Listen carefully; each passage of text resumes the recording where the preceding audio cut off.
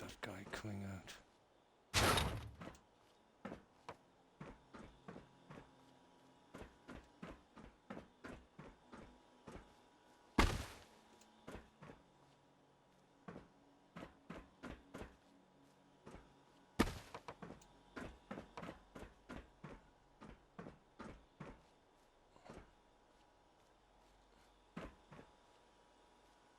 No, I don't like that. I need to get rid of it.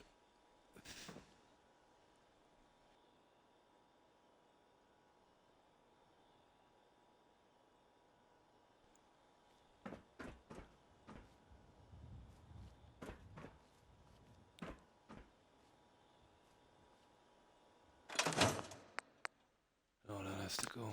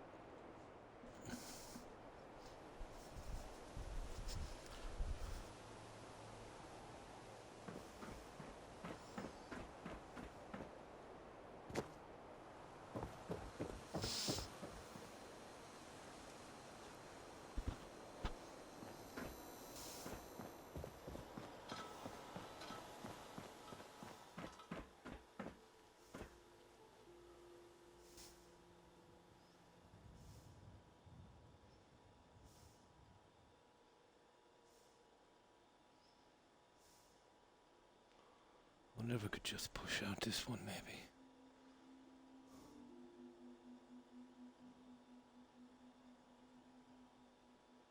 I wouldn't really mind covering that, but I don't think, that would work.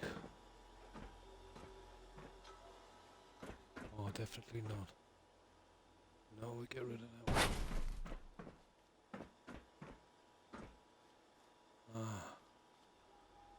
What I'll do with that is I'll add a flooring piece.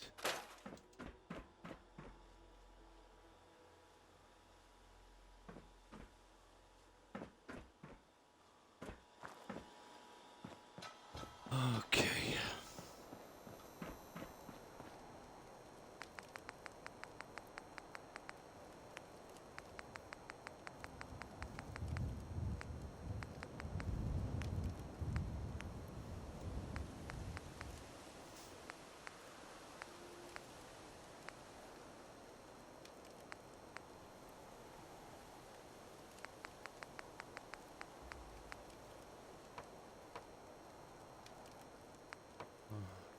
That's the one I want. Let's see.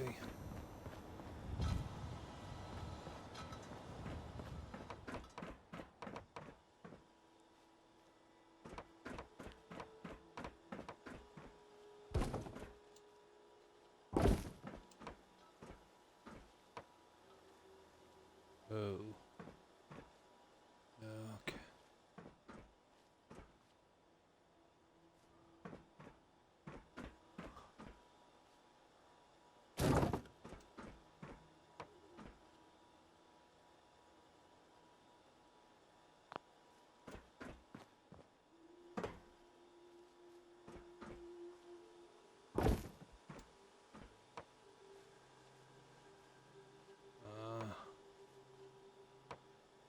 This is not a great idea, is it?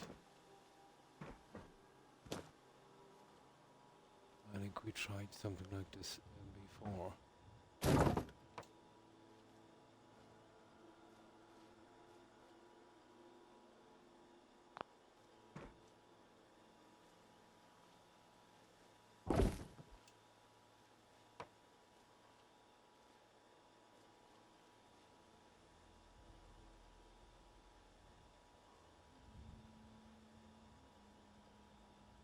Well, that kind of makes sense there.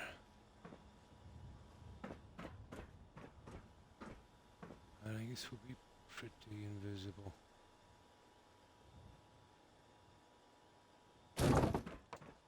Perfect. Yeah, it's invisible from the bottom. Nice. Okay.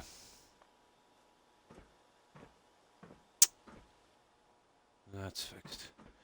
Now we can definitely do a save on that one. Right, that's one little mistake fixed.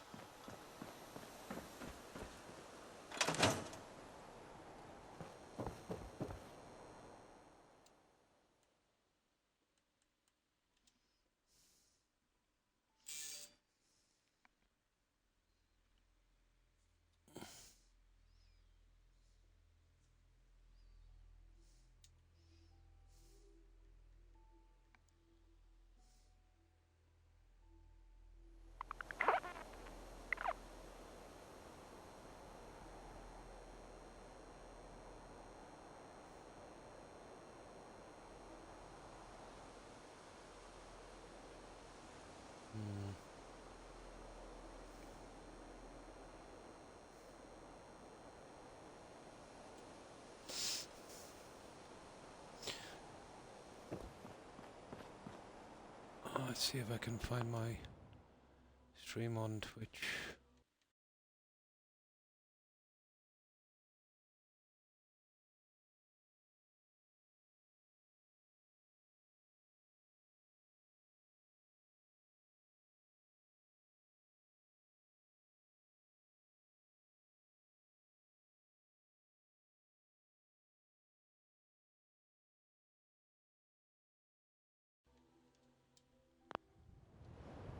Of course not. That would be too much to ask for.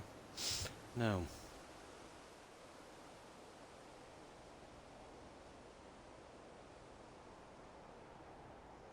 We've got to switch categories and then switch back again. Great stuff.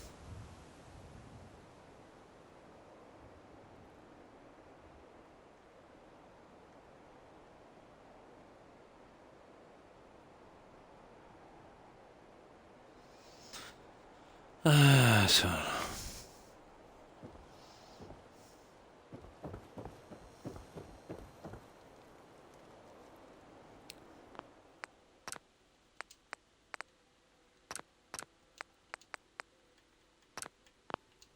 Perfect. Now, we were working on these.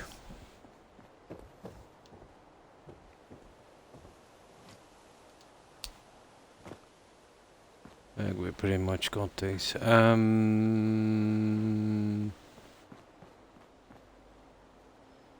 do we go? We go with green, we go with purple. I say we go with purple.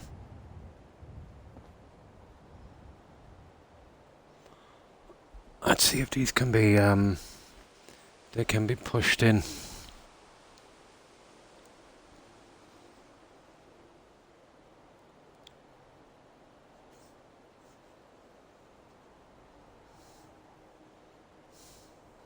Purple, probably.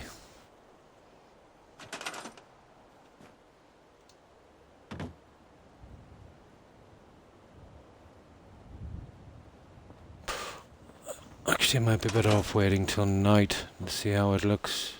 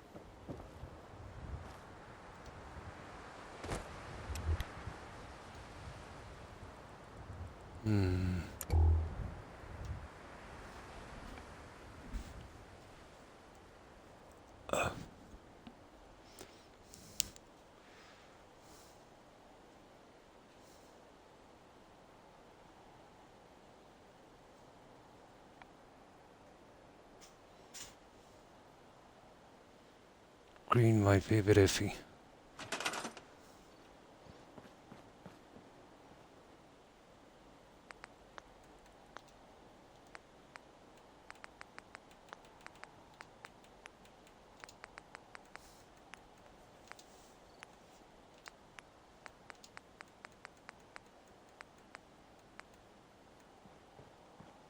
Purple, however, you know, has a decent chance if I can,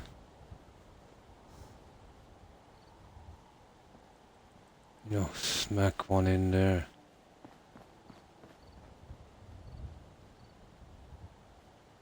No, it would have to be there.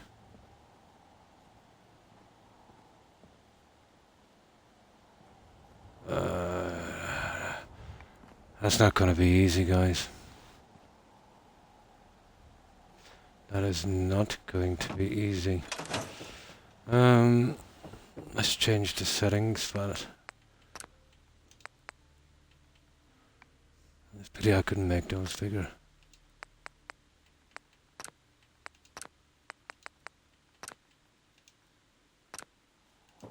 There, that's the only thing I can think of.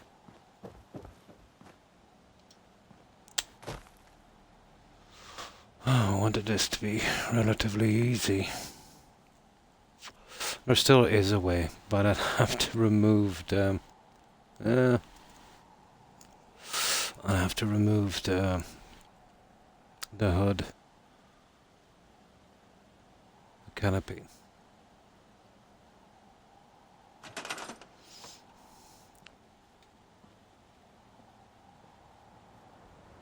Yeah, that's a total no-go. That just makes it actually much worse. Okay, I'll go with my original plan then.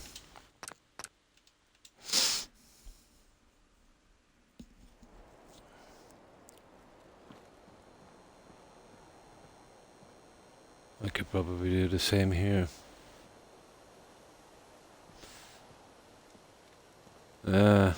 Not really.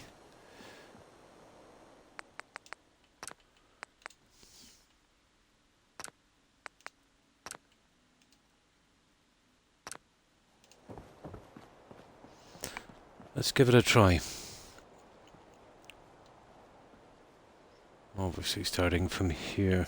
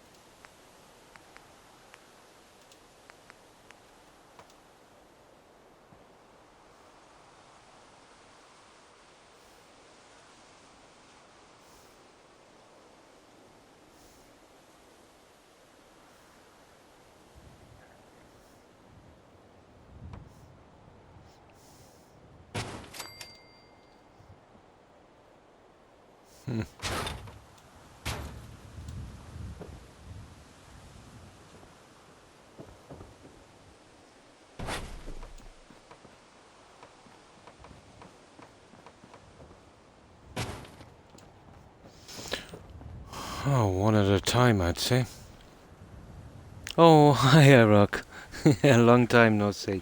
How have you been? I have a plan for this. And I didn't have time to do this earlier today. And I've been messing about here with the categories to get this stupid thing working. Here, we'll try it now. And we'll leave that for a little while. And it should kick in. Sometimes it works, sometimes it doesn't. Been ages since I've seen you, Rock. How have you been keeping? But the only way I'll get this in is actually with this. You see, when this is up, you see that kind of little space where you can see the light running through on these. So let's say the ones on the window, I was thinking, oh no, it's complicated. This would be the only way I could probably get around the problem if I did, and I was thinking about green, but too much. The purple would be the guy. I bring these up like so.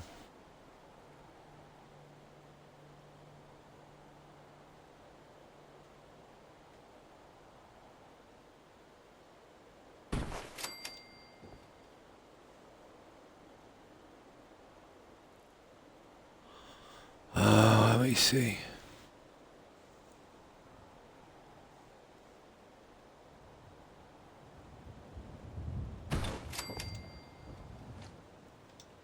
We'd have to go with something like that. Then we use this to get our snap. A little risky, but it's the only way I can see we could actually get this to work.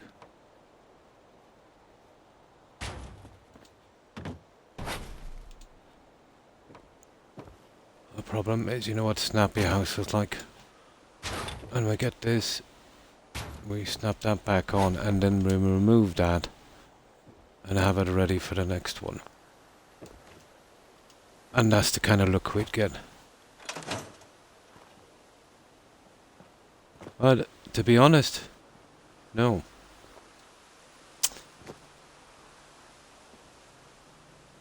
Doesn't really give me the... Still doesn't give me the look I want. What did you think about my Anton Slavor Levy home? Yeah, pretty good. Yeah, pretty good. It's pretty huge as well. But a decent spot for storage as well.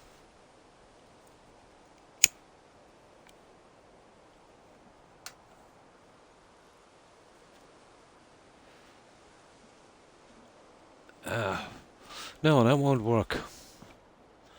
It's nice to give it a try. Okay, I'll get back to that. There's always a way. Always. I thought it would work. No, it would have to be put on outside, and that is not going to work. It's still not bad. It's just I wanted it to be a little bit tighter than that.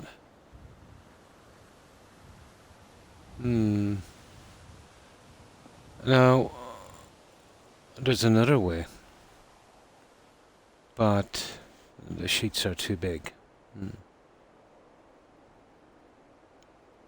He did. Yeah, he did.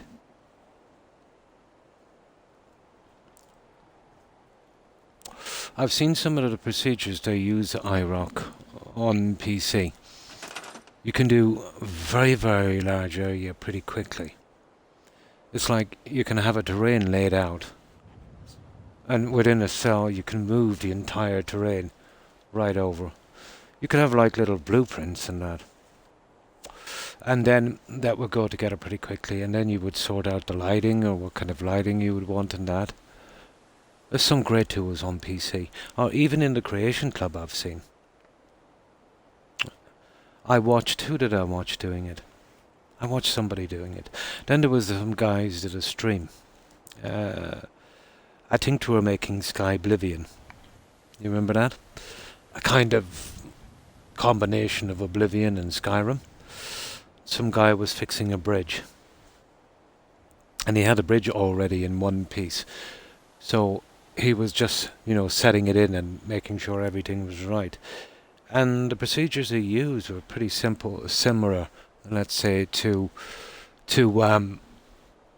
what I would be using. But he had the benefit of having, pretty large pieces already made up.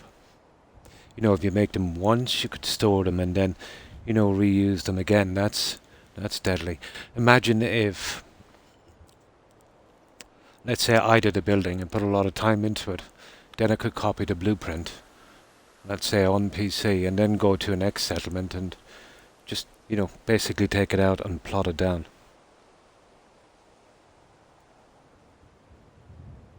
Yeah, it's pretty good. But I think on this one he was fixing a bridge. Where the real time would go in if you were making a unique piece. Yeah, you'd want to definitely know your way around that one, wouldn't you? Like, let's say the guy who made this Snappy House. Well, he probably used, you know, the original blueprints from the game, you know, for these pieces. But still, he would have to ensure the snapping points and a lot of other things as well. You know, maybe size them and pieces and that.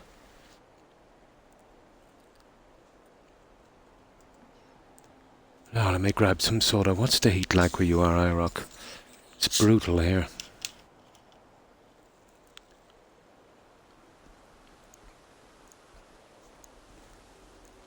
I've seen as well, in the past decade, there's been a rise in kind of start-off IPs.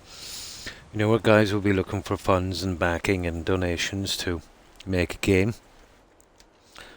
And then, let's say, disappearing into thin air with a couple of mil. It's a pity, you know, because there needs to be more indie devs out there that have a chance at a start-up, and maybe they should tighten the regulations on that one.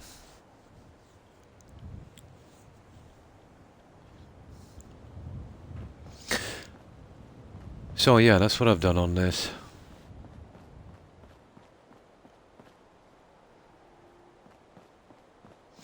I will be probably setting other little pieces in later on the corners.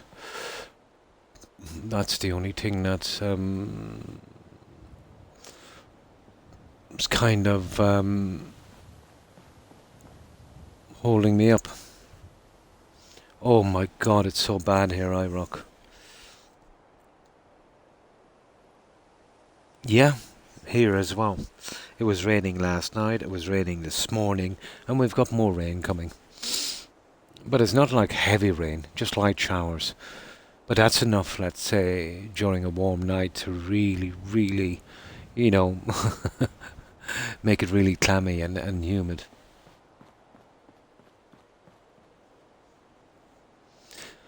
Okay, I can come back to that later anyway, it's not a biggie. Just I'd like to, like, ideally, you know, even though the colour is not right, it would have to be flat. So,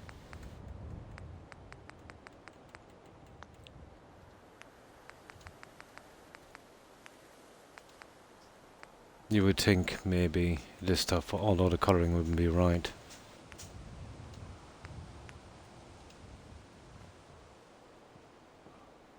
See where it would go up way too far. Not a bad idea, but it just comes down too far.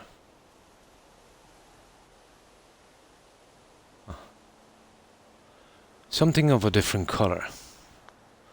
Oh, hang on. I do have a plan, although I don't know if it's worth the effort.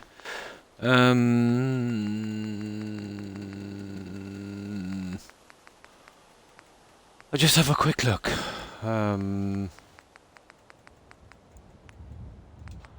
Right, this is the stuff we're using. I don't know if it's worth the effort.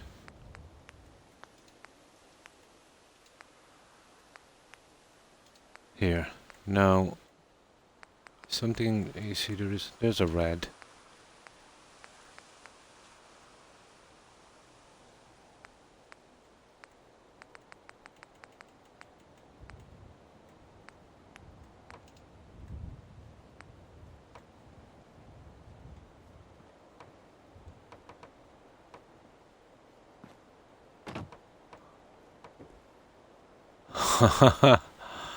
You know what I mean? We could pull it down. This is not a bad plan, to be honest. Massive little job, but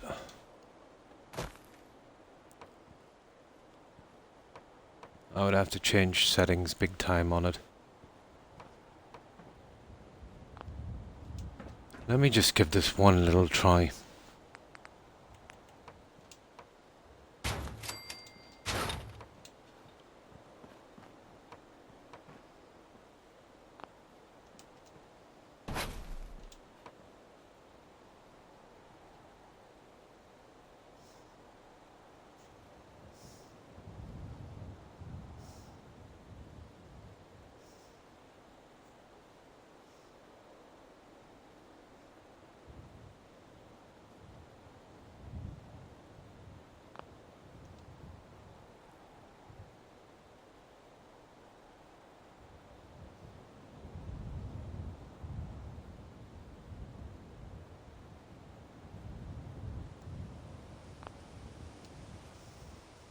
Ah, come on, Croc.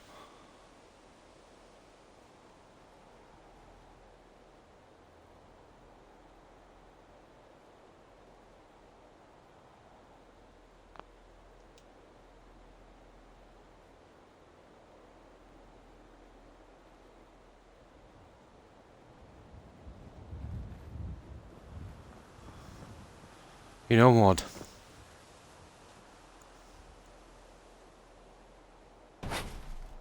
Oh, if it wasn't for that. It's not a bad try. It's actually not that bad. Although, you see the side? You'd want to do something more, let's say. You want to get a good... You know what I mean? You want to get a good level on it. I think... There. That's not bad. Yeah, I think we'll go with something like that. Yeah, totally. Yeah. Oh, hi, Moko. Hi, how are you? How have you been? It's just annoying me I rock this.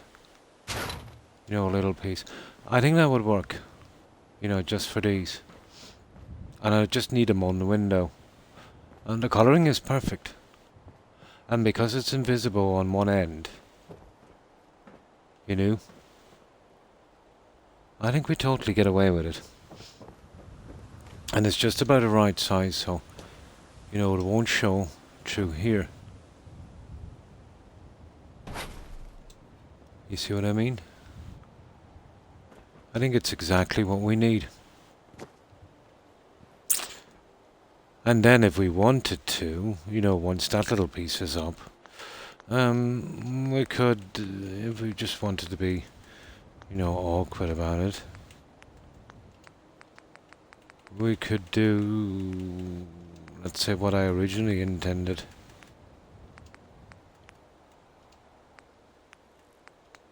That little splash of neon we wanted.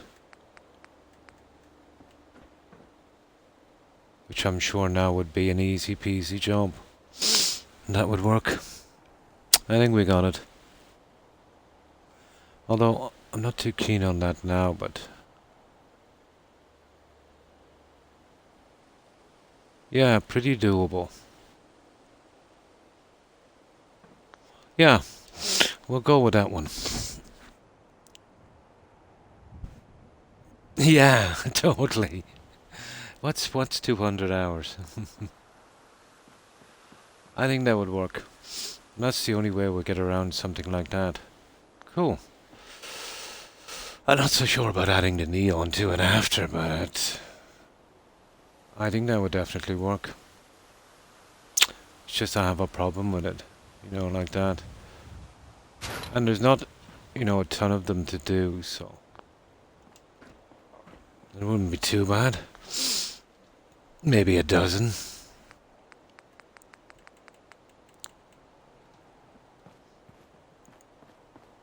Like, even if we wanted to do it here, it wouldn't be a major, you know, well, it might be a major issue.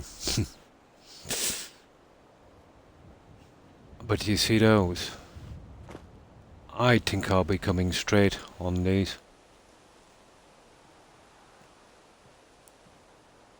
Oh yeah, I'll be coming straight on these. You know, keeping it more like this.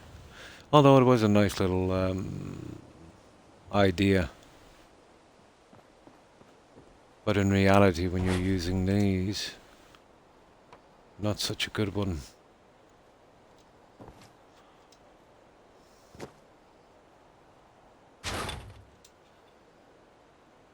Yeah, okay. Let's give it a try. Now, let's see, guys, if we're getting advertised. I'll check that Fallout 4 stream again.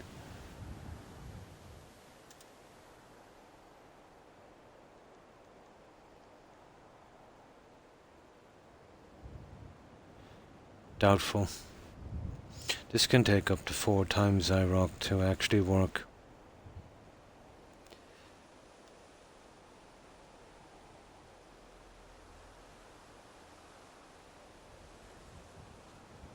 Not a hope. Oh, I'm sick of this. Yeah, I'm sick of trying to get this Fallout 4 to work when I'm streaming it.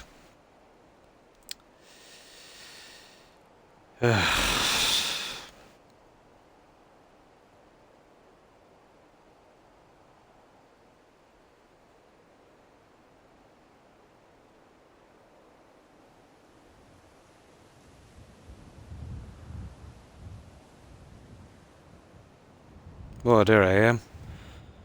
I got it, we're working. There we go.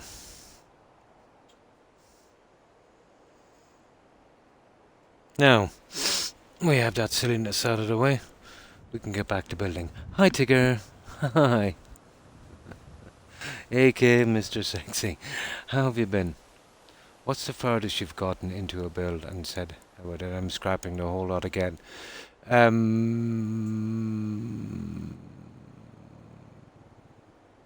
60 hours. Maybe 50, 60 hours. Actually, it was here, at Starlight. Well, that's an exaggeration, but it was a good 40 hours, IROC. It would have been a good 40 hours. So, what have you been up to, Tigger? We've come up with another harebrained scheme for this. As usual.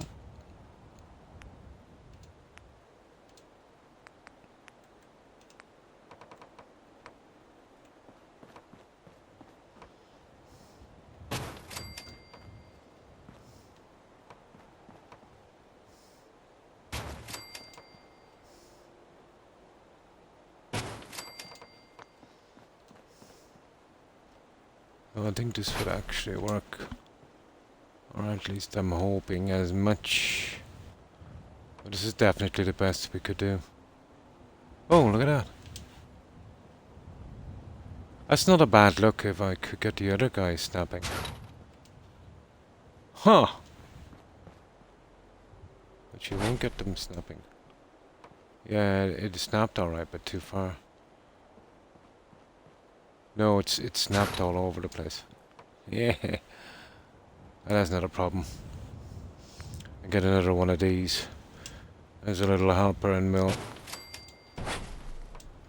work it from there.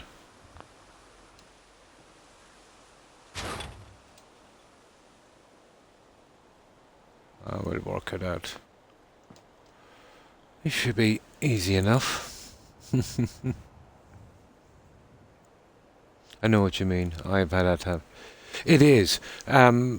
That was back in the beginning, IROC, and then I learned that if I get my foundation right, like, for example, one large flat base, no matter how high I have to go to get over the obstacles, you'll never lose the base, if you know what I mean. You don't have to start all over again. Oh, hi Jill. Hi. How have you been?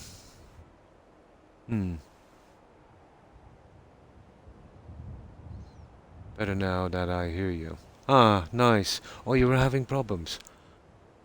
The game title, I mean to say. Yeah, the game title is easy enough. Even if it's the wrong one, it doesn't make much of a difference. It's the category section. It's automatic on Twitch. When you play a game, it switches you to the right game title. So if there's anyone new, they can discover your channel, kind of thing. But if that starts to bug out, you won't be displayed anywhere.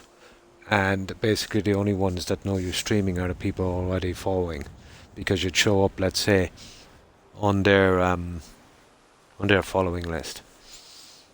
It's a bit dodgy, you know, sometimes. I'm gonna lurk a bit. No problem, Joe.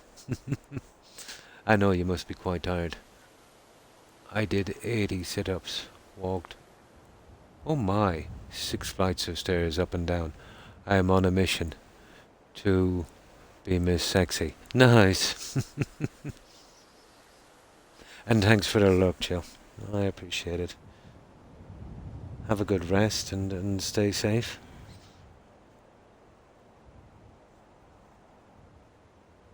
I'm doing good. Ah, that's good to hear. Hmm. Oh, is it? No, I've never gotten one. No. Myself, anyway. I just put in the wrong game title a moment ago.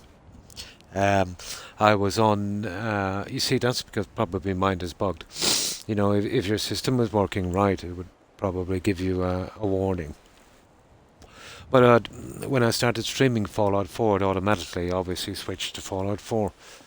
Um, I was not being displayed, so I typed in Twitch Plays. It's some kind of other channel. It's the easiest one for me to remember. So that came up, then the Wisebot. You've probably seen it on my stream. So I switched to that category. So then basically I wait maybe 7-10 minutes on that, and then I switch it back to Fallout 4, and then it worked. I know, it's crazy, but that's how it works for me.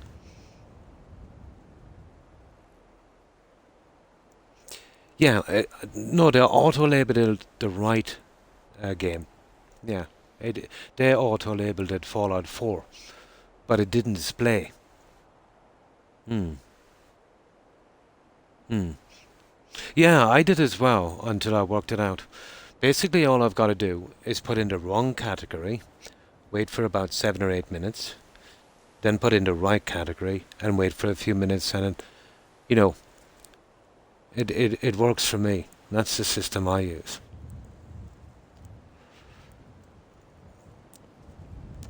But I never actually got a warning.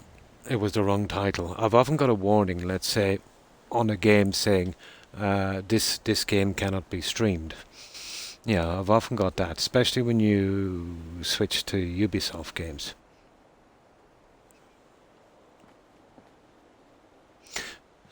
I don't know what's causing it, but that's the only fix, I have for it. But it works.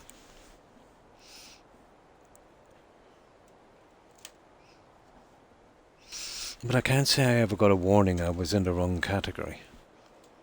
Or maybe that's because it's kind of like bugged. Yes, it taught me that for Valhalla as well. But you can still stream it. All you gotta do is change the category, wait for a few minutes just like I did, and change it back. But I only had problems with Fallout 4 after streaming Valhalla. It told me that as well, I couldn't stream it. Yet you watch other streamers streaming it.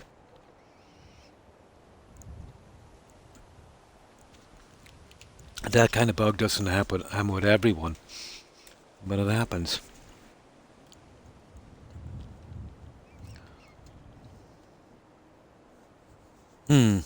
Yeah, it is pretty bad.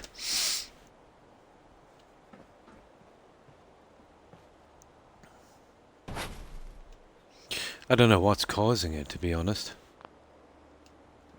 All I know is the only fix I've found for it is to do that.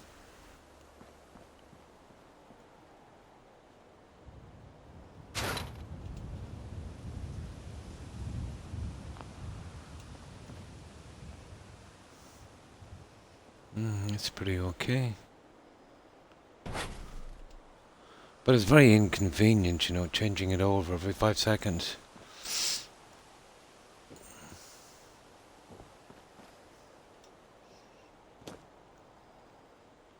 And it's only through experimenting with it that I even found that system.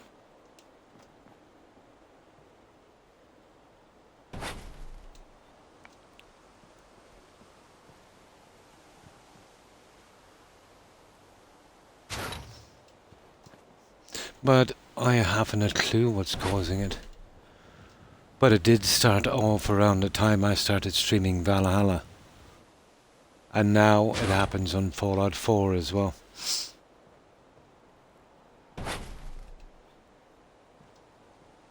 I don't think it's happened on New Vegas yet.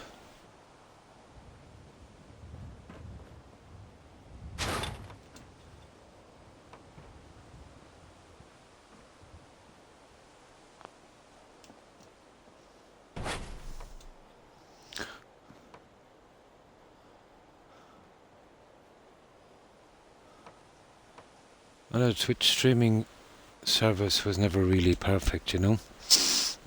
I remember a long time ago I wanted to give it a try, a few years before I went on Mixer, or maybe a year. And the way it used to work then was, basically, it wouldn't register viewers or views. Okay, you can live with that. If anyone followed, after they stopped watching, Twitch would automatically unfollow them. But I tried 3 accounts to try and fix that, and then I totally gave up. And then I went to Mixer. Stayed on Mixer about 10 months, and that shut down. Could be Xbox, yeah. Oh yeah. Oh yeah, totally. Could be. I wouldn't be surprised. I would not be surprised.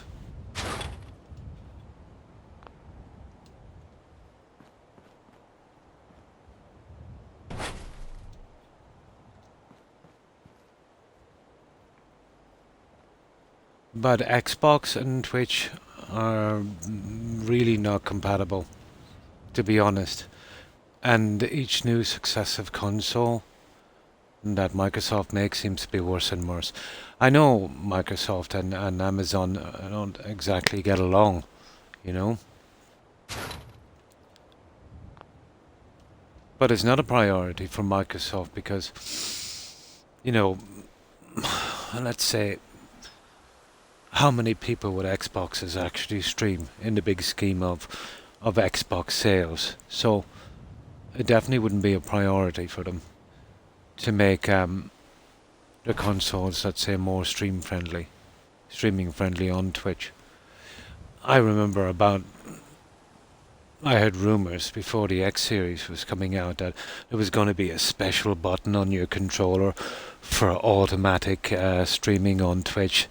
And I started laughing and I said, well, if anything, it will probably even work worse than, you know, the current console. I don't think I was too far off on that one. I don't think I was too far off. I think at the end of the day, the only way to stream properly on any platform is PC. After that, you know what I mean? You know, anything else is just a gamble. No, I wouldn't be surprised if it was X series issues.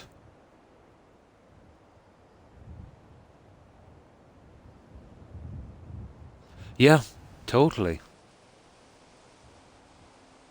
Oh, hi J-Cog. How are you? How have you been? I hope you've been well.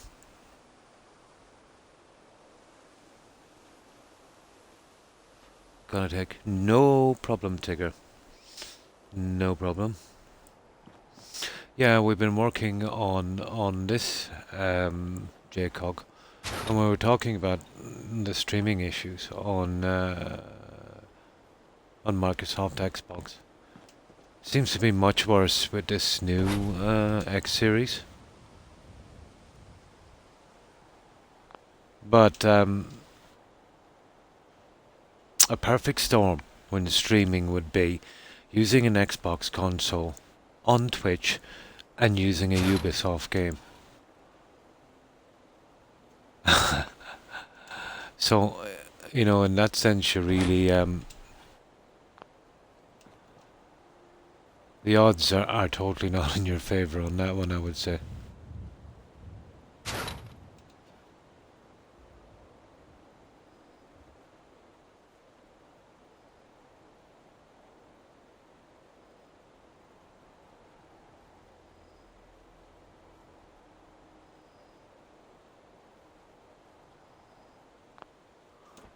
Oh, I hate doing these, but what can I do?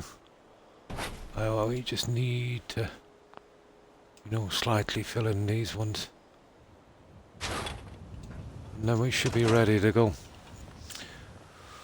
Well, that's that side done, guys.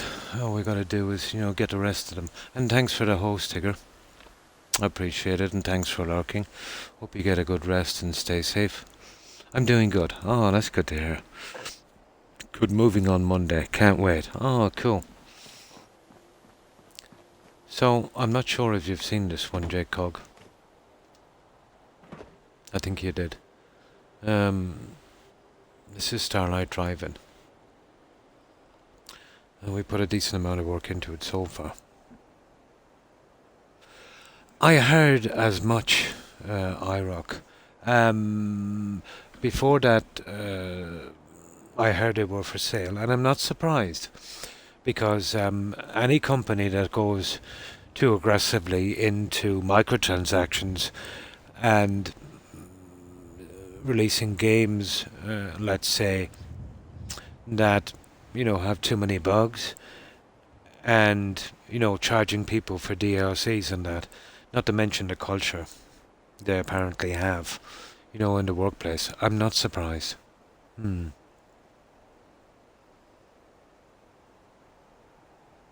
Yeah, we've been a while at this one, Jacob.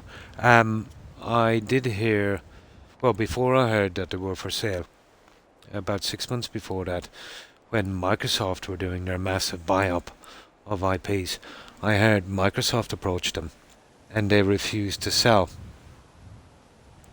Now, that could have just been a cover, a stock market cover, let's say. They might have been in talks with Microsoft and, not have come to an agreement, which would be more like it.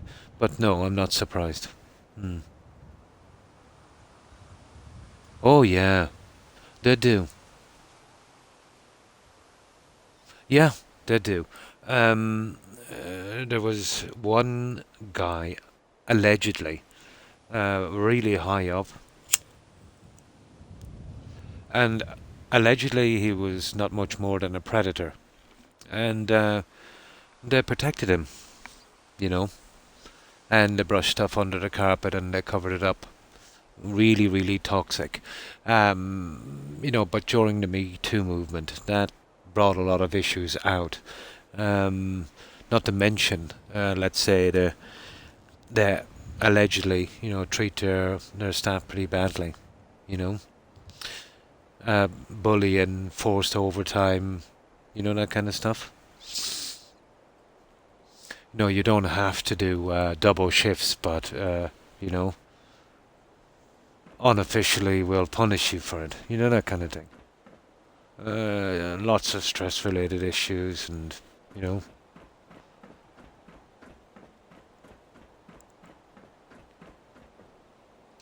I used to watch a lot of gaming news. But to be honest, most gaming companies do that, you know.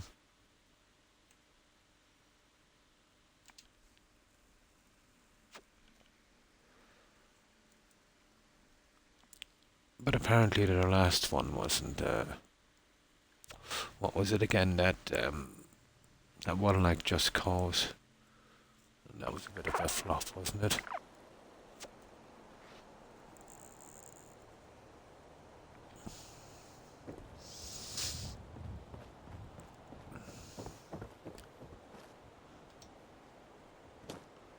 So, that's what we want, guys.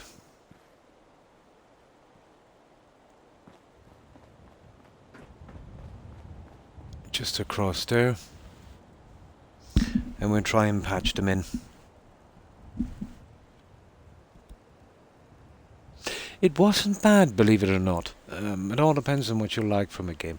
If you like a really, really, really long game, and you're kind of into the collectibles, and, it was a pretty decent Viking adventure.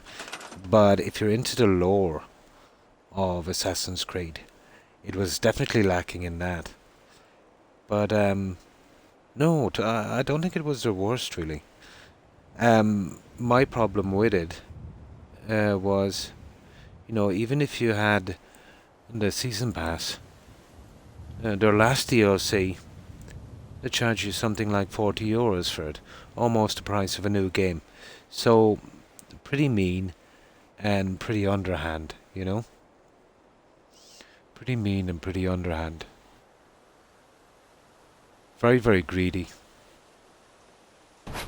So I think a lot of people didn't really appreciate that, you know. Is it my eyesight or there?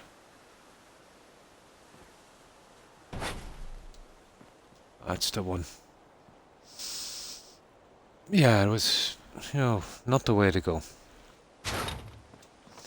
But Ubisoft, let's say, it's a certain kind of IP. It's not exactly for everyone. Well, the same can be said of any game, I suppose. But people who usually play Ubisoft games know what to expect. Tons of collecting and stuff like that. And probably that's the kind of games they're into.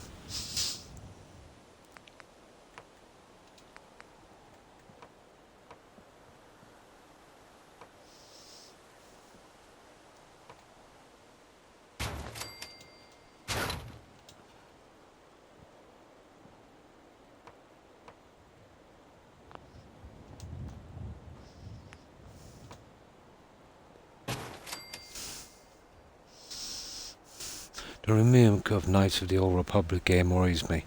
Oh yeah, the Star Wars thing is one of my personal favourites, but the new one's creative manager... Oh, really? Yeah, that's a pity. Far Cry, yeah. That's the one I'm talking about. That was a bit of a flop, wasn't it, Far Cry 6? Oh yeah, yeah. You see, they're getting in new writers, JCOG, and you know, social justice warriors and things like that, which is good. I'm not against that, but it is a video game, so you expect it to be a little, let's say, not PC. It's just a game. So what they do is they get in these guys who claim to know what people want, and they go with it and kind of, if you have a recipe on a game and it works, why change it? If it's not broken, why fix it?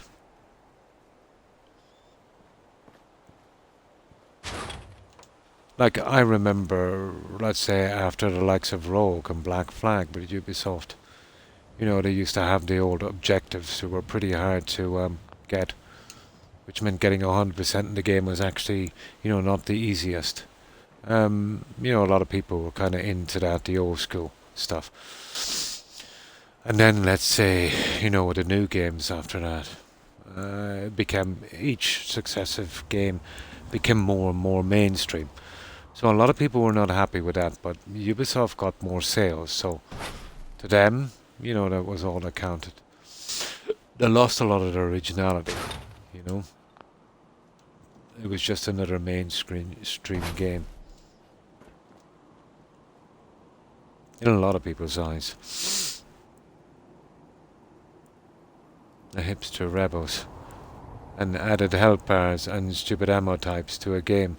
Yeah, when it wasn't needed. Visible health bars. Ah. Oh. You see, by changing a game too much, you can ruin it for the people that like the game the way it was. They fiddle too much with stuff, yeah.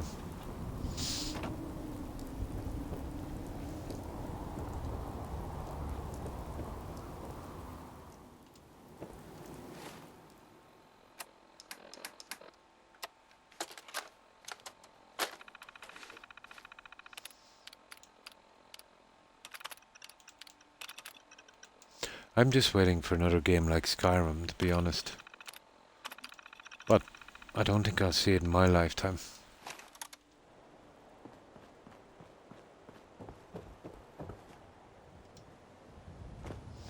You would imagine with the success of Skyrim that there would have been a slew of, new IPs coming up with stuff that was similar. But you see, that MMO craze took off with the easy cash of microtransactions, and that really ruined it for decent RPGs. You know, I was excited for it because it had your lad from Breaking Bad on it. Yeah, I agree with their ideals, but my complaint is that yes, and gaming. I totally agree. Games are not a place to put the politics into it. Uh, it's it's um it's too creepy. Hmm.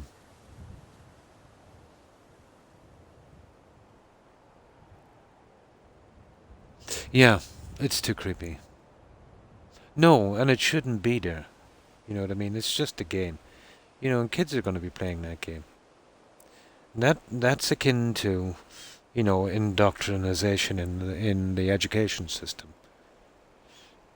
But yeah, it's getting out of control. Everyone's entitled to their own opinions and beliefs, but that kind of influence. We already know what's right and wrong. We don't need we don't need people telling us that in video games, or our kids either, for that matter.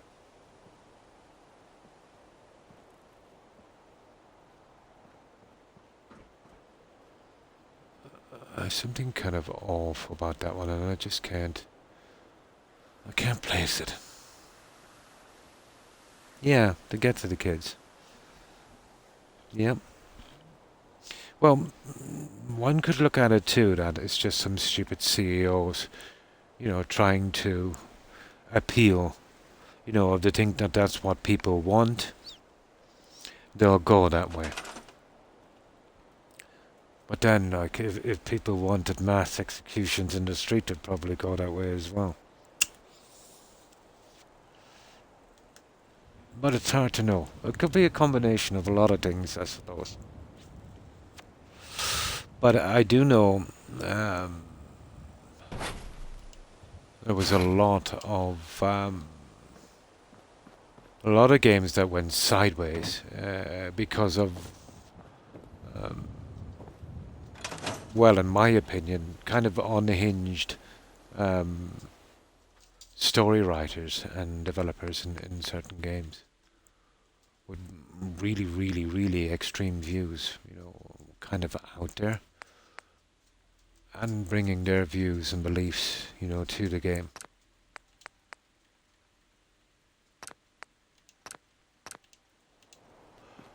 They're entitled to their beliefs and views. Fair play to them. But I don't think a game is a good pulpit for them. But they would get a captive audience, I would say that. Yes, impression. It normalizes certain interactions as well, you know. Yeah, the new Saints Row. But you could go with the idea, let's say, that the big guys running these companies think that this is kind of hip and, it's happening and all this kind of stuff. But the implications of it go a lot further than that. And that's a pity. I've always liked a little bit of dark humour in a game. That is a pity. They're sucking all the originality out of games, to be honest. And before you know it, every game will be the same.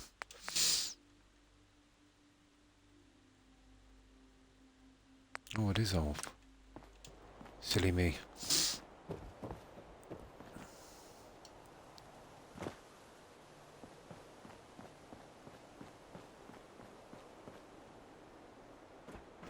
Yeah, it does need a little touch, doesn't it? Just a tiny touch.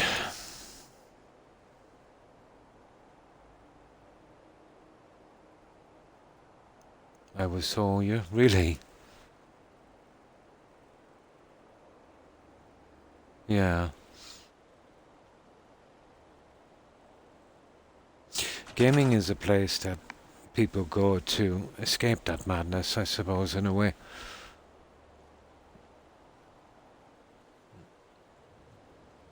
So whatever happened to the good old games, you know, where you'd go around shooting monsters and,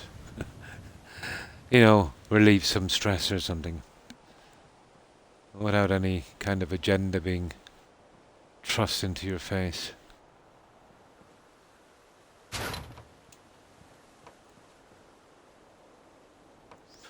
But yeah, gaming has changed.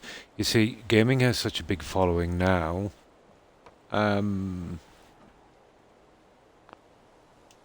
It's a good place for that kind of thing.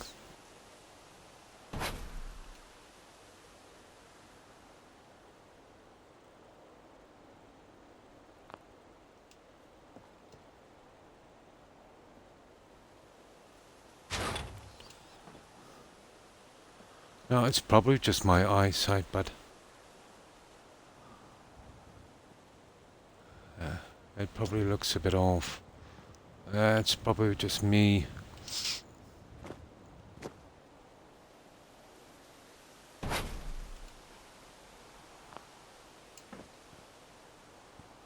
There, that's more like it.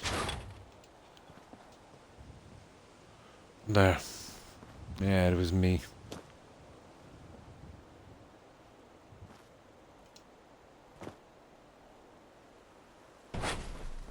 I keep forgetting about that little under piece there. Oh, that's not bad. Yeah, that will work. Now, let's carry on. Hated Saints Row 3 for killing the best character off in 10 minutes, yeah. Makes me wonder why GTA 6 will be now, yeah, for Rockstar. I feel everything has become more PG. Yeah, even for 18 plus gamers. Well, PG is one thing, guys. PG, less of the gore and all of that stuff. But, putting in certain views and agendas, let's say putting a piece of yourself into a game, that's definitely not PG. You know what I mean?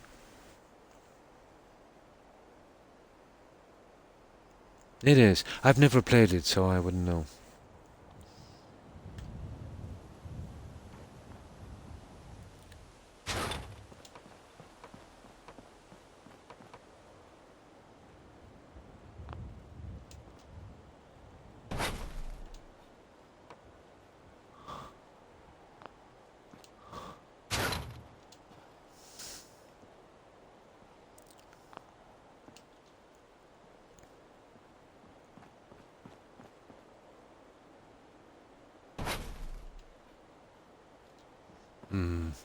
Gotta be careful with these guys and make sure we set them right. This is just me being awkward. There. Just make sure we get each one as high as we need them.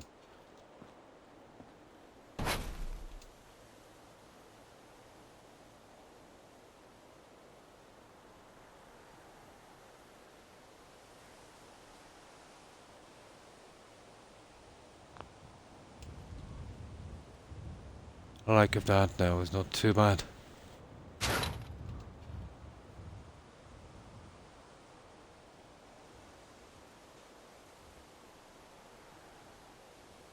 It's just hard to keep that thing straight.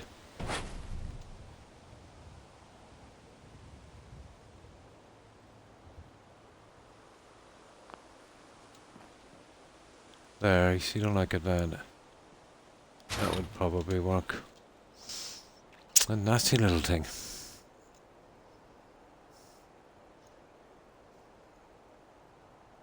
Yeah, it is. Yeah, the nail in the coffin, really, of Cyberpunk, as far as console gamers were concerned, was, right before the launch, one of the CEOs announced that it played surprisingly well on console. That was their old-gen console. So, just a typical example of hype. You know? Typical.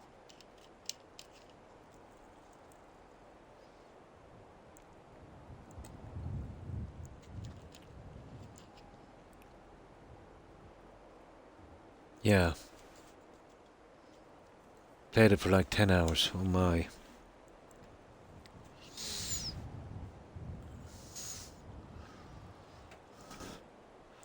Well, that's why I really stick to the old games. You know, that I know. The stuff they're coming up with now just, you know, it doesn't really appeal to me, to be honest.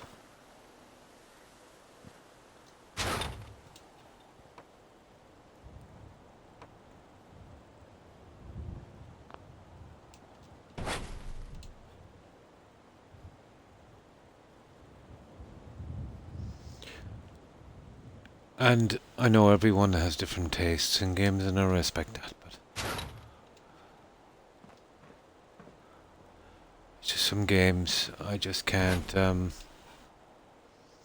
abide.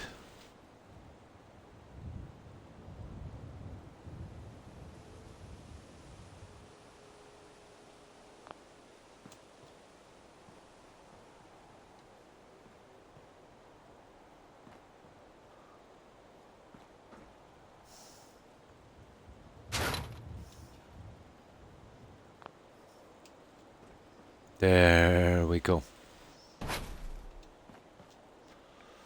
So I think that's what we need, guys. It's gonna take us a tiny little bit of time, but we get it. It was supposed to be Racy and Randy. They said they would never cave in to wokeness, but they edited all the stuff out. Raw dialogue and nudity out of it.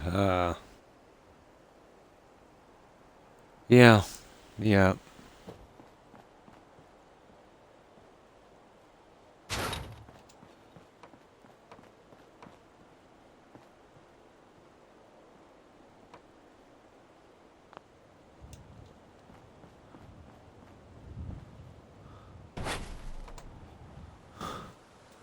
Just two more on this side, guys.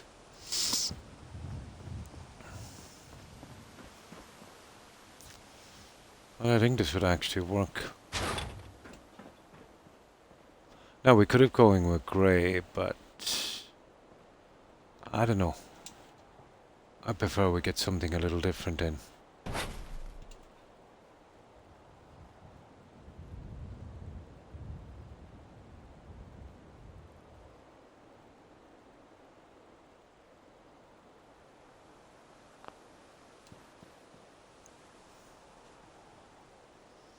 I like that.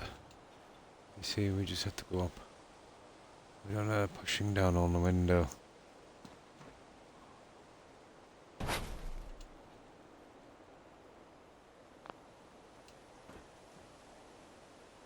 And I like that. It's not the worst.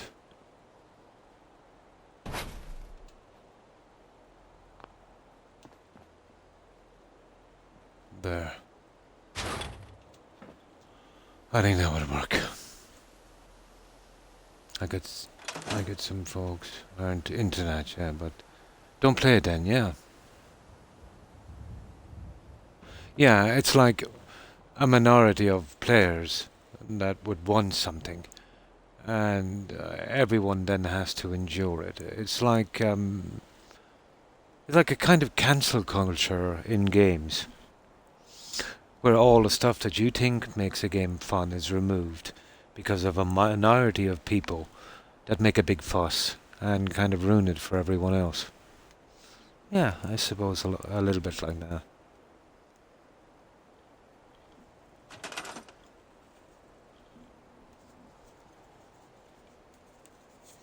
But I see no problem with dark humour, nudity, on games that are rated 18 plus.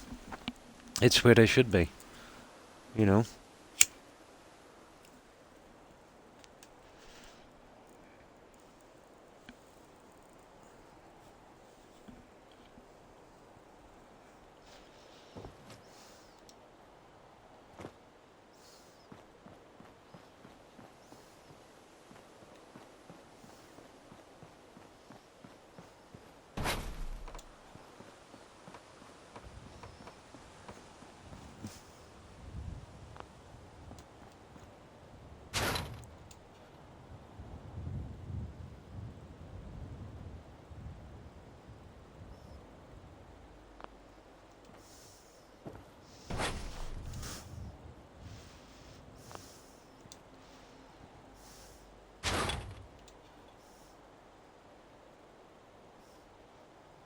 It's so hard to get a decent playable game these days.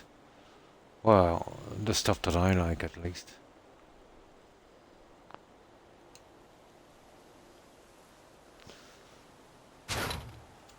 Or even for me it's like that in movies. I've got to go back to a certain decade.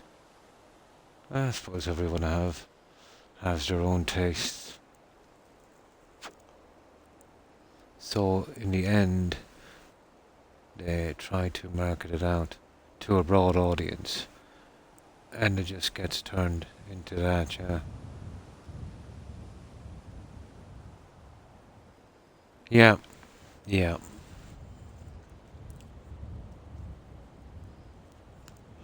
Maybe they should learn that they can't please everyone, so they should go with the logical and cater to the majority of their audience.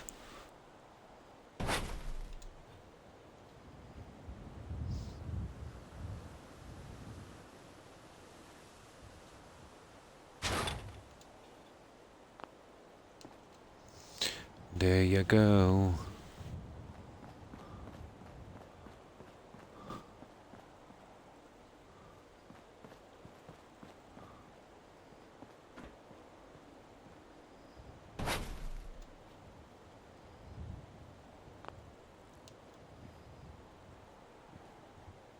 There you are. Okay, guys, we got a good bit of it. That's gonna be a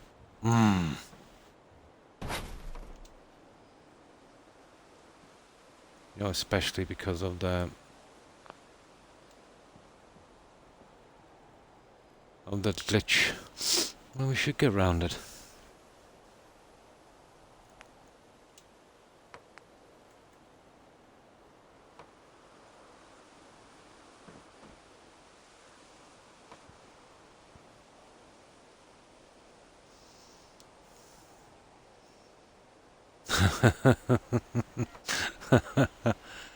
No, but it's just common sense, isn't it? But it makes good business sense, at least, you know. But that's the problem in today's world. It's a little bit devoid of common sense and logic.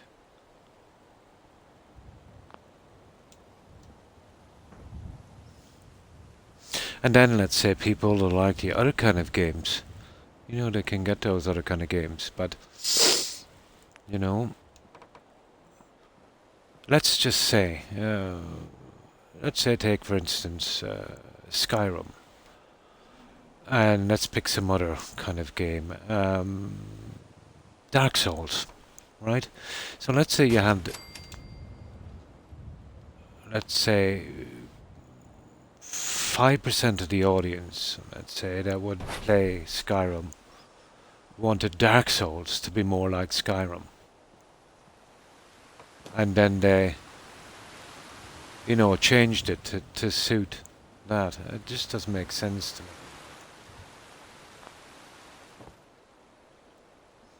Different types of games.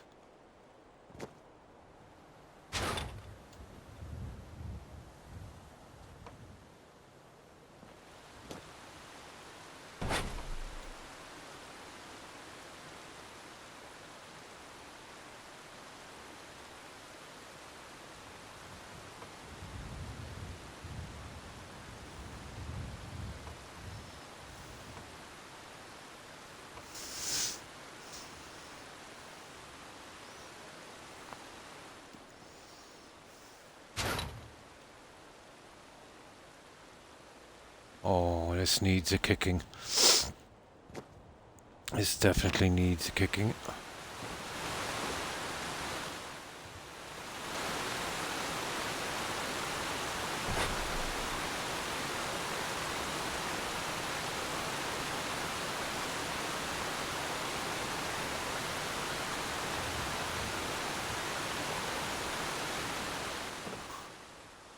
Oh, that's not bad. That we can go with. Oh, those four will be the hardest by far. It's like making Dark Souls easier. Exactly. Now, Ubisoft have been doing that since the likes of Rogue and Black Flag. You see where that went, guys? Now they're being bought up. Exactly. You see where I'm going? Exactly. And that was the start of Ubisoft's problems. You see, what happened was they sold out their old fan base for a new fan base. And that new fan base was not very loyal. And they were pretty fickle. And as the new fan base, over the space of a few years, started to go elsewhere, to the next fad, to the next craze, they were stuck with bad numbers. Because the original fan base that bought everything that they had and bought all of their junk, no, they just got disgusted and moved on. And that's how it works.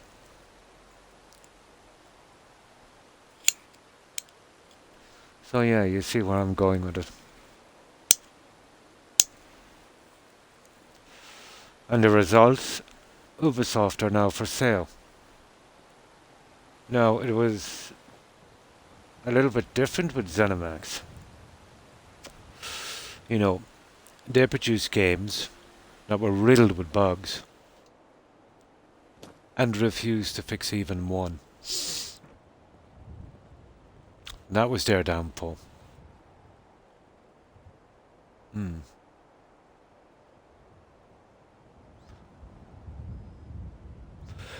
But they've always been. They've ruined so many IPs, Jacob. Yeah, the odds are pretty slim.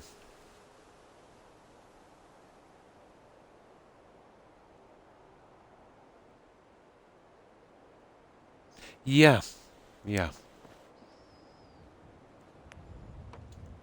But they keep cramming it down your neck, guys, that this is what we want. We don't tell them what we want. They tell us what we want. And apparently what we want is mediocre games, designed for the very few. And what we need to be doing is we need to be constantly paying them money to play these games. Apparently this is what we need. This is what we've been asking them for, apparently. And like good developers, they heed what their fans say. Well, if you're to believe the propaganda, this is what we want. And apparently RPGs are no more. Everyone just wants MMOs. The ones where you can pay to win. Apparently, that's what we really want.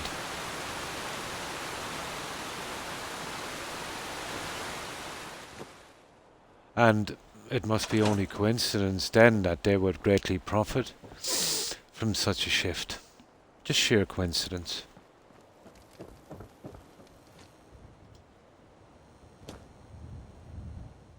But I've always had strong views on where the video game industry was going.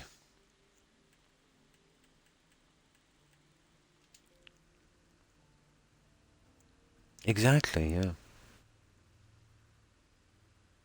Yeah, exactly.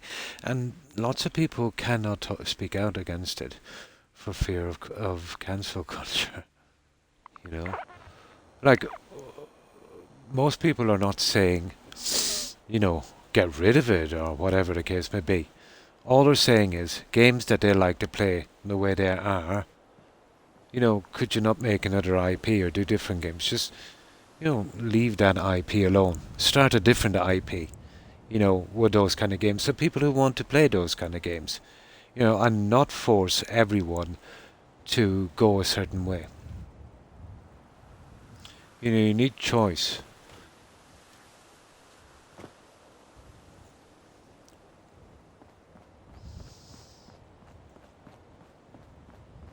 Like, guys, they're only games.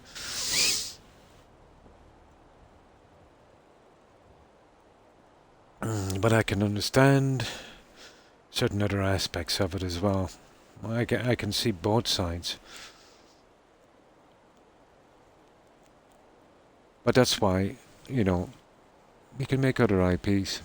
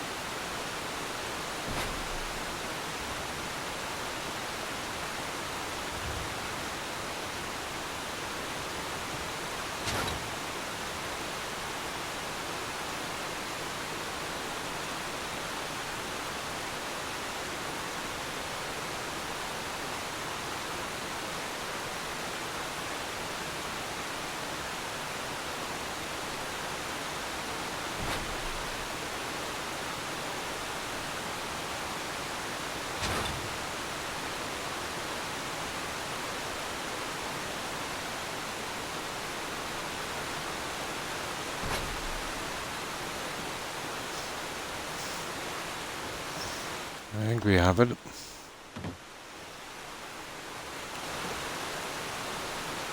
Pretty much. Pretty much.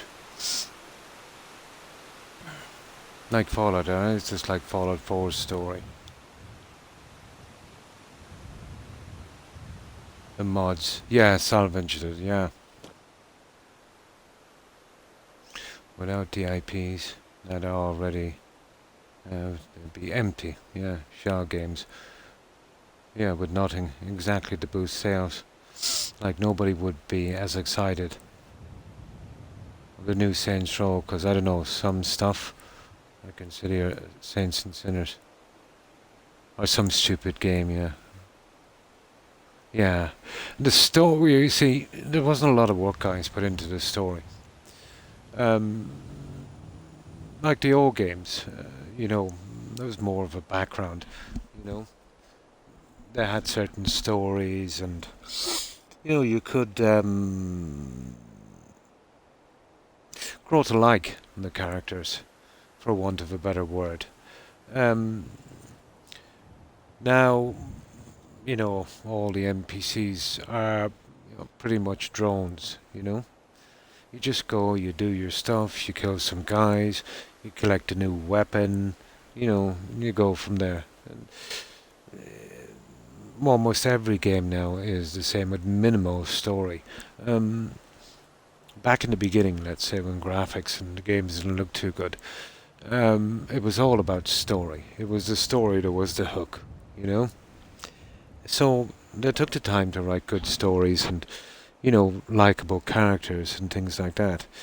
But as the games progressed, let's say, the graphics got better and guns and explosions and, you know, all of that stuff, they relied more and more on that as a kind of pull and less on the story. And they put less and less time into it. Still, sometimes you'll come across a gem that has, you know, both good graphics and good story. But not very often, you know.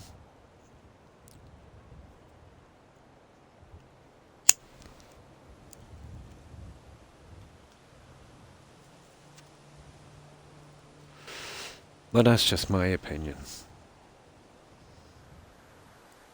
But the factions thing was pretty good. But if it was more adjustable in the sense that you could, if you got to a high enough level or did the right things, you could, you know, kind of get them all to to get along. That would have been nice as well, I suppose.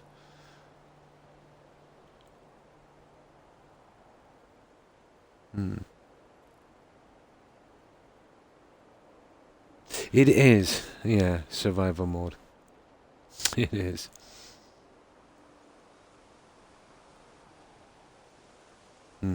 I think too that a lot of it is burnout, yeah, honestly.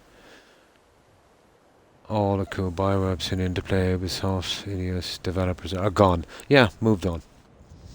Because the CEOs worked them to 70-hour week, yeah, and treated them like trash. Exactly. Exactly. So now they'll just come up.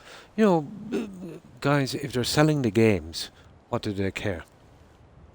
If they're making the money, and they are, they're making even more money now making trash games than they did when they made good ones.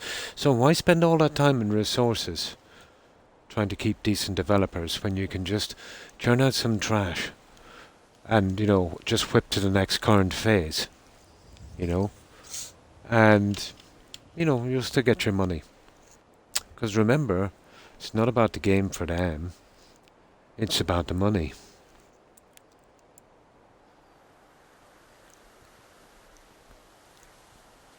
But the only way to ultimately stop this is to vote with your wallet, But that would be impossible. That would be like, getting people to band together. Impossible. Yeah, but still difficult, yeah.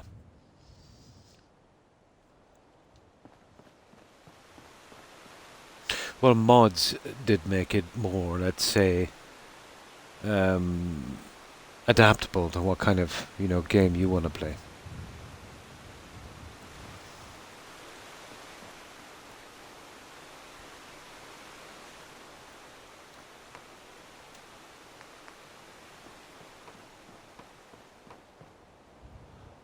But to be honest, I just use games to relax. I don't mind if there's violence or not, if the game is good enough. But I do respect that, people like certain kind of games, and I think, they should have them. They shouldn't be changed.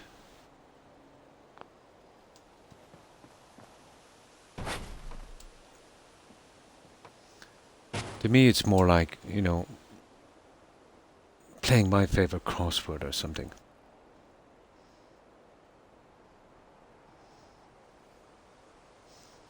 I've heard that, Jay. Yeah, very limited. Sony have a thing about third parties, and they say it's a security issue. But like Microsoft don't have these concerns, and Sony have been hacked left, right, and center. So if they're doing it to tighten their security, it's definitely not working.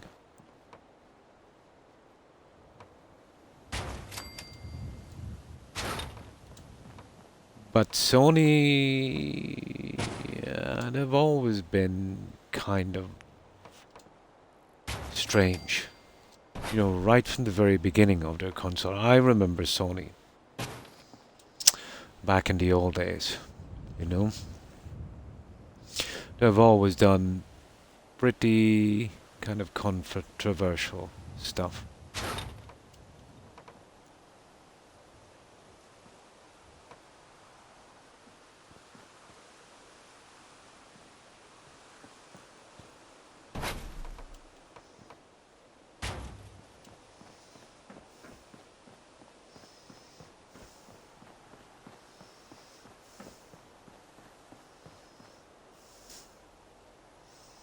Not bad, not bad. I mean, look at Lion Studios and Telltale Games. Wait, you cannot because they went belly up. Yeah, for making fan-based games. Yeah, see what I mean? Like the mods are fine on Xbox. I don't know why they won't allow it. I reckon it's a security issue. But they'd want to be upgrading their system then, to be honest, because Microsoft don't seem to have these problems. Now, it's complacency as well, guys, because I remember when Microsoft consoles, let's say, at the height of the 360, and especially, let's say, when the Xbox One came out, they were pretty much leading the way on consoles, and Sony were lagging behind. But true to form, Microsoft got arrogant. They always do when they're at the top, and they start sticking it to everyone. They started selling their consoles, and you were forced to buy Xbox Connect, which made it about €100 or $100 more expensive than PlayStation.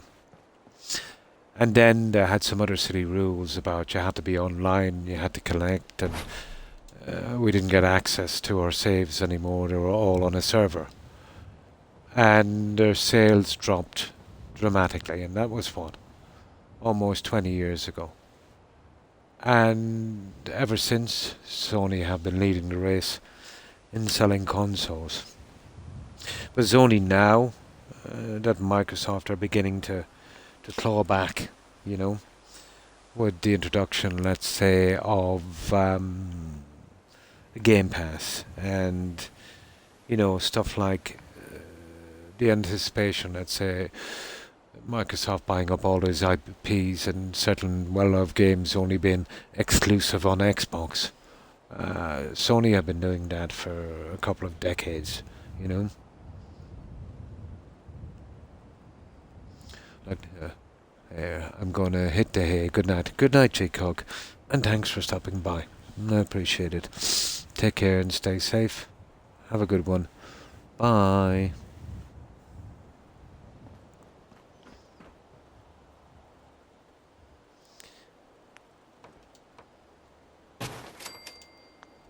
But I can see where Microsoft and all of these game companies are going with this, you know, game club kind of thing, like Game Pass and that. But if it comes to the stage where 3 or 4 companies, you know, gobble up all the IPs, the fun will really start then.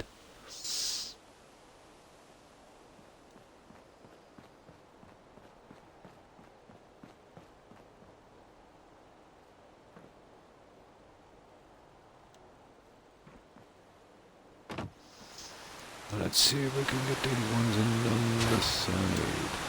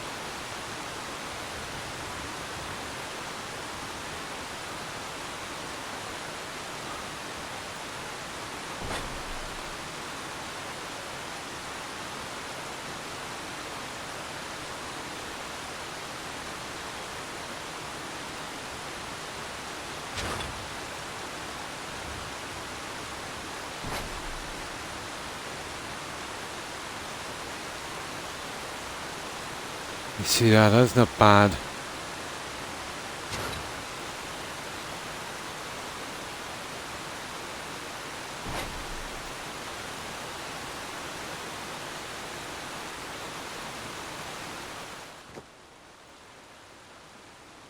And I suppose it's the little details.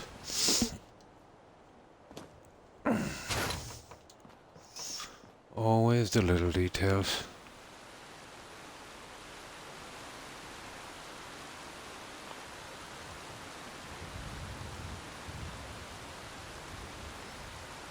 I think Joe passed out in us. I think she did. I think she's gonna sleep.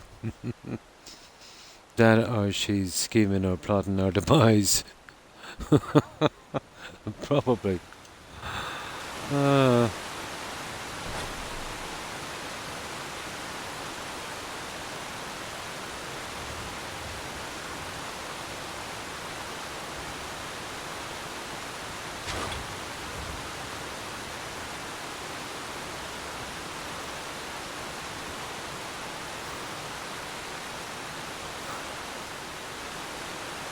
almost.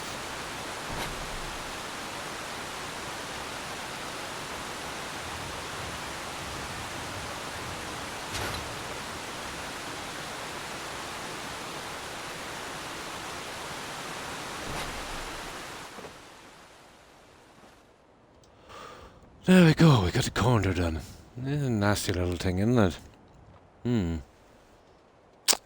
It's the latter. Ah, I see. That was just a test to see if you were watching. Ah, I see. She was watching. I'm just here getting some alone time in. Nice.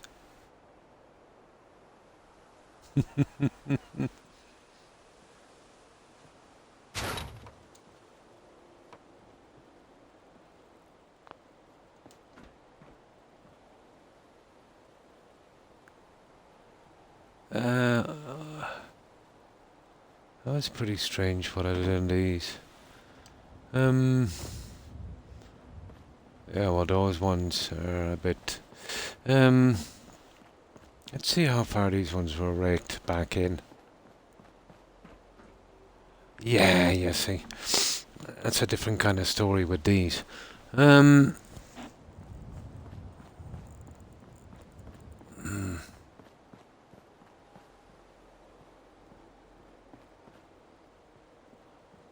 I'm kind of seriously considering. What do you think, guys? Maybe doing the corners a little differently. Although I like it open like that, to be honest. Well, that's pretty much right. No, I think that's good. I think that's good.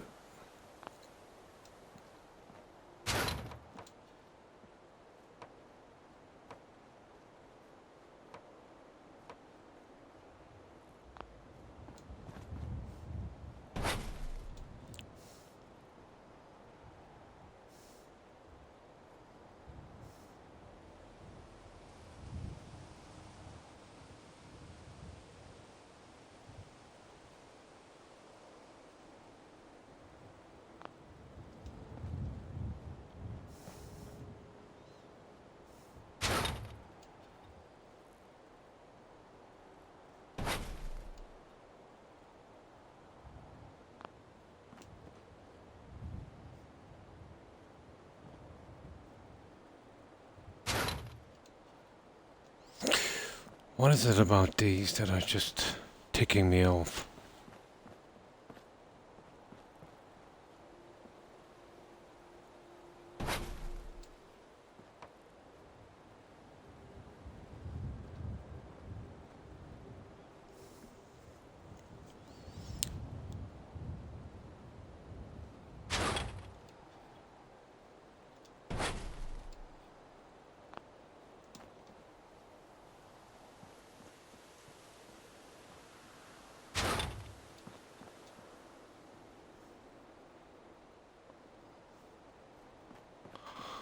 Something like that.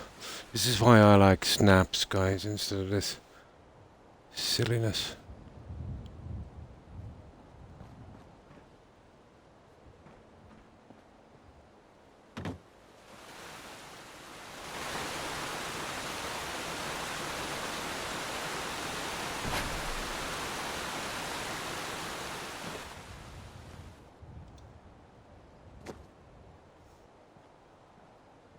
Yeah, the eyes can be deceiving.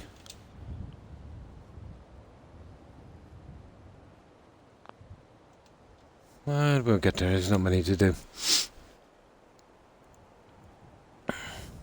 I haven't had any alone time since I woke up. Oh, nice. So just chilling. Hi, Perry. Hi. How are you?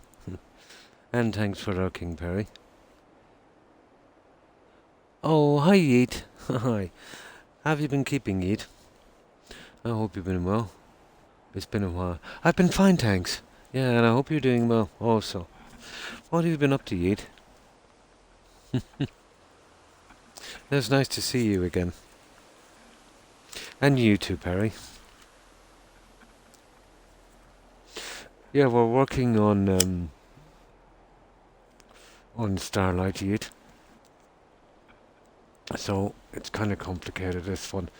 But every time I get to Starlight, I kind of go overboard on this. But I'll show you what we've been doing.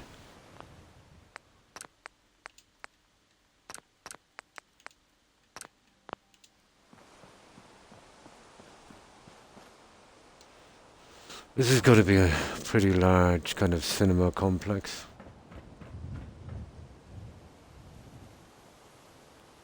As usual, I went a little bit overboard. I've been great. Oh, that's good to hear. I've been hanging out, getting outside. Oh, stupid update on my laptop. I just cancelled it. Hanging out and getting outside and started working out. Oh, cool. Yeah, that's good. Yeah, get outside and... Yeah, pretty healthy. And it's always good to keep in shape, you know?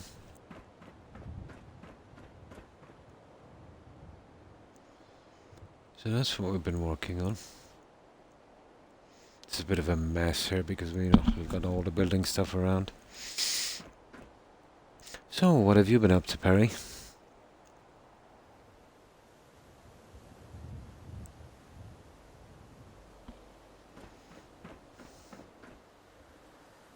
So getting there, I came up with this harebrained scheme with these here, so we're kind of matching the colours on this. But I think it works, you know. It needed that little kind of dash. Although I always seem complicated, don't I? But if it works, it works. I used to feel like a beluga whale, so I was trying to fix that, so I got into wrestling and sports. Yeah, pretty good. It will keep you fit and you can lose a little bit of weight. It's good for your overall health as well. That's a good plan. It's a good plan, good decision.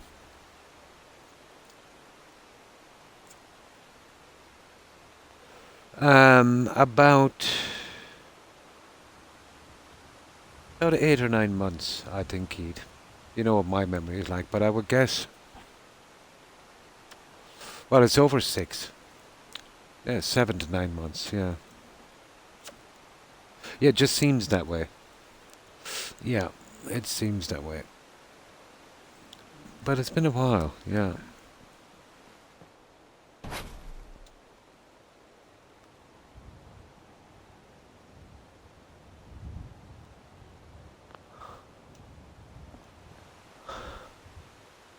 That's pretty good.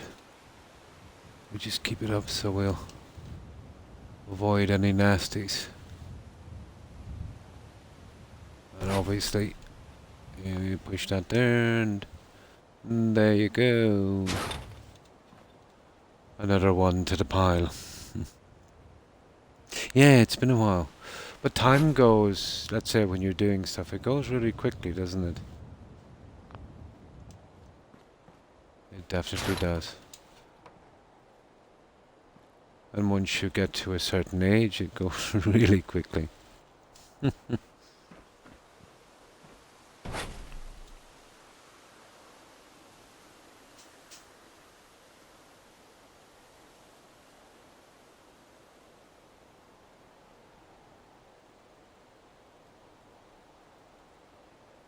Yeah, you see, you gotta get these perfect, these little nasty ones.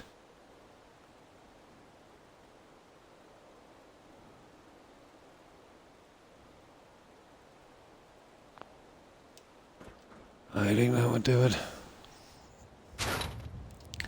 On Xbox, you kind of use your character with a stick to move stuff. But I think that would work. Almost there. I know. Pretty tired, so I might fall asleep. Depending on how long the stream is. How long? Oh, I'll probably be on at least another 4 hours. I do tend to put in some time on these things.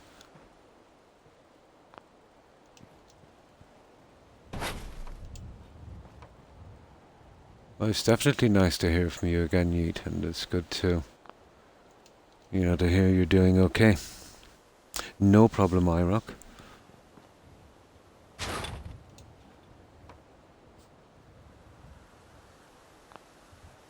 And yeah, definitely a good decision, get out more.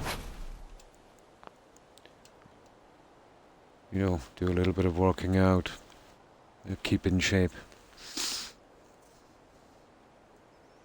Oh my goodness. 6 or 7, I suppose. Maybe more. I've been alternating between games these days, Yeet. I do the building guaranteed every second day, but we've done a Skyrim playthrough, an Assassin's Creed Valhalla playthrough, and we're currently on a Fallout New Vegas playthrough. But every second day I still do this. Oh, that's good.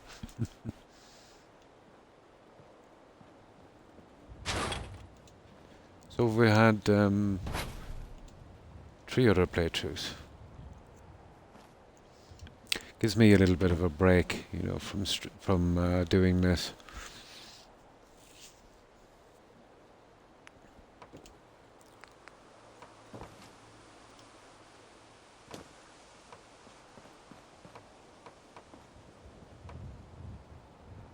I see when I get this silly thing. It's always the same with Snappy House. It's a bit too snappy.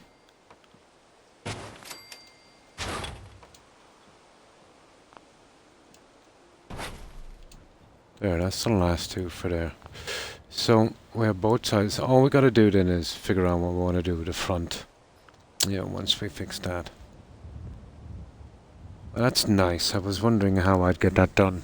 I originally thought maybe something with neon, but that did not work out. Did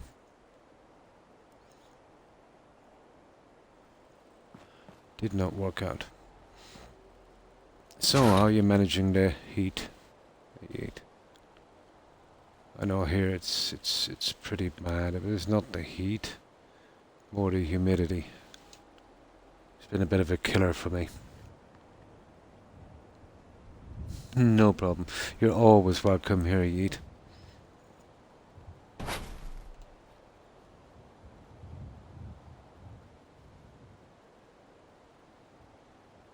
And always nice to hear from you.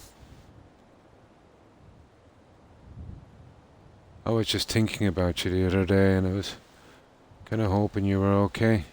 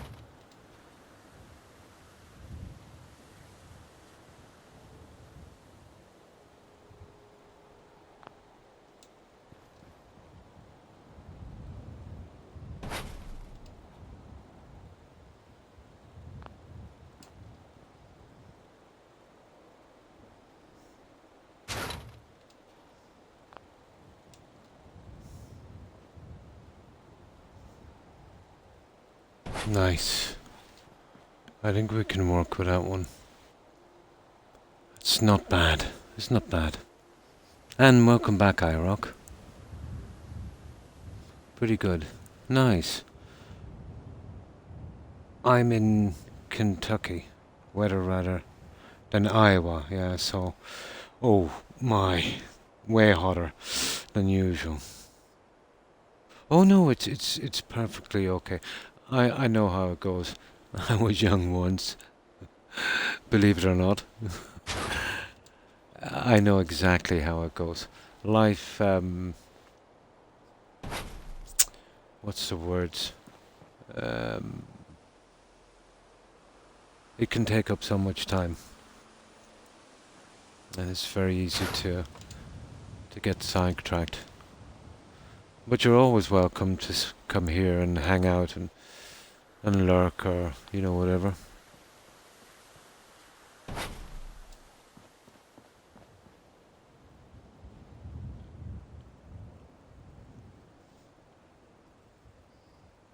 Do any of you like listening to horror stories when you turn in?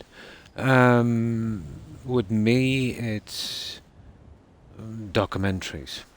That's my favorite to put me to sleep. Anything on the old civilizations and that. Was never really a big horror fan. History. I've always liked history, but I'm not against horror.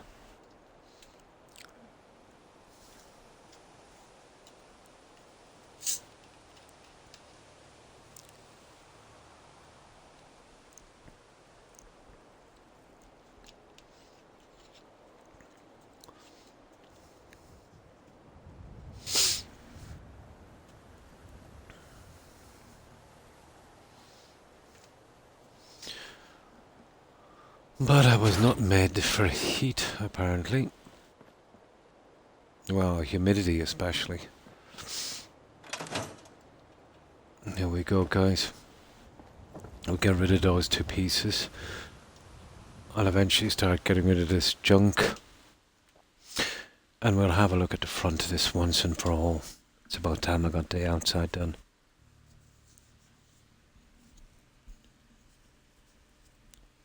Oh, there's two things I want to put up front as well. So, what would you consider to be your favourite genre in movies, iRock?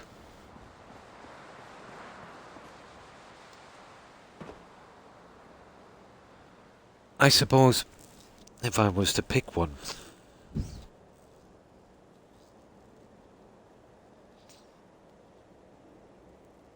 yeah, probably sci-fi. I've always found that interesting.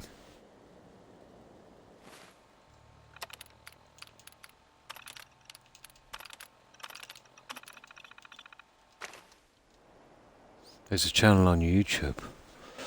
Oh, I might have discovered that myself. It sounds familiar. Lighthouse Horror. They have some absolutely, really, I must check it out. Brilliant stories on there I like to enjoy as I'm laying down. Ah, nice.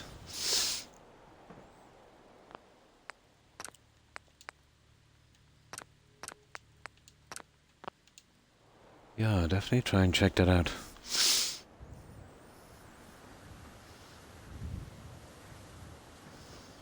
So, we've basically got all that done. Now, I've been itching to use these. I might be able to use them up there, in that.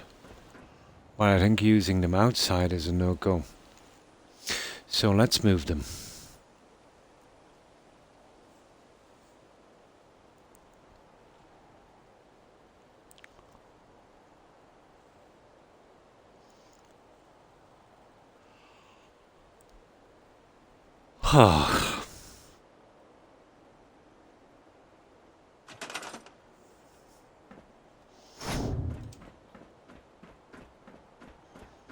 Let's move these guys down here.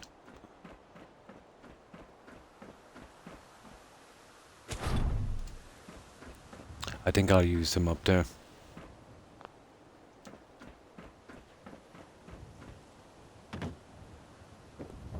And I'll fit back this as well.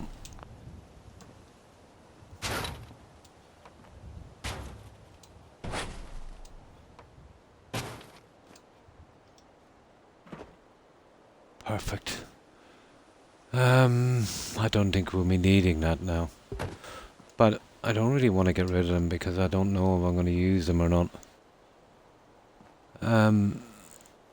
Really and truly, I think that's the best we're going to get on these. Oh, I can't see us doing it any other way. You know, exactly what I've done here. Now these, however... This could be interesting. I might have to move the door. But... what I'll do is I'll save it again. We'll give it a try. Sci-fi, aliens, predator, event horizon. Yeah. Yeah. Yeah, the kind of possibility things. Yeah. Although the scope of it is much more, let's say, than, you know, like...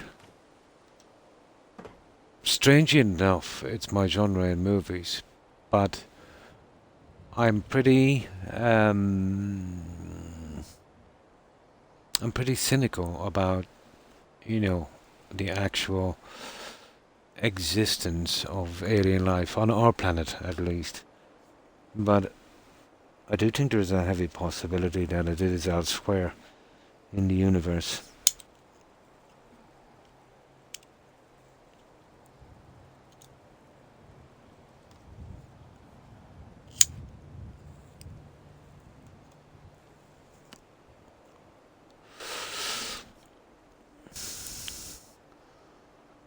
Yeah, I did like his, that was John Carpenter who did Ghosts of Mars, wasn't it?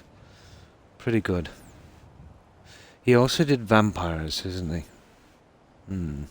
That was a interesting take, to be honest, yeah.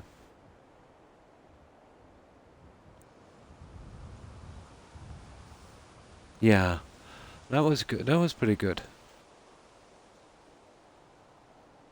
Pretty interesting take. He had an interesting take on the vampire story as well, the original vampire. I think, at least I think that was John Carpenter, wasn't it? Yeah, he did Prince of Darkness, I think. The one I'm on about is vampires. Was it the one with James Woods? No, the one where actually the very first vampire was Judas Iscariot. Christine, I've seen Christine. Halloween, yeah. I remember Prince of Darkness. It came out in the 80s. A movie, anyway, at least. I do like some of the other guys as well, like Stephen King, although a different kind of writer, you know.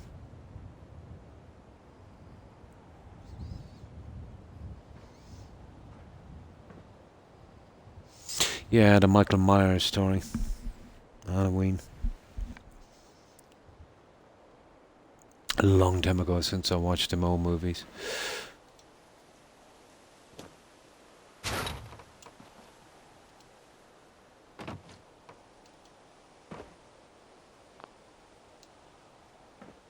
But my favourite in the sci-fi ones would be, let's say, especially the older ones. You know, the possibilities.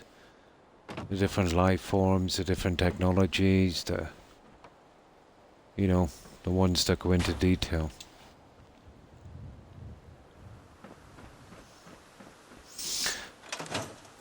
Now,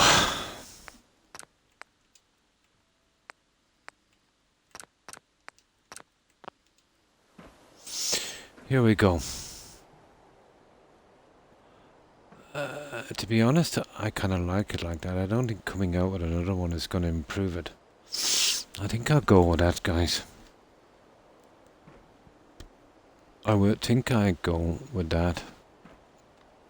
We can glitch these. I know it's a bit of a pain, but like we've glitched that one.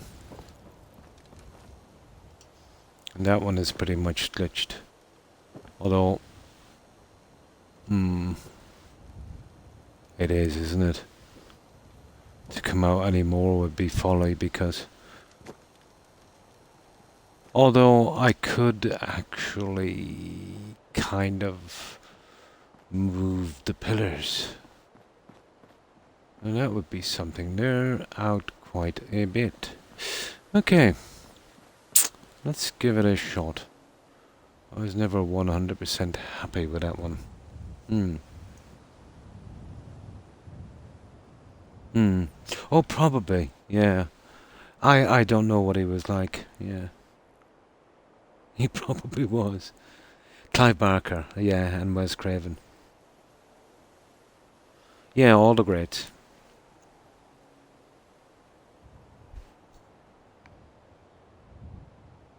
It was Stephen King who did It, wasn't it? About the killer clown. Was it Stephen King that did the Tommyknockers? That was pretty interesting story. And I think the old ones, I'm not sure if it was him that did. Uh, was it The People Under the Stairs or The Children Under the Stairs? Pet Cemetery. Which of them did Skinwalkers? Was it King who did Skinwalkers? You remember that one? Yeah, they were all pretty interesting.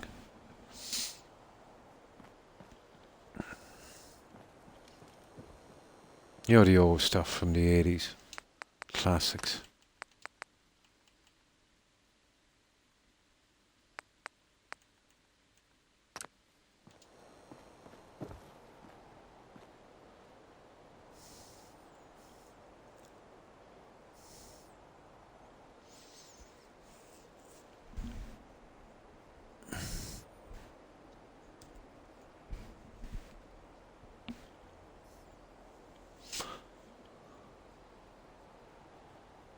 But I've noticed how stories can get, kind of recycled as well, in a sense.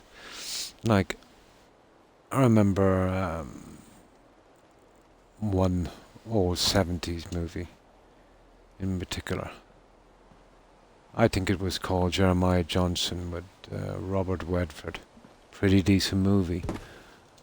Um, which, who knows, was probably based on some other old movie. Um, then I remember Dances with Wolves, which was kind of, the same type of kind of story. A few changes here and there. And then Avatar. Avatar was basically Dances with Wolves. The same kind of stuff. Oh, hi Derp. Hi, how are you? Oh, I'm fine, thanks. And I hope you're doing well also. And thanks for the host, Derp. I appreciate that. Was it, yeah? Yeah, I just remembered. It's just it was in my head somewhere. I wasn't sure who did it, but I remember watching it a long, long, long time ago. Pretty interesting, wasn't it? Hmm.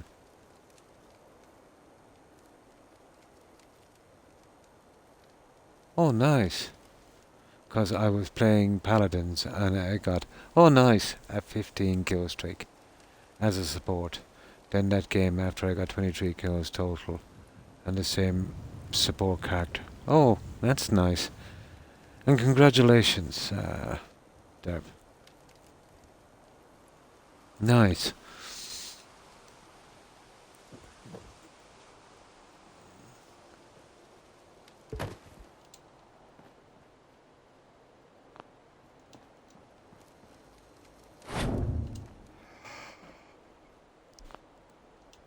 Hui.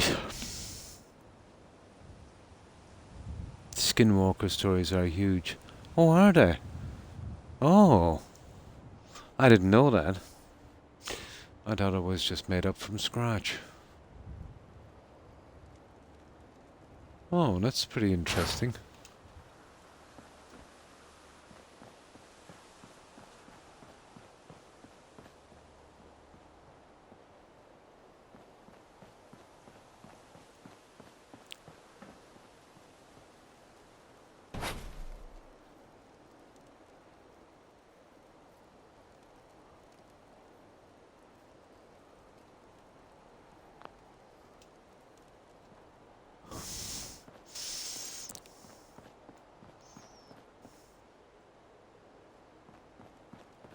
No, I thought it was kind of made from scratch. So it's some kind of old legend. Oh. Yeah. Oh, it goes back that far. Oh, so if it goes back that far, skinwalkers might have been. Was it kind of like a Native American kind of legend? Probably. Didn't realise that. I do know there is reference, isn't there, to, well, kind of like werewolves in Native American lore. So maybe something like that.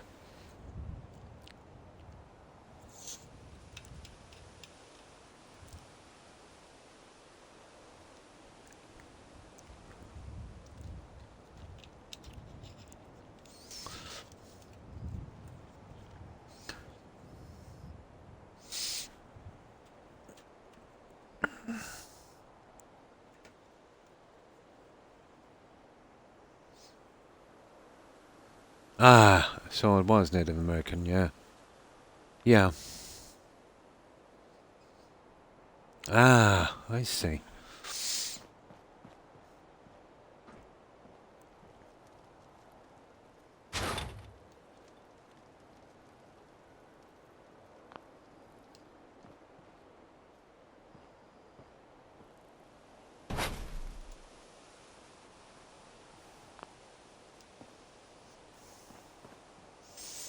That to me looks dead center, guys. Oh, look at that. Now, you see what I mean with this? That I can actually live with. This, it's almost there. Actually, both of them look okay.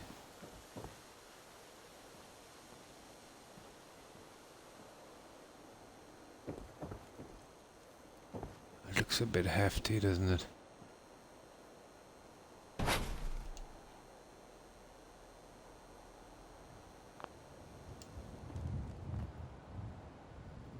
There you go, guys. That's what I want. That would work.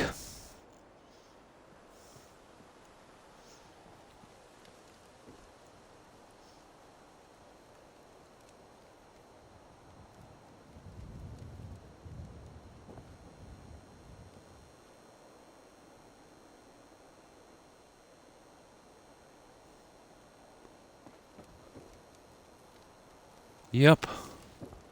I think that's a success. There. So we have the entire front done all the way. I'll try something a little different in a minute once I get this done. So that one and this. Now we can really forget about these, I would say, but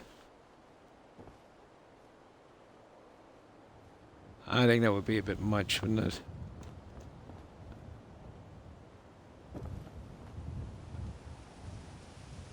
It's a kind of interesting look if I could get a snap, but I know that's impossible. Chances of snapping these guys are very silly. But it's an interesting look.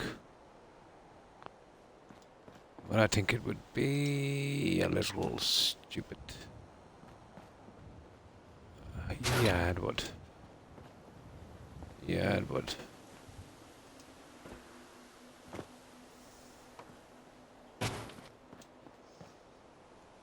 I might sink those one in like... Yeah, I think they would look okay like that, and we go with some kind of little statue or something on it. Something that would kind of take the eyes off it. Search skin border stories on YouTube. Probably, yeah. No, I never did. I never did. But yeah, if you reach back through history, there's so many stories. Like, let's say, for instance, France. There's a pretty famous story in France. I think it would have been, well, obviously before the revolution. So, probably somewhere in the 1700s. And there was a small village outside of Paris that had a lot of debts. due to a huge, um, a huge, strangely shaped wolf. Um, and there was a movie about it. I think it was made in the 1970s or early 80s. But unfortunately, it's in French, which you'd probably find it with subtitles. Um, I forget its English translation. Something of the Wolf. Yeah, it was based on that story. Pretty interesting. Yeah, in Romania and Hungary. Yeah. Well, strangely enough, let's say the modern term we have for vampire. Well, the first references to it, I didn't really call them vampires. That I can remember, and I'm probably wrong. Um, would have been back, let's say, uh, around the time where everybody believed in witches and all of that kind of stuff. Strange things would happen in a village, and they would dig up corpses from the graveyard and notice that their hair and their fingernails were growing after they died, which is common. Apparently your hair and fingernails will grow for a certain amount of time. So they started chopping their heads off and that. The modern idea, um, let's say, that we have of a vampire, the kind of undead walking around the castles and dividing the neck and all of that stuff, and that would have been, probably, Bram Stoker. That gave us that kind of idea of the modern vampire. It would take a demented Irishman to do so.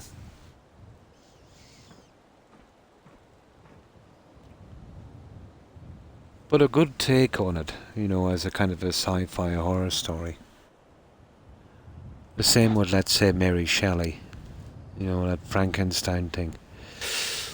Mary Shelley was a strange character. She was married quite young. I think her husband died pretty young, I think in his late 20s. If I can remember the story properly. I think he drowned on some kind of expedition. Um, I think she... What was it again? For some odd reason, and I forget the circumstances. Oh yeah, she had the corpse cremated. The heart would not burn. I think something... They didn't understand why them days, but I think it's something got to do with how he died or something. It was calcified. But she kept the heart right up until the time she died. I think it was found in her cabinet. I could be wrong. Maybe I'm thinking of someone else. But it would go a long way to explaining how she thought up and writ such a story as Frankenstein. Sometimes for years it grows, yeah. Stored, yeah, electrical charge takes months to dissipate after we're dead. Yeah, a lot of things I didn't understand that time. But don't quote me on that Mary Shelley thing, I'm not sure. But it sticks out in my memory.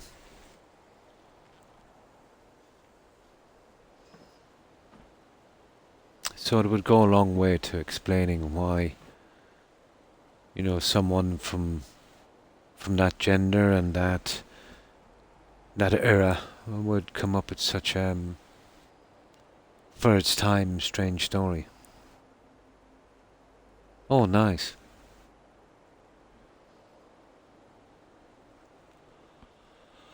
So, let me see, we got these in. Oh yeah, we're fixing these ones down here.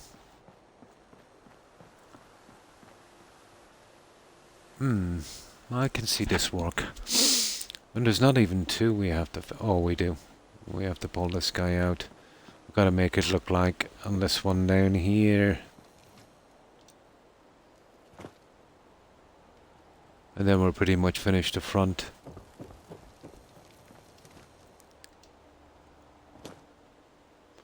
Yeah.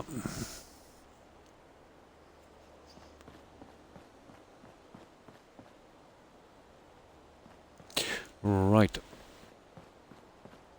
Let's get something to stop that snap and then we'll see if we can get those ones in.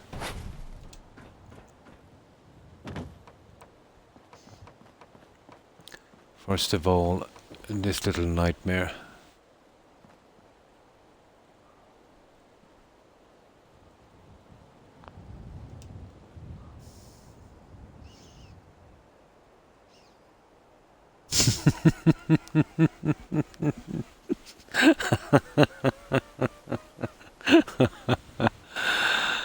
Well, in the case of Mary Shelley, definitely more inventive, I suppose.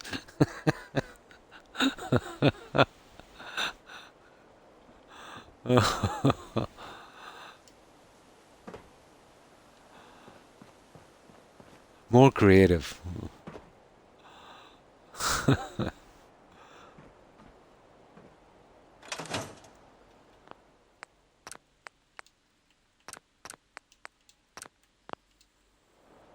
But all the great storytellers have had, you know, some kind of personal tragedy. Like Nessie here. Scots get really pissed off when you scoff. Yes, they do. They do. There's another thing you don't say as well when you're in Scotland is, so, you know, you don't come up to someone, you say, so let me understand. Scotland, it's part of the UK, isn't it? Really, really ticks them off. It really does. Yeah, it does.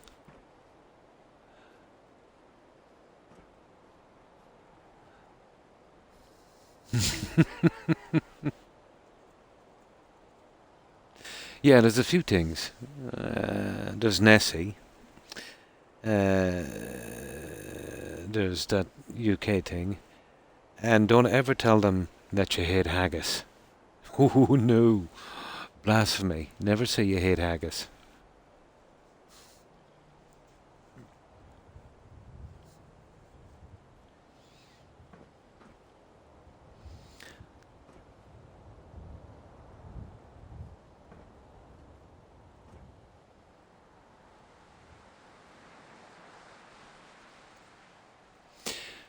Yeah, we need to save.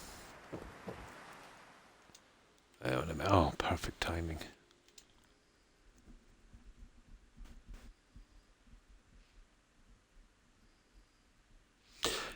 It's been coming up a few times, but I don't know, either way. You know, I suppose if the majority vote that way, they're entitled to. And there's pros and cons, you know.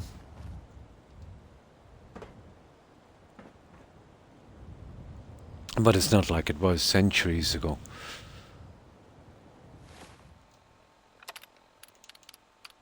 But as long as it's a democratic vote and, you know, a good portion vote either way, I don't see a problem.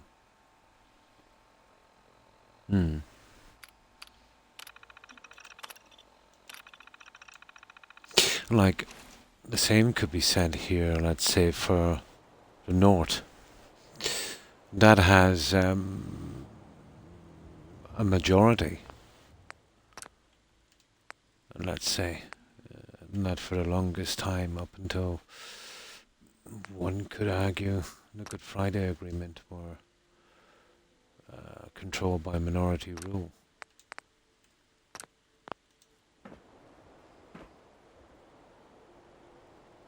It was kind of one-sided, not so much now. Maybe, hopefully, that will smooth things over and everyone will get along and, just leave the past behind and start fresh, you know, start fresh. Complicated. Oh, always so complicated. Like, no matter what side of an argument you look at, you'll see pros and cons. Yeah, that I will agree with 100%. A complicated issue. It might have not started off the relationship between Scotland and Britain, or England, I should say, on good terms. But, you know, over the centuries and that, bonds were formed and that. So it's complicated.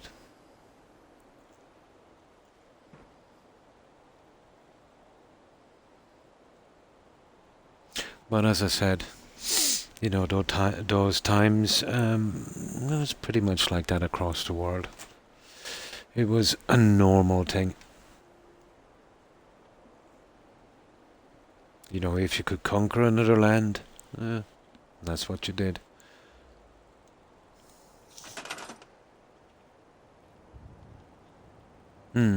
Yeah. Yeah, there is. There's a north.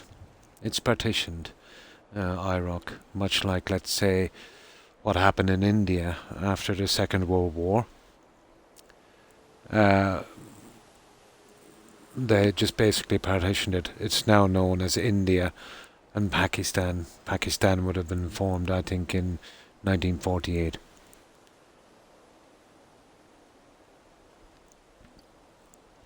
About 6 counties out of the 34 counties.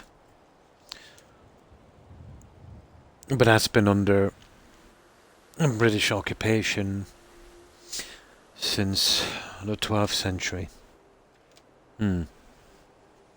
Oh. Oh, right. Since the 12th century. Because of some silly religious war.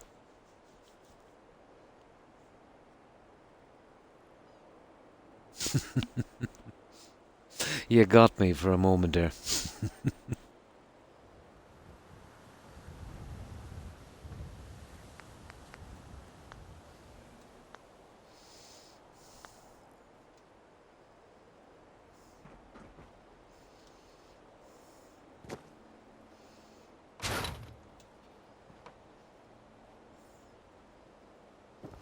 Yeah, this little stupid little snap, so this is the thing I think that held us up before. See where we can't stop that stupid snap?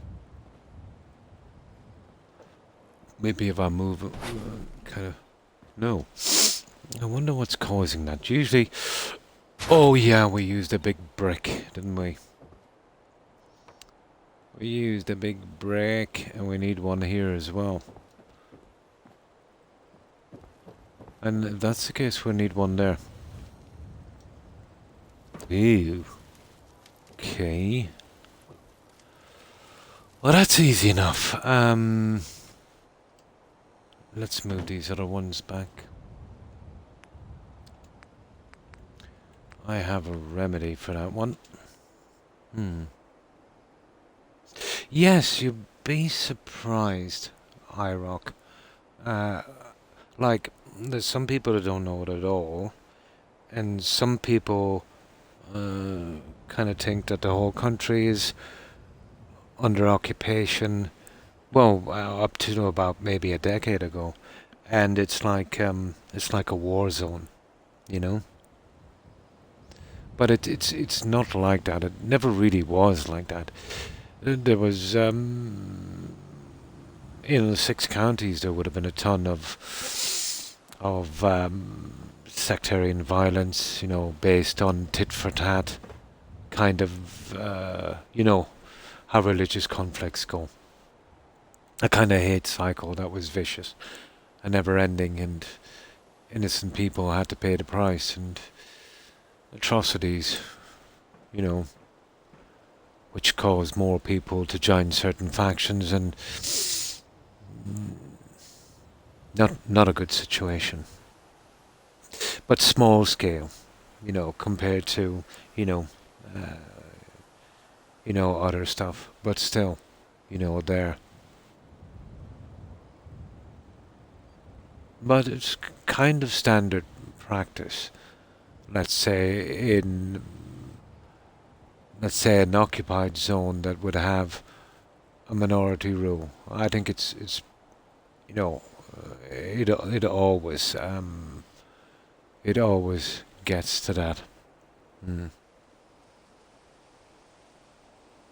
Oh, it's got to play bagpipes and wear kills. And we all have little green hats and wear brogues. They might not be too far off on that one. Did you ever? Yeah, but I've always thought it was just an excuse. I rock. You know? To me, religion is not a barrier, and to the vast population, it's not. But it is a nice banner to hold up. Like the Crusades. You know, it's a nice banner. Oh, I'm not doing this because, you know, I'm a bad person. I'm doing this because for my fate. You know, I don't know any fate that would condone such a thing. But I suppose for a small minority it would have been about that. But we all know where it goes. It's about power, you know? Mm. Yeah, a lot of people were sucked in because of grievances and that. Um, and just like, let's say, the story in Fallout 4, where you can see, you know, the pros and cons, let's say, of any faction you wanted to go with. Um, the cold truth is that when when violence is used, there will be no healing.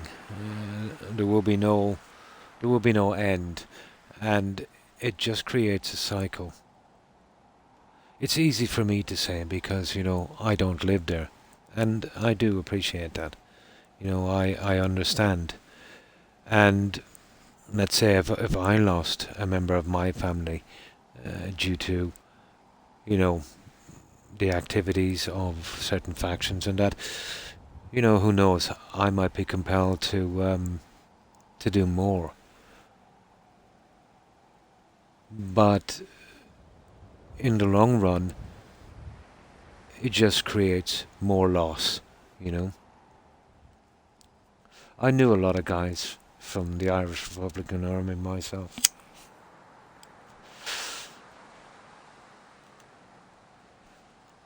I knew a lot of guys that suffered great losses.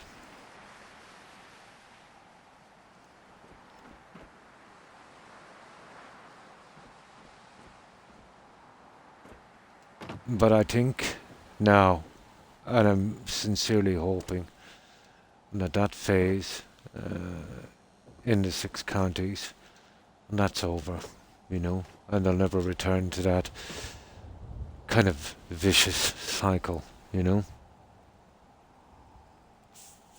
There's no coming back. There is absolutely no coming back. But I can understand having a loss and feeling helpless. And then I can understand other people capitalizing on that helplessness. You know? But now it's pretty democratic. Everybody's getting involved. And eventually it will get to the stage where, just like Scotland, if they want to, they can do some democratic voting. But as long as that thing keeps going, no, it'll never get to that stage. The government won't allow it, you know. But they'd have no foot to stand on if everything was, all democratic and and that. It's a sad situation. Partition is a terrible thing.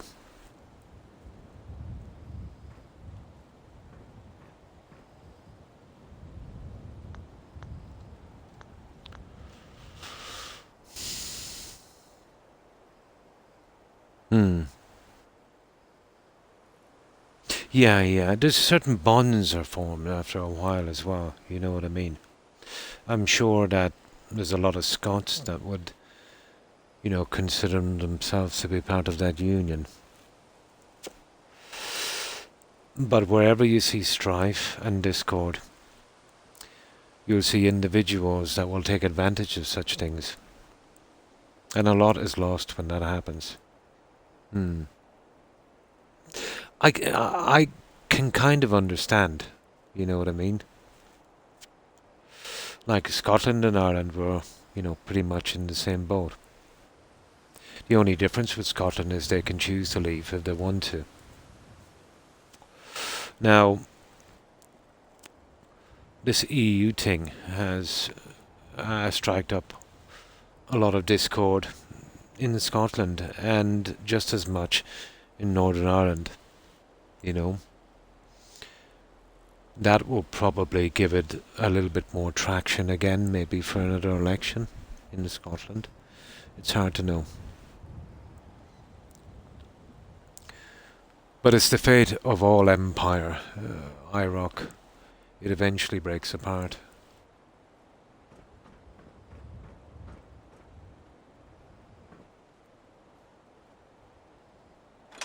Okay, we're supposed to save.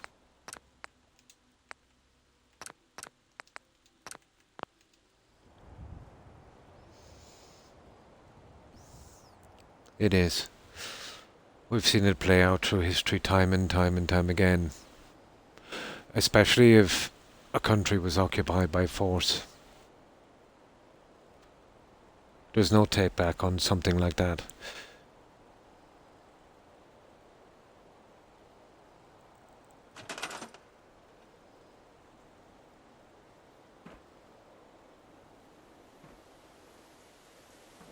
But complicated, it's not straightforward.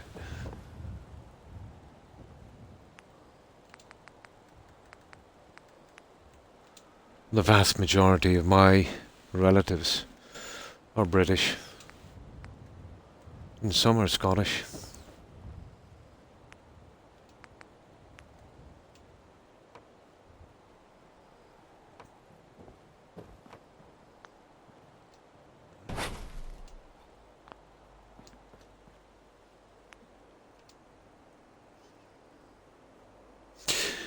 Yes, and there was one good aspect, but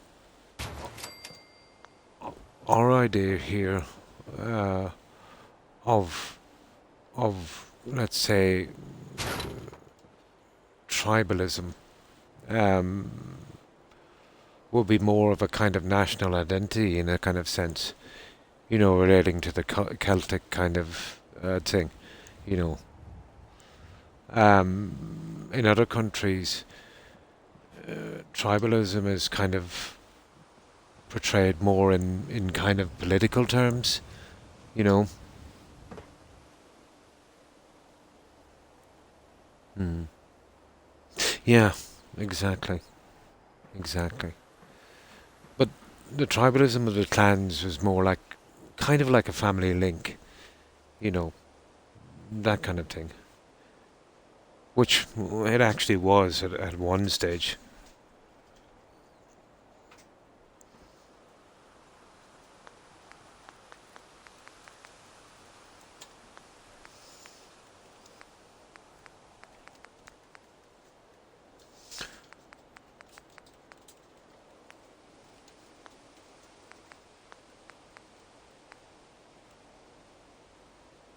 But it's not a real kind of, hot debate here. We would just talk about it, just let's say, just as a kind of a conversation thing.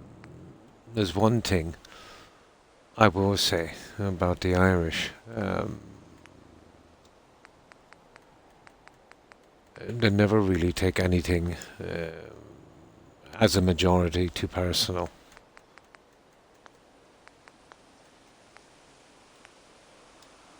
And as far as I know, the vast majority uh, do not hold old grudges, which is kind of good.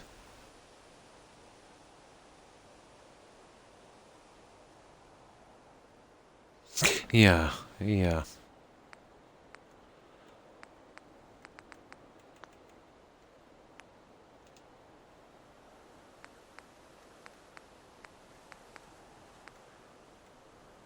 Uh, I think it's, in most cases it's more of a distraction, I rock.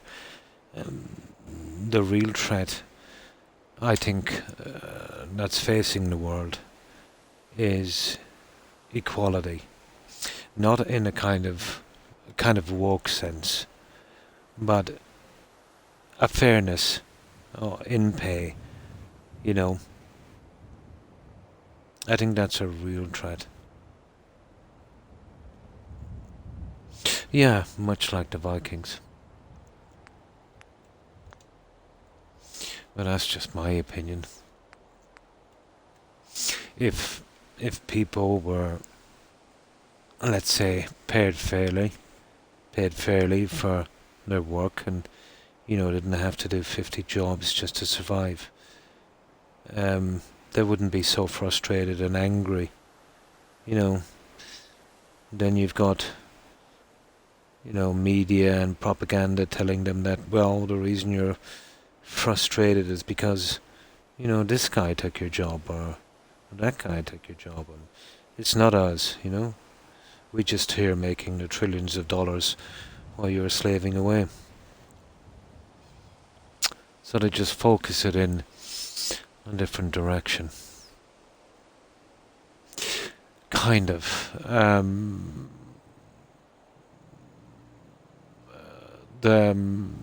The big guys, the guys that make all of the money and that force their workers to work in horrible conditions, pressure them and give them rotten pay. Seeing, decent people haven't even got enough time to spend with their family. They've got to work every hour that God sends, just to keep the whole show going. At the end of the year, don't have much to show for it except they're still alive. While other corporations and CEOs can take in trillions and trillions of dollars and they're still not happy and decide to up their prices because they want more, meaning their workers get less. It's very uneven. Hmm. Poor versus the elites. Rob Rye. Yeah, I remember that one. Hi, Chris. Hi, how are you? I hope you've been well. How have you been keeping? And thanks for the raid. I appreciate it. And thanks for following G's Parkle. I appreciate it and welcome. So, this is what we've been doing, Chris. And I'm still on Starlight. It's taken me a while because I've been alternating between other games. So we're coming back here every second day to do a little bit. I'll give you a little tour. And welcome, Raiders.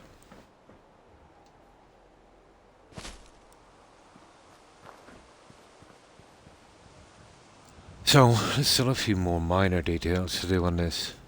I've been going for a while. No problem. I need to eat dinner. I hope you enjoy your meal, Chris. But I brought everyone here so they can chill and watch your bill. And thanks for that, Chris. I appreciate it. I hope you enjoy your meal and have a good rest. So this is the way we're going. There's still a few more little things I want to do. So we're doing this on Xbox and we've left the buildings here, so it's taken a while to kind of build around them, so to speak. Oh, hi Zephyrin. Hi, how are you? I hope you've been well. Hi Venom. How have you been keeping? Well, I hope. And nice to hear from you again, Zephyrin. This will be our kind of walk-in entrance, and this is for our cars. I'm still in the process of building this one.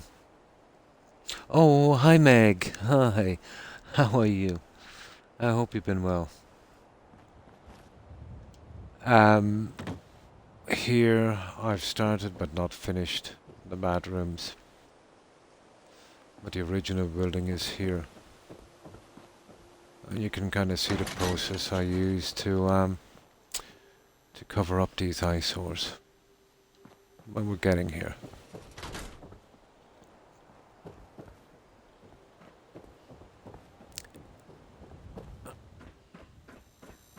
And I've covered all of this on the inside. You can see where I've added these steps just to get us up enough.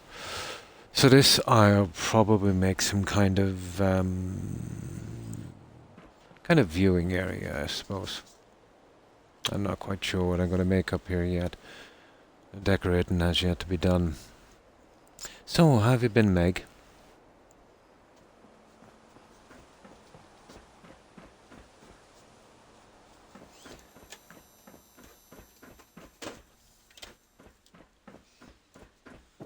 We've gone with...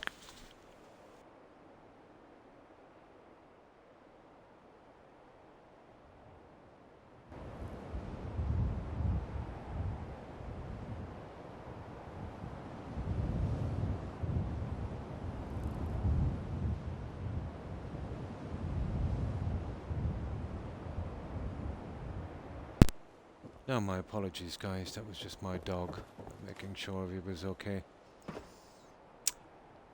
Yeah, so we went with something like this. This is just an enlarged TV screen. We were lucky enough to get a chance to make it a bit bigger.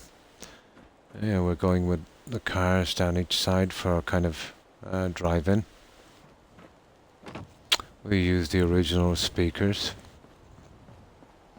And we have large gardens each side. Been good working on my intro video. Oh, nice. So that kind of thing. We went with, the same kind of team for the original settlement here, this kind of UFO team. We've also done 2 screens, indoor screens, and a kind of large kind of coffee shop, which we're still working on. And this is just some rubbish as I'm building. This is our main screen, which I was just working on that a moment ago. And that's something like this. This one is quite big, and it also has a balcony area. But I think I'll be here for a while yet. But I'm in no rush.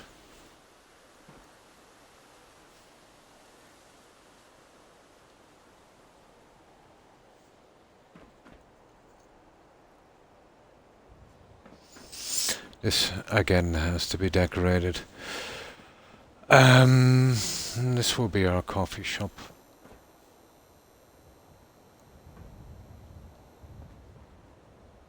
The leaves I cannot get rid of, they're a decal. And I don't use any serious scrapping mods, so the leaves I'll have to live with. And the original garage is here as well. So basically the same on this side. We went with a kind of, well, tried to at least, kind of New Vegas kind of feel with the sunset signs. Of course our jukebox. And being UFO team, I went with the astronauts here. Another decal, that rust decal I cannot remove.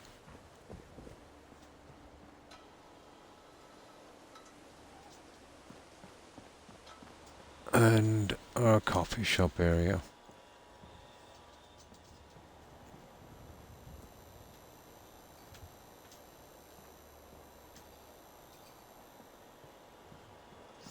And this goes up to our projector. This took a while to do.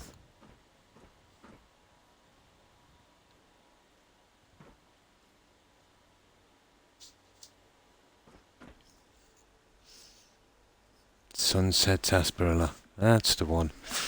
That is the one. And thanks for following Kata.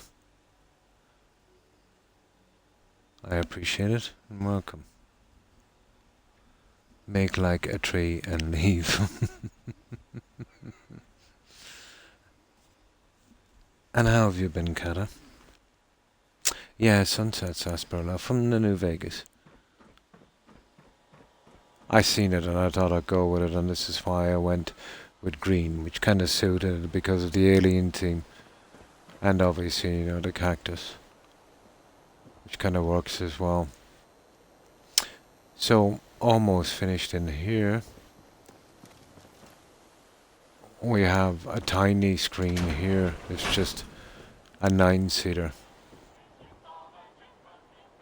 The reason for that is there's a lean-to coming from the building that I couldn't scrap, so I just built around it.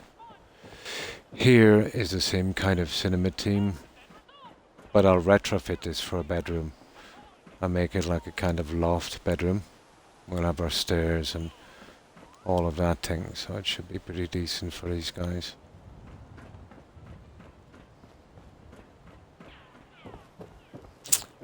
And yeah, it just goes all the way around with this kind of gardening thing. Here, I placed a fountain here on this one. The reason being that telegram pole is a serious issue. It causes a lot of bugs in this settlement, so I just basically went around it like this. You know, taking the corner out from the building, and decided to go with a fountain instead. A lot better than glitching too much, you know, through that.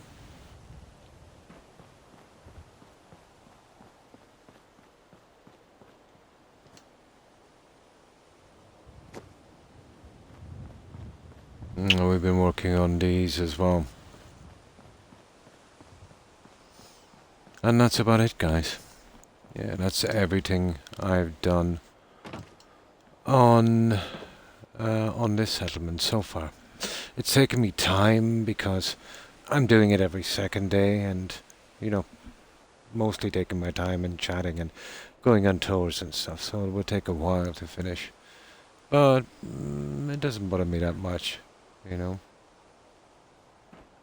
It gets done when it gets done, kind of thing. But I can show you guys some other ones I was working on, finished ones, if you're interested. What I'll do is, let me see. Let's see, get some other old ones I have. I'll show you one in particular, I suppose, and then we get back here and do a little bit. And this one is finished. It's pretty small compared to this one, and it only took a fraction of the time that this one is going to take. Probably less than 20% of the time than this one is going to take. So I finished it in what was it? Just under 46 hours, I think. But it's a different kind of build. More kind of nature thing.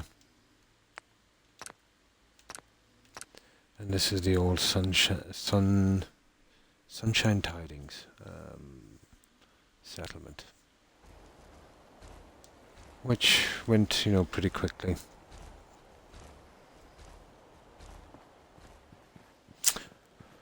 So what I've done was I've enclosed the entire settlement all the way around like that. I was originally thinking about making it a large cavern, but there's absolutely no way the cell would take that kind of building, so I went for something then a little different. This is based on the lost city of Zinj, the King Solomon's Mines legend, and the movie Congo.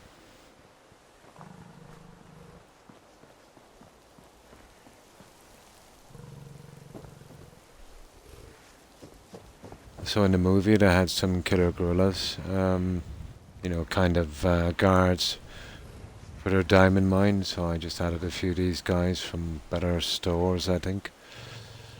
This is our temple.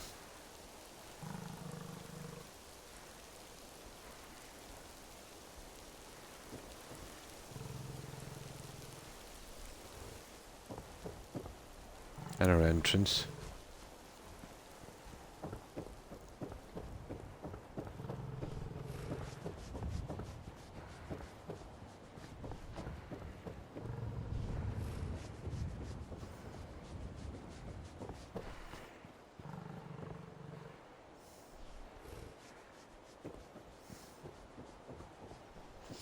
And this is our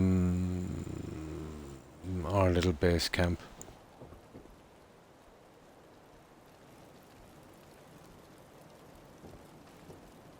Yeah?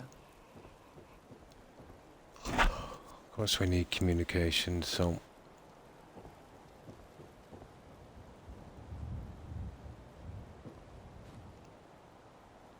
Need to get back to Diamond City one of these days.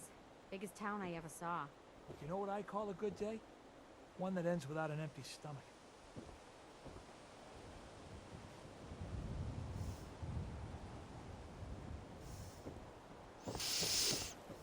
and of course our temple.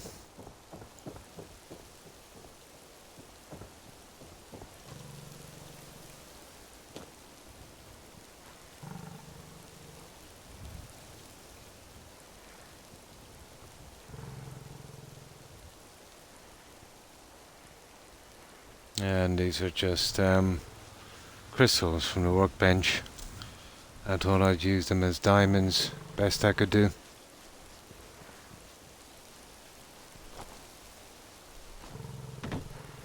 So it goes all the way around, pretty empty except for this. But we do have a diamond mine. It's actually hidden. Disclaimer, not actual Irish Razorback and gorillas. Although you will see some here. Especially outside the nightclubs.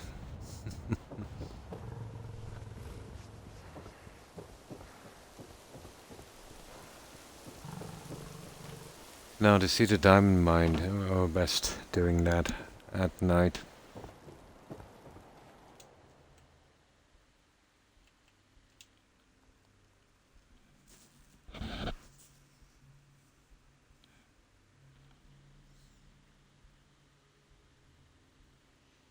I mean, this is pretty fun to make, and it went quickly.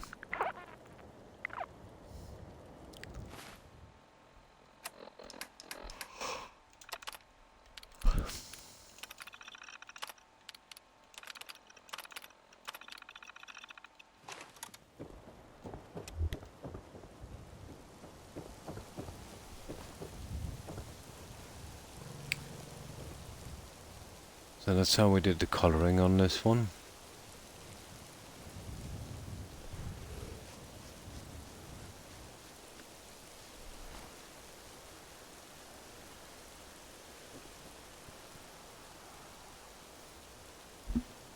Oh, hi Tigger. In the mine shaft, Susie says, I'm gonna boss to send me home. She hangs upside down on the rafters. And the boss said, what are you doing? She says, I'm a light bulb. Boss said, you're losing it. Go home and get some rest. John walks away and my boss says, where are you going? He says, home. You don't expect me to work in the dark. Oh, that's a nice one. Did I yawn, Jill? That's a good one. Tigger. And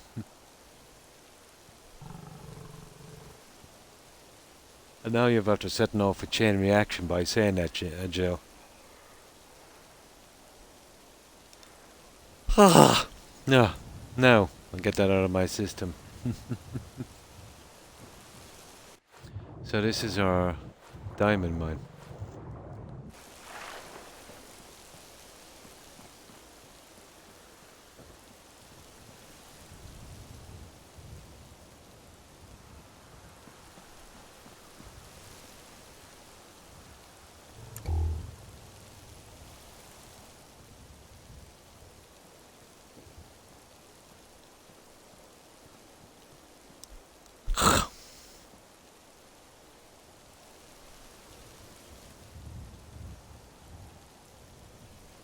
Yeah, it's the humidity, Joe. A low oxygen always makes me yawn. I just heard that on TikTok. Nice. I'm just stretching my jaw. Exactly, Iraq. Thanks for getting my back on that one. It is contagious, isn't it? Hmm.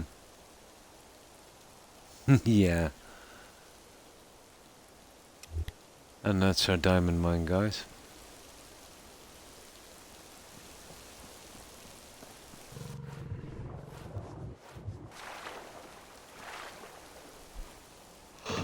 Oh, why did you mention that, Jill? I can't stop yawning now because of it.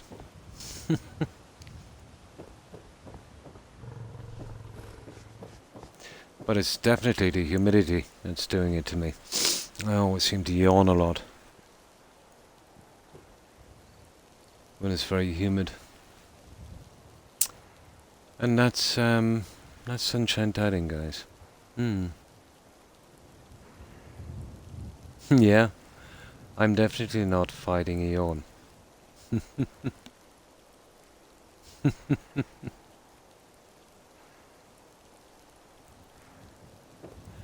Right, let's load up our old settlement and we'll get back to work. If anyone wants to see any more, just text and I'll show you some of the other stuff I've been doing.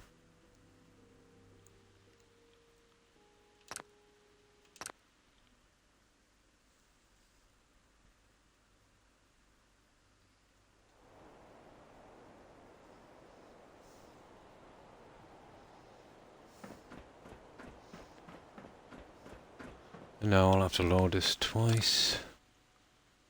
I don't want any bugs.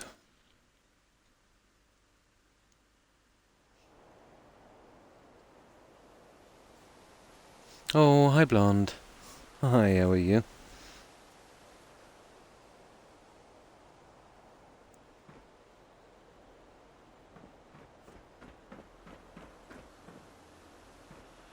Now, let me see. Oh yeah, we're working on this bit here.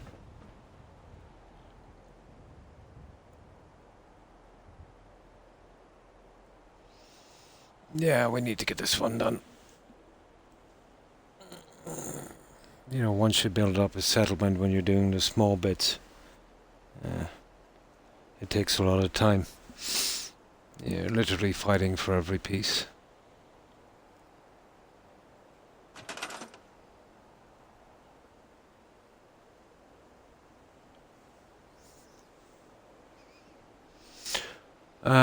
Yeah, I'm trying to get this one here not to snap, so we'll use the old wall glitch trick, probably. Might help me out some way.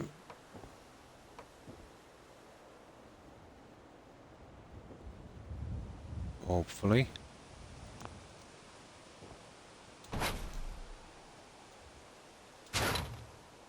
Oh yeah, we need to fix the settings.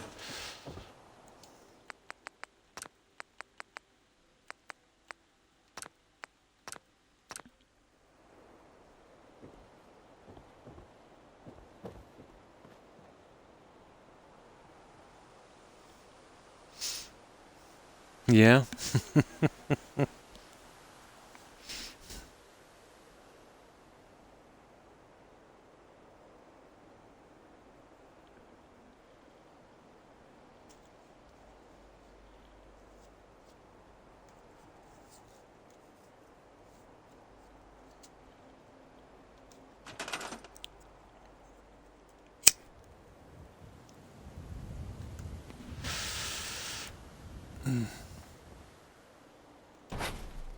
Uh,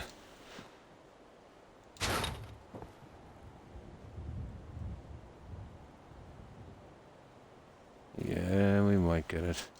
I need it exactly at the right level, so I think that would be good.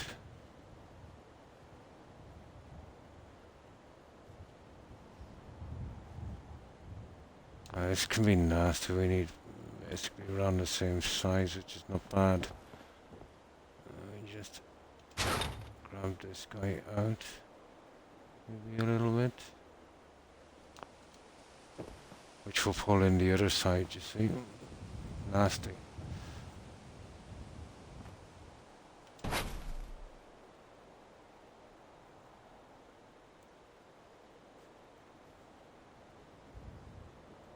Alright, that might have a better...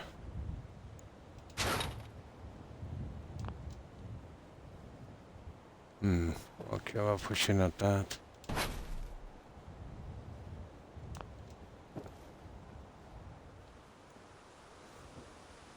But that's how it's done, guys, painstakingly.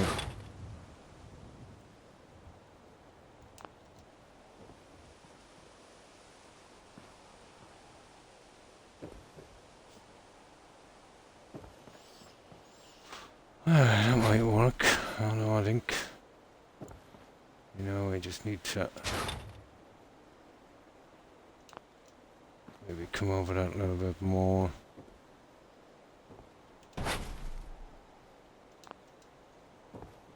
Yeah, that's not bad.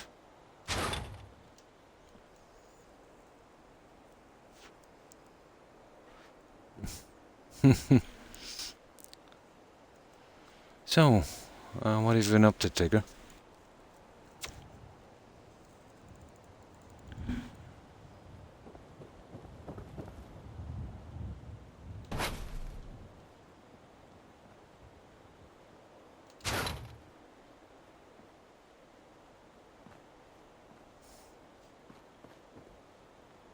It's not bad. I think we did the other one, something similar.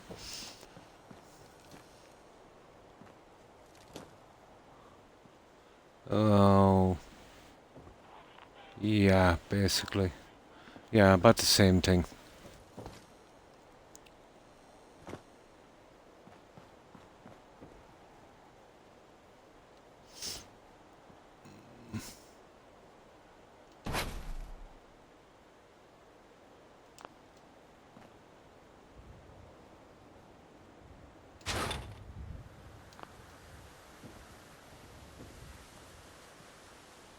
There we go. Okay, I think we got it. Roughly.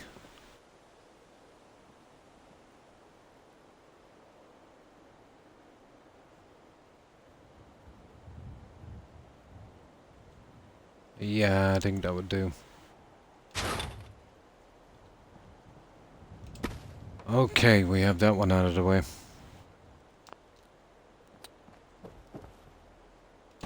There's not much more to do on this. I need the pieces for this one, I think. So...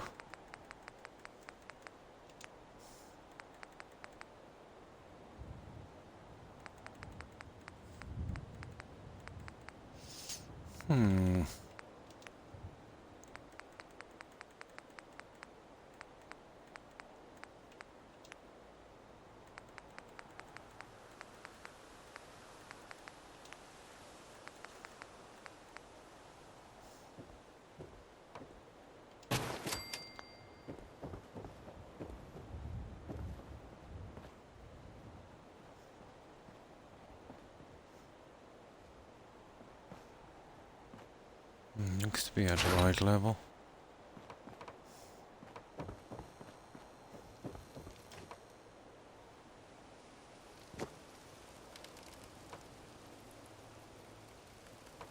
I'm just using these as a start point.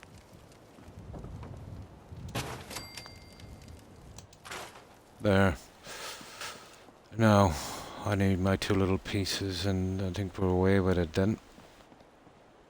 Yeah, something like these on the top. And we should be able to get the whole front done. We come in peace. Shoot to kill. I was just blowing up the bad things in the Commonwealth. Ah. Push to and send. Yeah, that junk there I don't want. I'll just leave it there for a while. Now, okay. I need to get these other two in, so... Yeah, the decorating stage goes on forever, guys. Probably takes up 2/3 of the time of any settlement.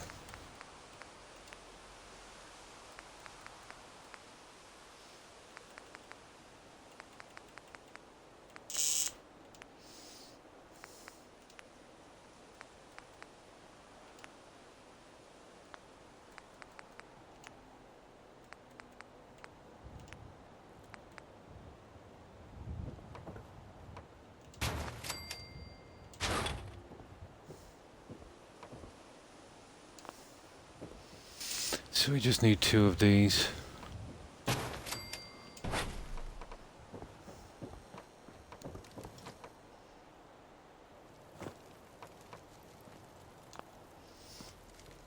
Now again we'll use this piece to stop it snapping, and we should be able to get it in the way we want it to go.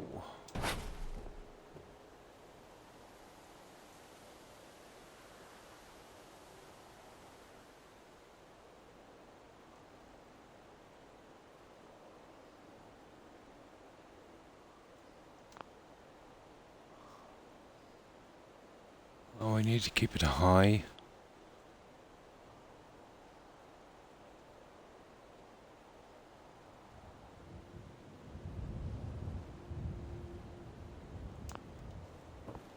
Stupid thing, isn't it?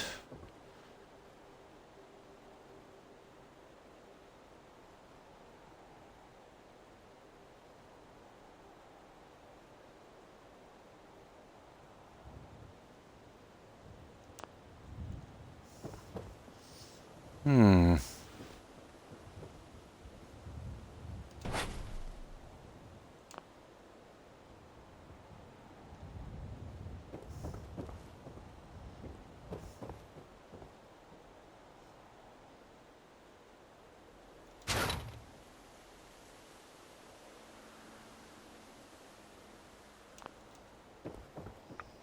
And there it is.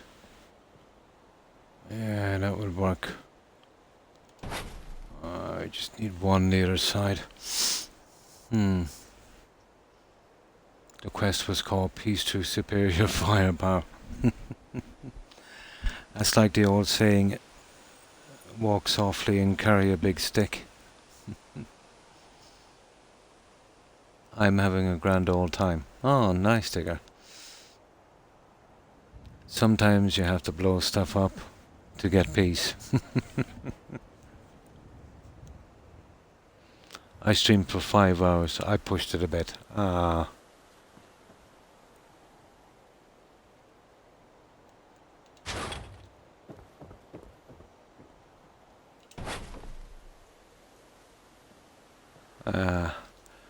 It's more of an optical illusion. It looks off, but it's not.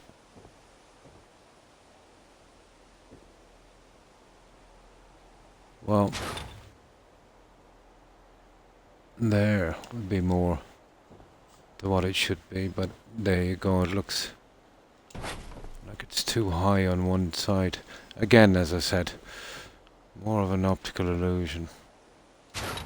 To make it look right, you actually literally have to make sure it's off.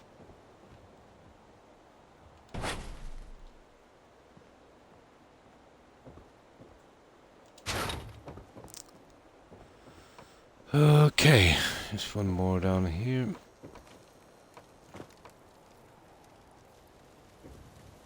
I think we should have most of the outside done. It's my least favorite part doing this.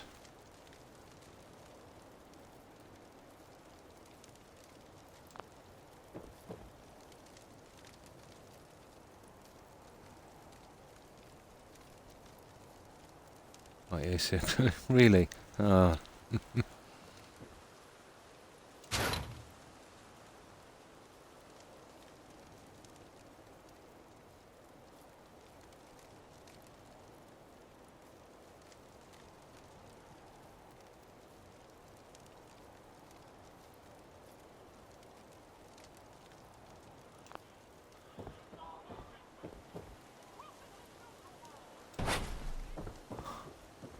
Okay, I think that would do, guys.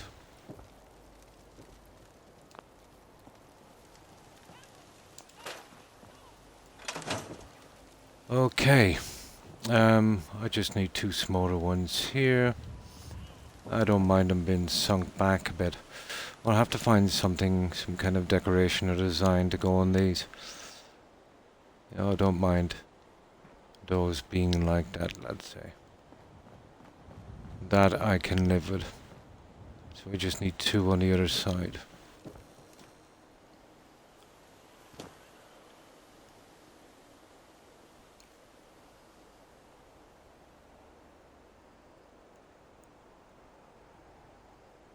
Okay, folks, time for me to get my gel on and go Betty bye.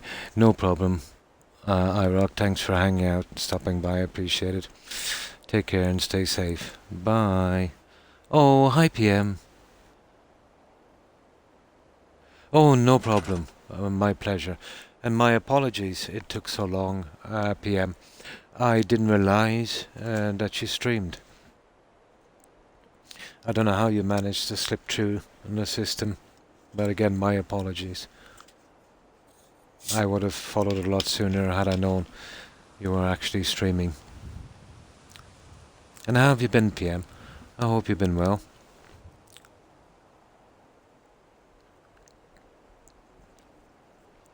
I want to finish up the Butcher Bill quests. I remember those.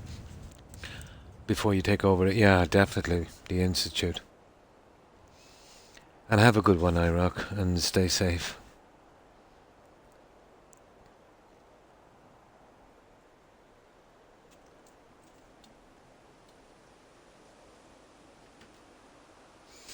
Yes, that's our resident stalker, PM. Get your Jill on. I think we'll use that from now on.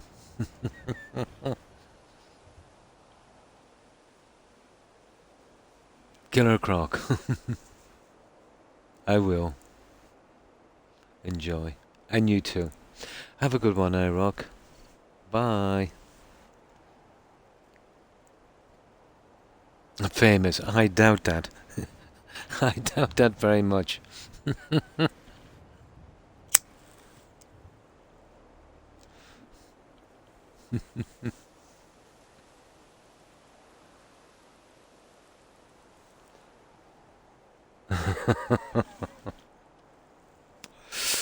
I think he's just being kind, Tigger.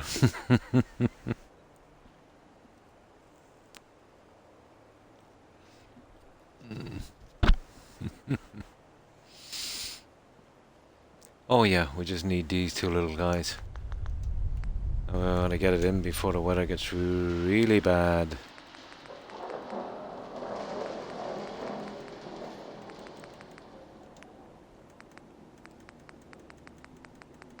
So, what have you been up to today, PM? Have you been streaming?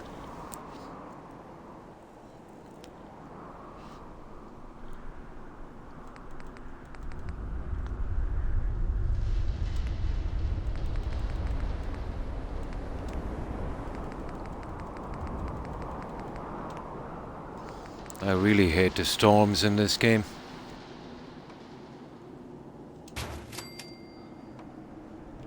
There.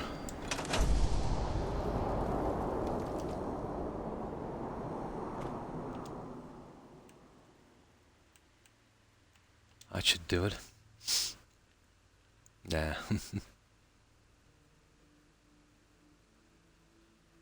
A thousand of us for you. Like it or not, your name is getting around. It was early. Any word on new fallouts? Oh, you were early. Ah. Is there a way to get the quest location to change? If you don't... Yeah, it's complicated, Blonde. Basically what you do is you save in another cell and you start the quest. You don't like what you get, you go back to the other cell and you try again. Now, if that doesn't work, it's even more complicated again. You'd have to go back, let's say if you did a previous quest. Let's say if you did one of the quests You start off a chain, as far as I know. I know exactly what you mean. You probably got it in the downtown Boston area and you don't like the frame drop. Hmm. But the way to get around, like just like Skyrim, um, let's say when there was some of the companion quests, and they would send you to a dungeon, and you'd be basically locked out, or they'd send you to an area, let's say, and they'd pick an NPC, like that Hagreven. You needed her for another quest to kill her, and they would pick her also. It was pretty stupid because it was random. So I got caught like that a few times. So what I had to do was I had to go back another, let's say, job beforehand to change that location, if you know what I mean. But it might work, let's say, but basically, let's say you do the first quest, Blonde. Before you turn it in, save it in another cell, let's say at the other end of the map. Jump over, hand in the quest, and see what location you get. And if you like the location, go with that. Finish it. Go the other side of the map again, and before you hand it in, don't hand it in until you're in another location. I think that's the way it works. It's been a long time since I tried that. But you can change the location. It all depends on how much you want to do that. Ah, I see what you mean. Now, the way I used to do it now, let's say when I didn't want to go do the DLCs in the Thieves Guild in Skyrim, and they would send me, let's say, on the jobs, maybe out to the Dragonborn DLC. So I would have a save before I turned in the last one, out in the Ratways, and I would just come in and hand it in and get a different one. Or sometimes, if you save right before you, well, in Skyrim at least, right before you hand it in and just keep spamming them until you get the location you want. But I don't think it will work that way on the Butcher Bill quests. I think you'd have to be out of the cell for that one. But I have done it. I have changed the locations of the Butcher Bill quests because of the DLCs. Yeah. Well, basically, when you're on these quests and they're going to send you to DLCs, let's say there's 3 or 4 quests. On the first quest, let's say after you complete it and you had to turn it in, you would save it at the very least outside of their base, and then enter the cell, turn it in and get your next quest. If you didn't like it, reload and come in again and do the same, and it should change. But the second you hand in the previous quest, the location is locked in, if you know what I mean. So the secret is, on the quest you're doing, before you hand it in, save outside the cell and come in. And the second you hand that quest in, the location is set. So then if it's where you want it to be, do that one, save outside again and, repeat the procedure. I think that's the way it works. It's been a long time since I did it, Blonde. I hope that helps. There's a good chance, let's say, if you've already handed in the quest, you might have to go back to a save where you were doing the quest at least. If you've got one, that is. And try it that way. That would definitely work.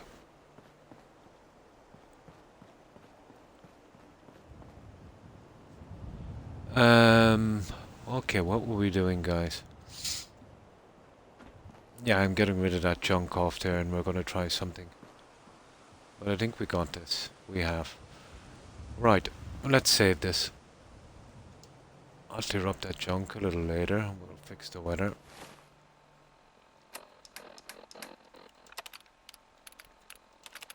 But it is doable. Ah! That could be a problem. The only way to guarantee to change the location is, let's say, to get a save where you were doing the last quest before handing it in. Once you hand that in, the next location is set.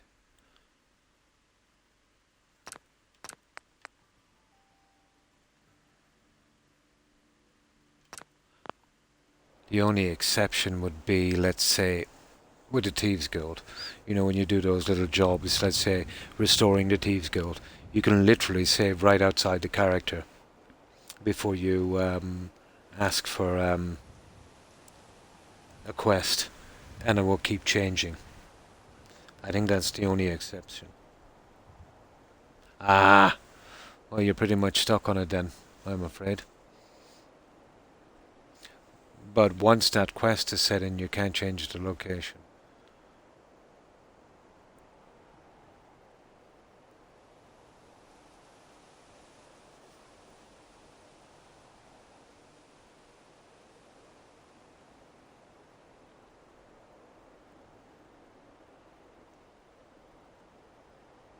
That's why when I usually start a quest line like that, I stick it through to the end. Make sure, you know, everything is going the way I want it to, at least. I wonder, is there any little something we can get for these pillars? Let me see.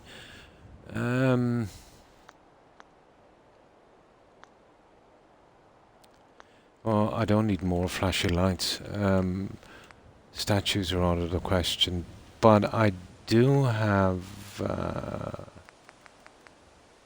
one thing I could put here, I suppose.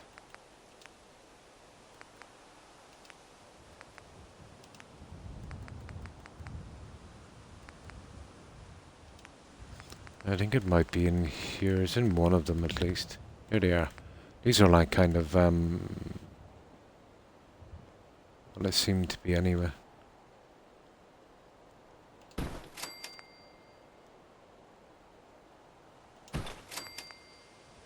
Tree would be perfect. Yeah, okay, I can live with that.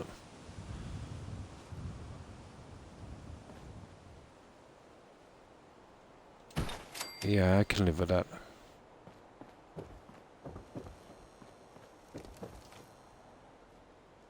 These are like little movie posters, so I think I'll fit them in place in a minute. I'll just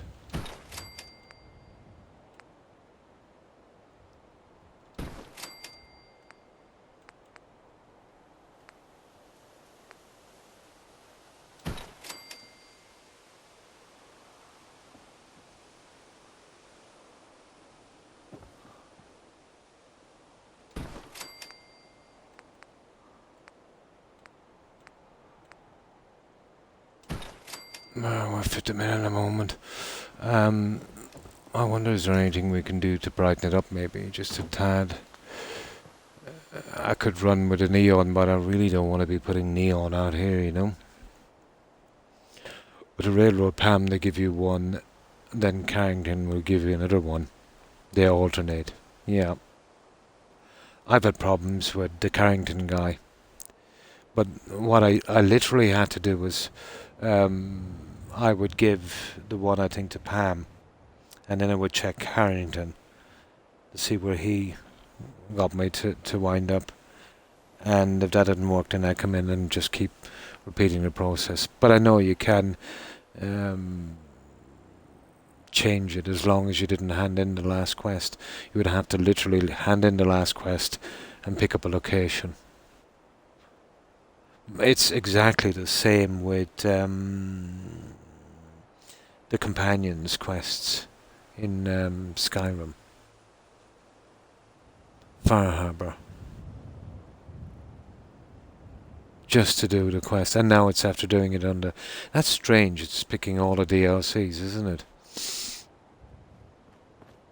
It usually would just send me around Bunker Hill and a few other places. But I hate it when that happens.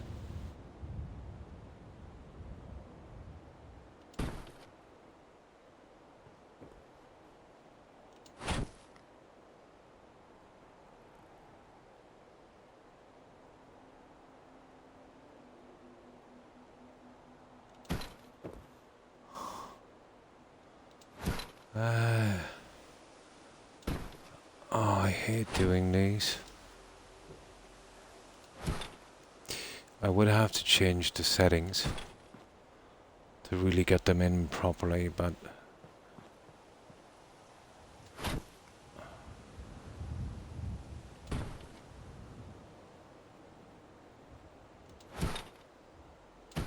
There's a certain look we'd have to go with here.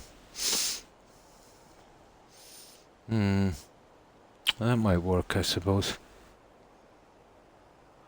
Oh, hi, Kilo 2 Legend. How are you? I hope you've been keeping well. And thanks for the follow.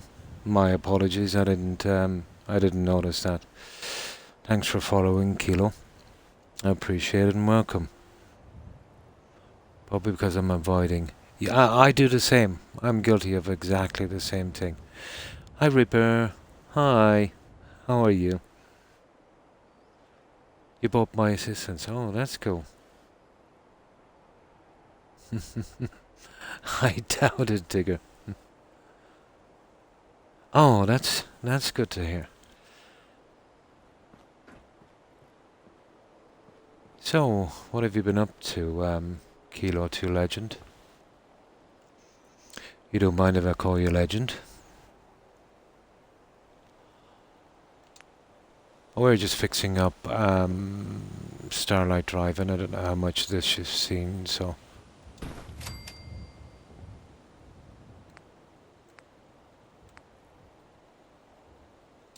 We're kind of going with a kind of fancy restoration, I suppose. But we're kind of bogged down now with the decorations. Oh, that's cool. And thanks for that, Legend. Oh, fine, thanks, Kilo. You see what I mean? Yeah. See, I call Kilo Reaper, and sometimes I call him Reaper. I'm fine, and I hope you've been it too.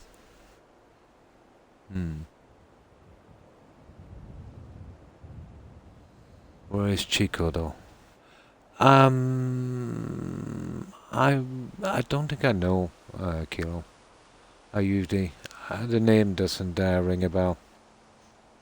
But I haven't done the quests in this for a long time. You know, mostly building. I always do the DLCs late in the game.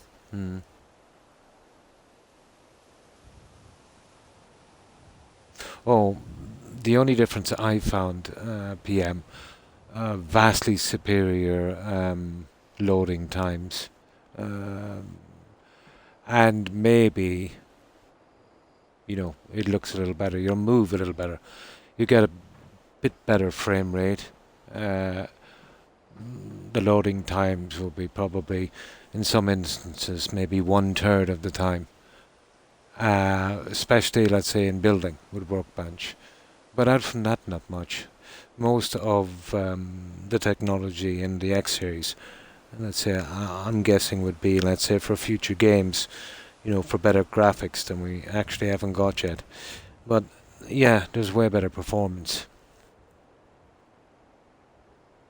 Oh, he's one of your guys. Ah, I see.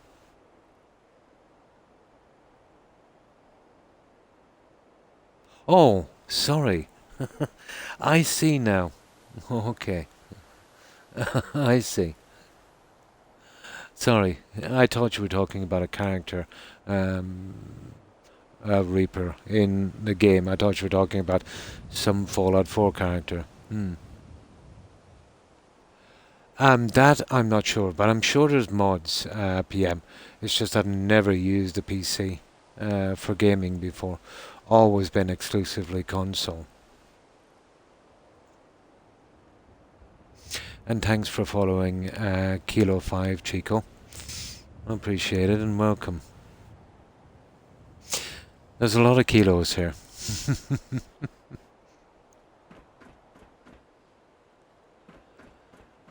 So that's what we've been doing here. So I want to sort these out. It's the little nitty-gritty little bits of decoration that really start to take time. Deciding what you want in and the best way to place them. But we went through the same process, let's say, and stuff like that, and it's slowly coming together.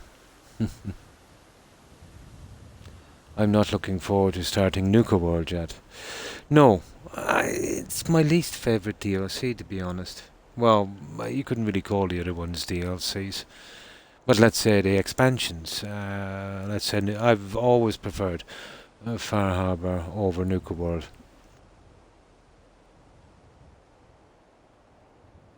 Galactic Zone to do the quest, yeah. They're my assistant. Oh, cool. Nice. And editor. Oh, that's cool.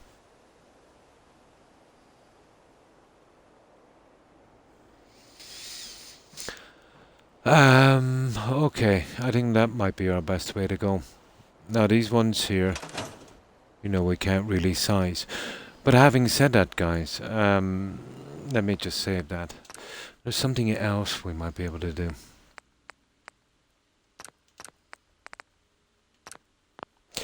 I can size the other ones.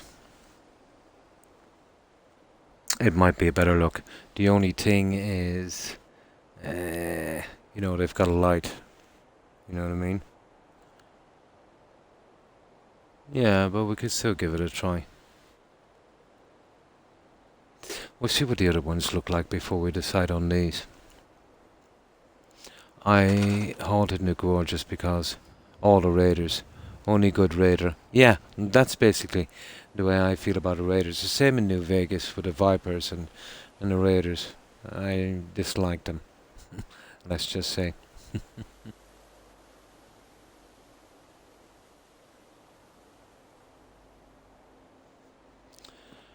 Now we can do something like this. This would be our only other option, I'd say. I have these. Where did I see them? I've got this stuff here. And they're like teeter signs. They're pretty good, and I can size them. The only killer is, well, this is not bad. I might be able to put, it's the top piece, you see. That's kind of killing it for me.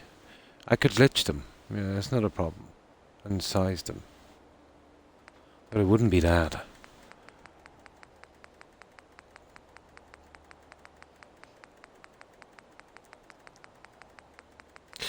Yeah, let's give it a try. There's a few of them I have here somewhere. Here they are. Now, where are the teeter ones?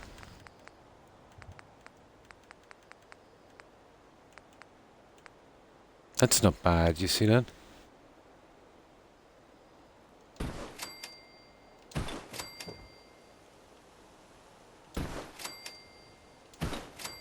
So, let's say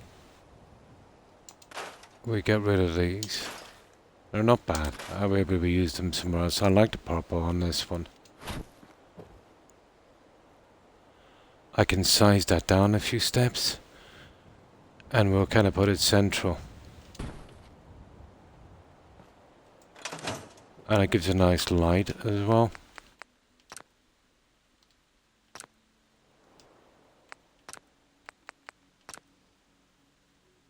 Let's say we size it down to there. That's not too bad, is it, guys?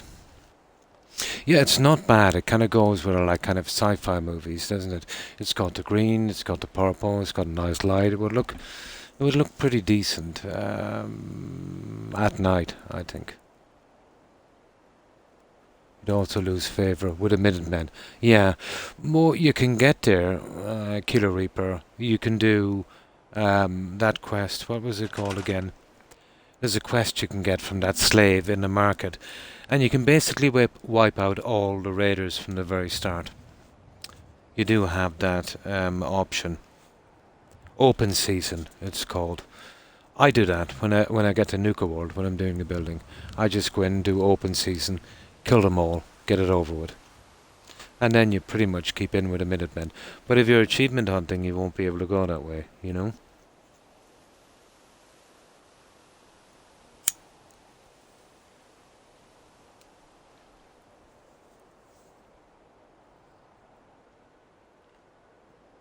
I have to say, walking around with Liberty Prime killing raiders, yeah, that's fun. Yeah. You can also get it from Preston. I think so, yeah, maybe. I've always got it from the lady in the market, so, yeah. Another settlement who needs your help.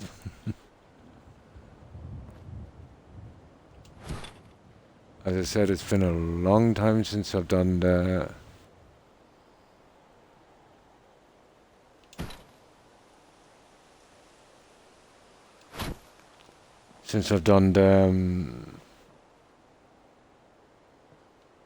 the quests in Fallout.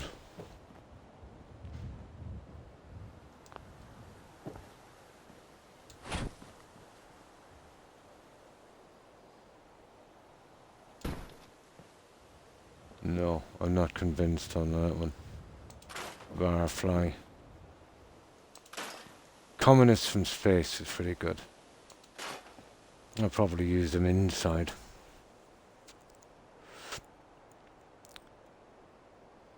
Croc religion. I'm gonna hop off. Have a good stream. And heaps to keep an eye on. No problem. And thanks for stopping by, Chico. You don't mind if I call you Chico? I appreciate it, and thanks again for following. I hope you have, it's probably night where you are. I hope you have a great night and great day tomorrow. Stay safe, Chico. Bye. I think hands down, it was my favourite. I like DLCs that are pretty close, let's say, to the original game. Again, let's say, I think it was Fallout 3. I wasn't too fond of, that alien one. Or not the alien one, where you go out to that place. Then, let's say, in New Vegas, there was that Mothership Zeta thing. I've always liked, and in Oblivion, I wasn't too fond of the Shimmering Isles, I like something more like the original game. I took most of the damage from the round up enemies and hitting me. He also shot me with a laser in the backside. Oh my. And you too. Stay safe, Chico. Good morning, Soul. Hi, how are you? I hope you've been well. And thanks for following Lollipop. Appreciate it and welcome.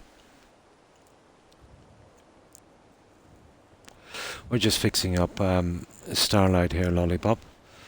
And we're doing the decorations, which, tends to take a lot of time. Hi, Lollipop. How are you? Thanks again for following. And how have you been, Soul? And good morning to you also. I think Far Harbor goes along with Fallout lore.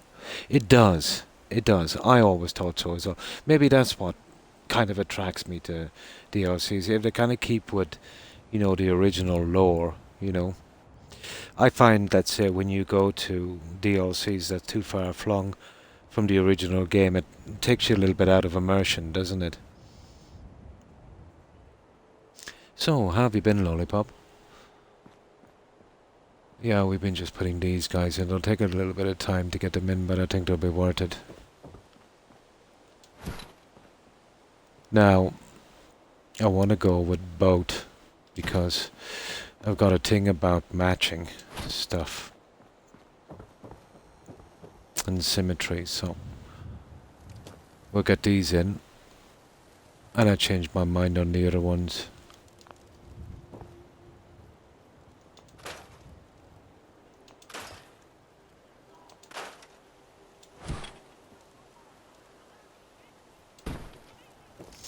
I'll size those in a moment and I'll change the settings and we'll set them in.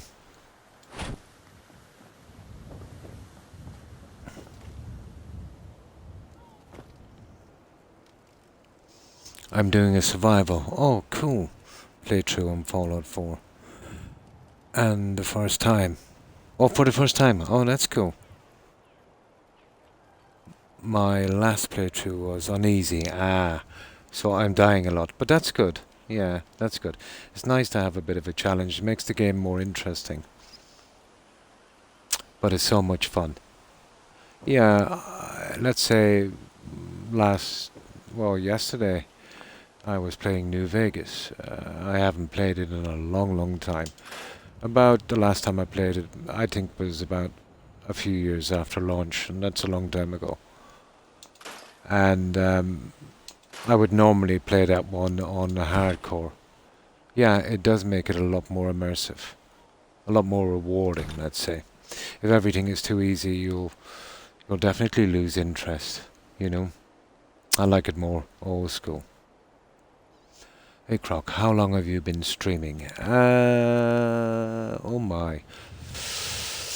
Well, I moved here from Mixer. Yeah, I was on Mixer about 10 months and it shut down. And I think a few months after I moved here. So, how long, Tigger, am I here? Yeah, yeah, I think Tigger was one of the very first to follow me here on Twitch. So, I think she put up her followage thing on screen the other day, and I think it was just over a year. So, just over a year, I think. I could be wrong. Maybe a year and a half. Yeah. But I used to stream a lot on Mixer.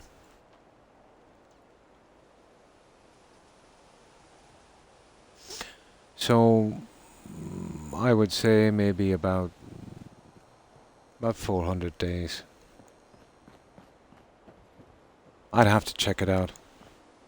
But it should be, let's say, on my account. But I do know I had the account for a while before I actually decided to stream. It was more of a backup, let's say, when I realized that Mixer was going to shut down. I wish Fallout 4 would have a Gunners DLC. Yeah, it would be cool. So you could side... Yeah, that would be interesting with them. And learn more about the history. Yeah. Oh, sorry. I'll show you, Lollipop. This is Starlight Drive-In. We're doing this one on Xbox. So I'm going with the original team, let's say, of Starlight Drive-In. It was a kind of UFO themed settlement. You know, when you come in here, which I did in pretty much vanilla, you'll notice there was an old rusty item right on top of this. It was actually a UFO. It was just going rusty. So we went with the original drive-through like this. This is a bit of a mess because I've been building. I'll be scrapping all these a little later. I just need them out while I'm building. You know, we've restored the screen. We've done it with a TV screen. Oh, why thank you, last night, Storm. And how have you been? We still have a bit of work to do on it, Lollipop. Well, this will be a kind of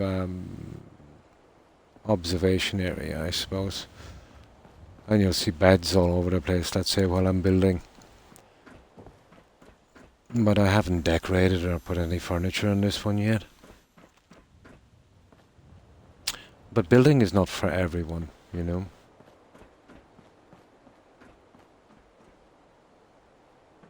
But there's still some of us left. Not many. No, if there is a way to wipe out all factions. I would definitely say there's a mod for that. Blonde. Yeah, I've been doing a lot of hours on it. I do as well, but we're a minority, Lollipop. The vast majority of most people would do a very minimal building, you know. And they would, you know, it's, as I said, not for everyone. But for me, it makes the game. I have a lot of hours on this game, Lollipop. A lot of hours in quests. And no matter how much you like a game, you know, once you spend too much time doing the quests, it just kind of drags. But the building thing, you know, you can always build what you want within reason. So it definitely makes the game more playable. But it was mods that really saved this game and Skyrim, you know. It has, for me as well. It's what attracted me to the game in the very first place. But it's a very, very unique game. I can't see any game like this again, even from ZeniMax, that will compete with this. I don't think they'll make this kind of game again. I think they had too much work on it and, you know, too many bugs.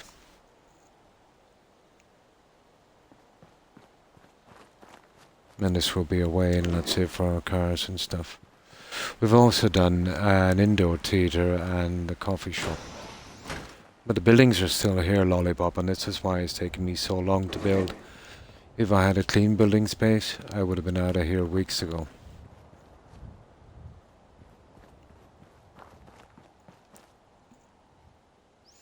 Now let me just clear the weather.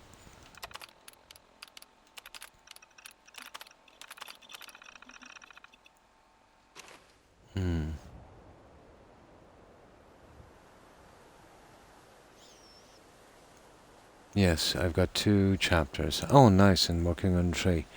Do you have a build mod list, like in your Discord? I must put one in. I never really got around to it.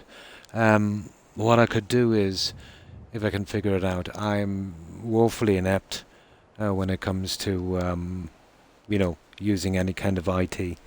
But what I'll have to do is take some screenshots, and yeah, I will get around to putting a mod list in. But I could tell you the mods I've been using, the main building mods. I don't use a lot because there's only 2 gigabytes on Xbox. Well, I know I'll be doing tomorrow. Nice. The lighting, yeah, kind of worked out. I think you definitely need to add your mod list. I think I'll do that, Jill. I'll work on it straight away after my stream, you know. And I don't know if there's anywhere I could permanently put it on the stream, but I'll have to sort something out.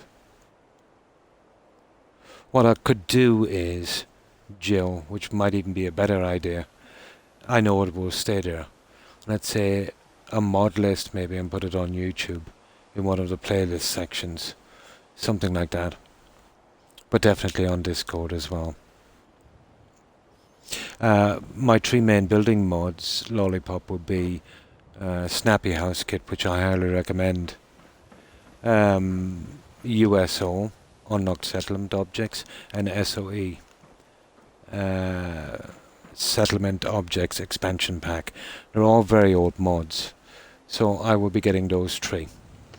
Decoration mods like Silo House, Better Bar, Better Stores, Not Your Average Neon, and Creative Clutter. The rest really is optional after that. Screenshot it and upload the photos. Yeah. I'll get my kid on it and see if he can work it out. Series X, but I might go clear my laptop and play on this. It is better on PC. Yeah, totally. Put it on Discord too. Yeah, though. Can just type up a list of them. Yeah, if anything. Or it will stay on Discord. Cool. Yeah, that's what I'll do. I'll get to work on that as soon as I can. So yeah, this is the way we've been going with this one. It's a bit of a mess now as we're building. But we're almost finished with our coffee shop.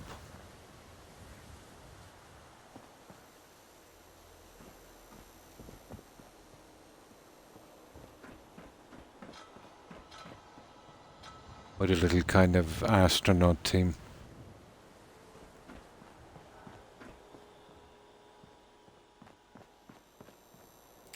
So I've got to improvise, you know, with the stuff I have. That's why it takes me so long. Try and give it a different look.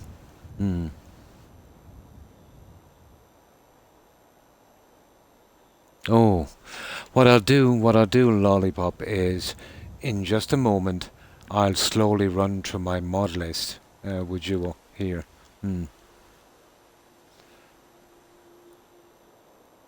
But the three main building mods would be, I'll show them to you in just a moment.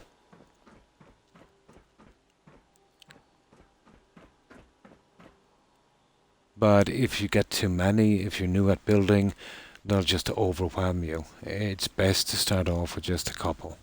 I would recommend, let's say, just starting off with Snappy House Kit and maybe a couple of decorating mods. And once you get adapted that, move up with more mods again, or it can be kind of overwhelming.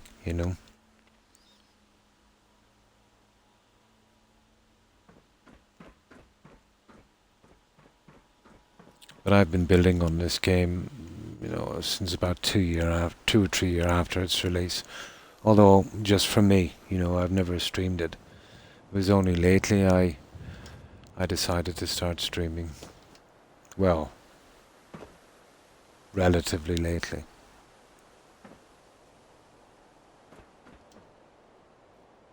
And with every, new settlement, you get a little bit better.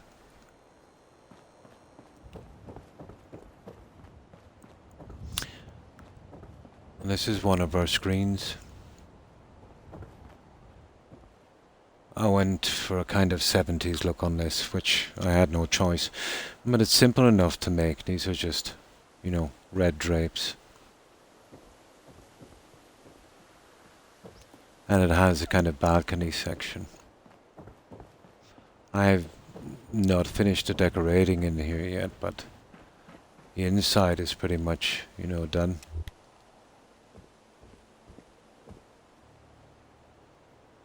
Now this is a huge screen 1. The other screen 2, is a tiny 9-seater. The reason for that is there's a lean-to coming from the building, and I had to cover it up, which didn't leave me much room.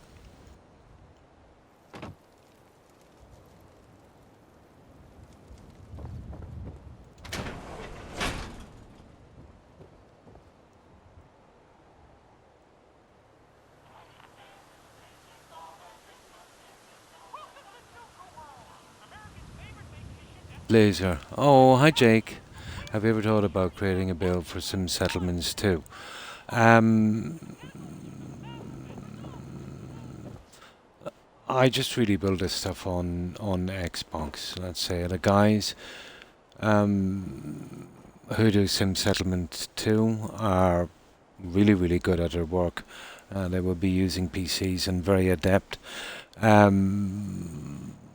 I would probably say this stuff, well, they could do this as well, but the problem being they would have to keep a fairly light file size, The amount of mods I'm using wouldn't be very practical. And let's say to make this a mod, it would take up a huge space. Maybe on PC, you could afford a space. But like, let's say a 2 gigabyte settlement mod would be way too big for console. I'm sure those guys could do much, much better than me. Oh, and thanks for subscribing, Lollipop. I appreciate that. That was extremely kind of you. Yeah. So, like I just having fun really on an Xbox. But yeah, those guys are really good. They really know their stuff. I'm sure they could do this through all of their settlements as well. But I'd say they're just trying to keep a very small file size. So people, let's say, on console, can play it as well. So they've got to draw a balance between, let's say, how fancy or, how much they're going to make a settlement and how big the file size is. And that's what I'm thinking, There's something though.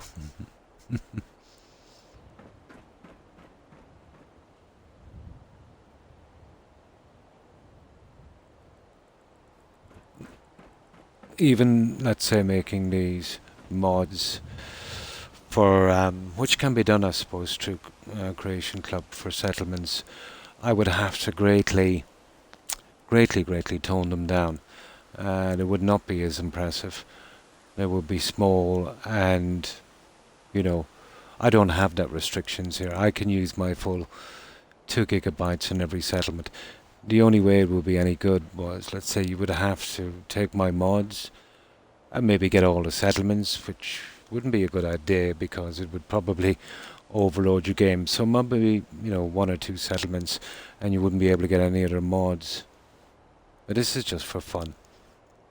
But on PC, yeah, you'd have tons of room. Hmm. Oh, why, thank you, Jake. That's really nice of you to say so.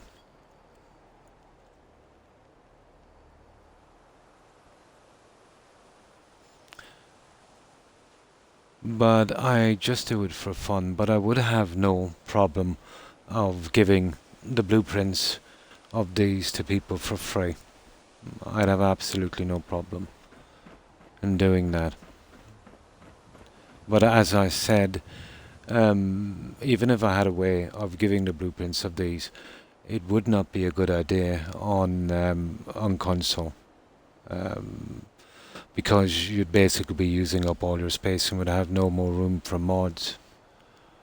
But as I said, I think they have a lot more room, like hundreds and hundreds of gigabytes on PC. Wouldn't be much of a problem on PC. Mm. Exactly, yeah.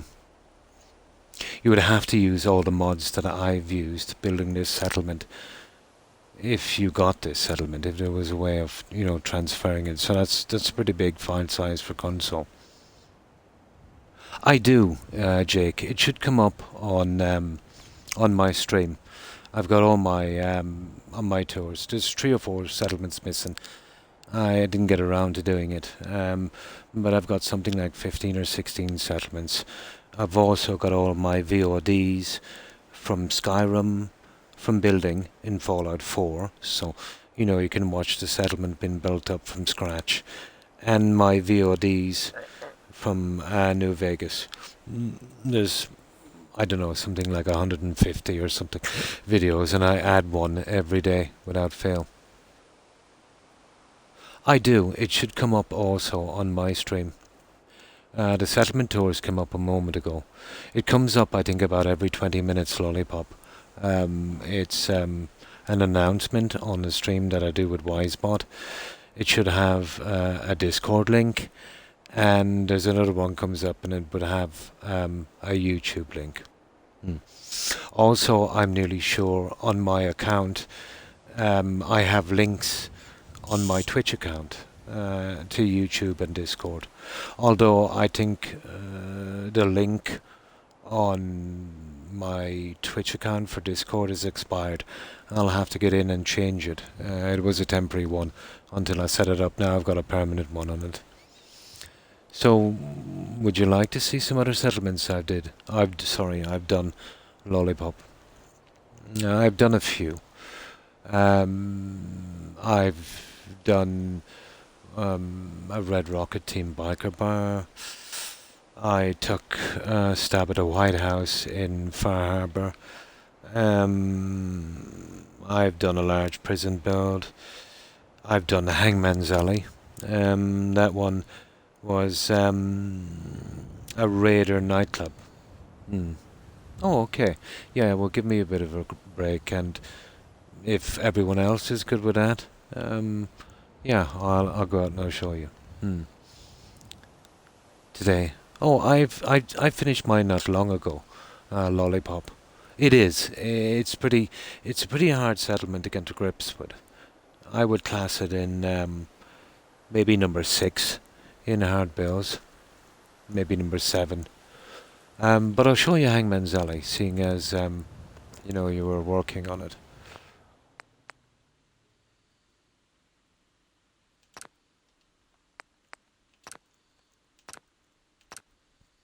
But I think this was the last settlement we finished till before coming here, wasn't it? I think so.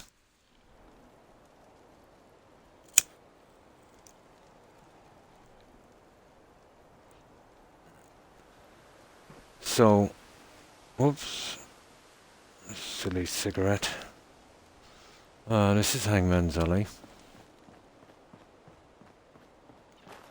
All of the mods I use here, Lollipop, are all free mods on Bethesda.net. So no Creation Club mods whatsoever. So all of these are free and they're very, very, very stable.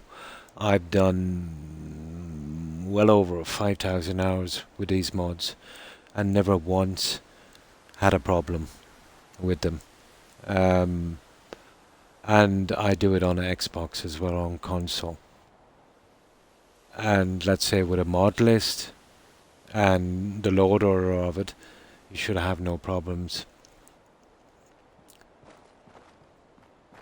But, you know, the basic rule of mods is sometimes, you know, they can mess up no matter what.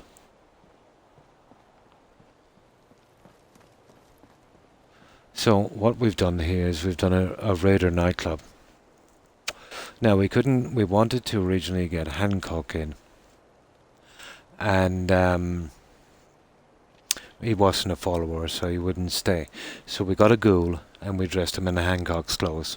So he's a kind of fake Hancock. So he's our chem dealer here at the nightclub. So it wouldn't be much of a nightclub without a chem dealer. So this is the sign here we have for Hancock.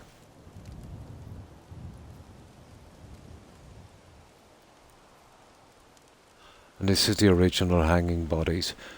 I just, you know, patched in the walls on the side and cleaned it up the best I could. We've also called this one the Crystal Pistol Gentleman's Club, just because we had the sign. I thought it was good, yeah. We also have some ghoul dancers. It's a ghoul run nightclub. You know, Hancock is security. We've got a ghoul bartender, some ghoul dancers as well. And that's our power supply here, which kind of makes sense. So inside. And this is our fake Hancock. Well, he looks pretty similar to Hancock.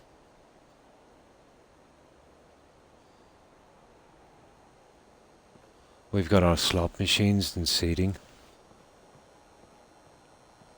But it's a different build, you know. I try to make all of my settlements as different as possible. And that's why I went with the more industrial stuff in the last one. This was almost exclusively done with the Snappy House mod.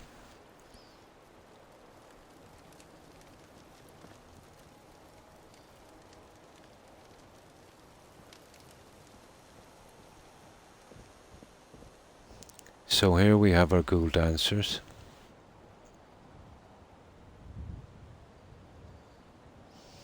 You wouldn't believe the size of the mod I had to take just for some dance mods. It used up about 20% of my space just for 2 dance mats. Yeah, it's called a woozy mat. They're supposed to look drunk or woozy. So I went with, let's say, he was getting high on his own supply. And because it's a Raider nightclub, we went with the kind of Raider theme. We of course have our ghoul singer. Yes.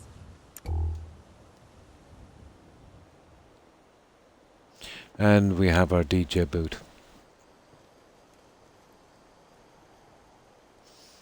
But we put a lot of detail into this one. Ghouls, yeah. Exactly. Inspired again by New Vegas. That was such a fun quest in New Vegas.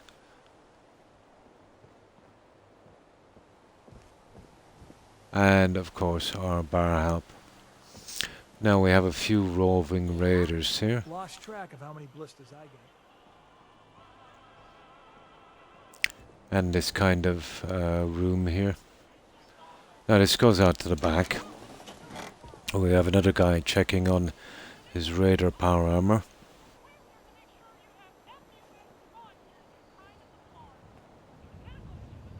We've got some bikes in here.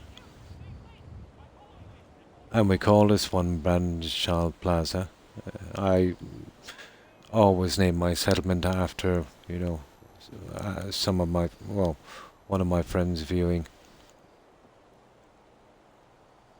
And of course, I think sealing this in was a pretty good idea, getting it all squared off.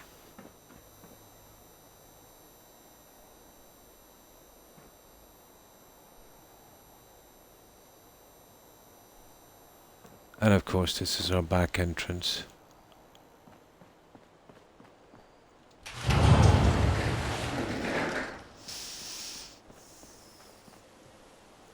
So we managed to get it, reasonably neat. And this is the original stuff from the developers, so I just, added the same kind of stuff to get it to blend. How did it take? How long did it take?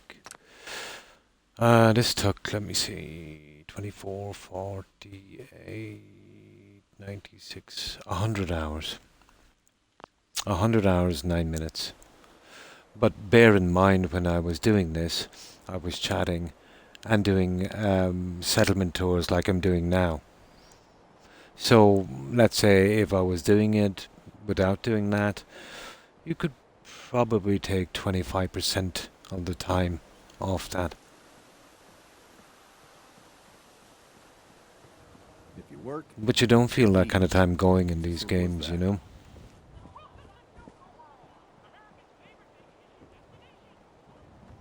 Now we do have an upstairs as well. But I can show you one that took me just under 46 lollipop. It all depends on how difficult the settlement is.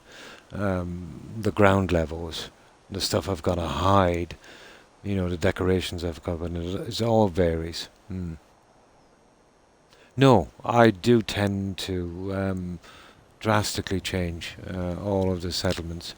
I used to do a lot of lore friendly building, but I did too much and I burnt out.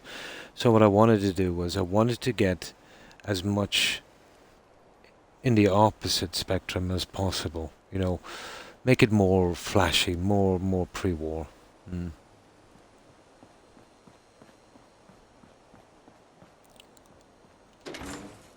So here we have our little laundry area.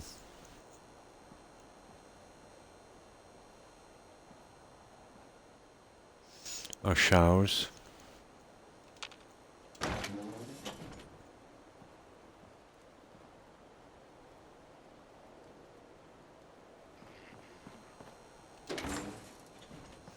And this goes into our gymnasium. But for a small settlement, if you plan it right, you can get Farm's not much, a good build area. but it's something.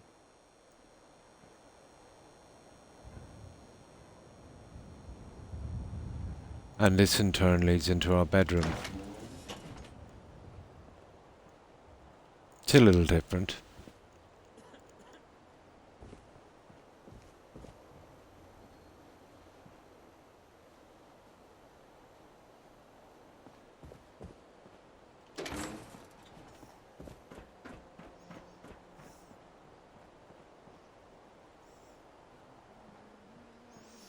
And of course this leads out to our little balcony area here.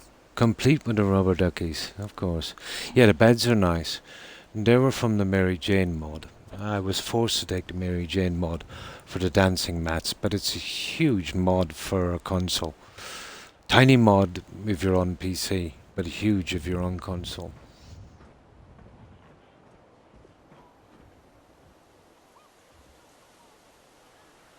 But it's just a reconditioned Institute kind of SOE bed.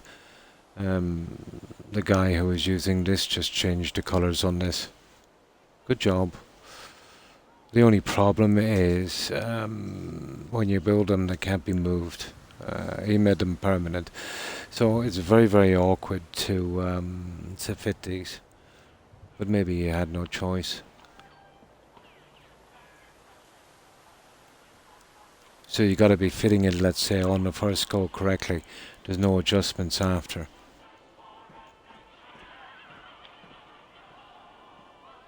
And this is our little balcony area. Farming's as honest work gets.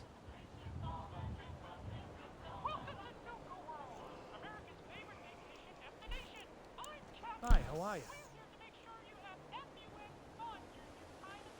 And this is basically Hangman's Alley. Hmm. Oh, you'd be surprised, Lollipop, if you've got the interest, and especially the time, and maybe the patience.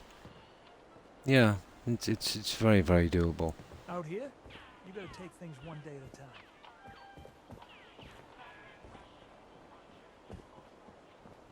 With enough practice.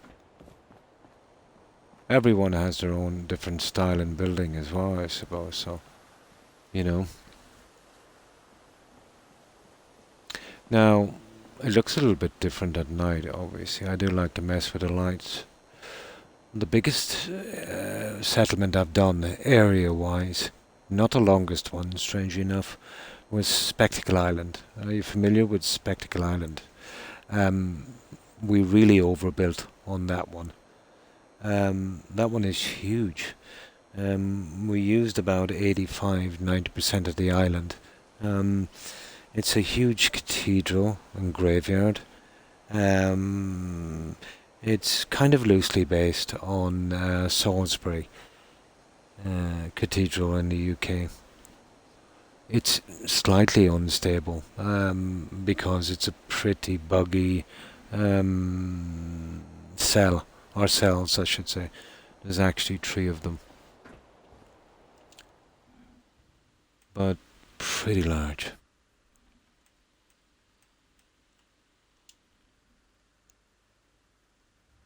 Be a scrappy build. Cool. Yeah, I've done those. That's what I'm trying to go for anyway. Yeah. Which is a change for me. I usually go for clean builds. Yeah, on Fallout 76. Huh? But I started off on those kind of lower friendly settlements. And then started to do, let's say, above ground vault builds. Because they were cleaner. And then really got burnt out, and it was a friend of mine who persuaded me to use mods. I was dead set against it. I do like the vanilla game, but I just couldn't play it anymore. I played it too much. But it did make the game playable for me again.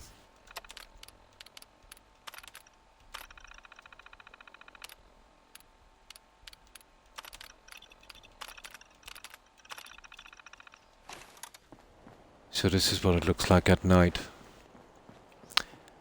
A bit of a beacon in the darkness, I suppose.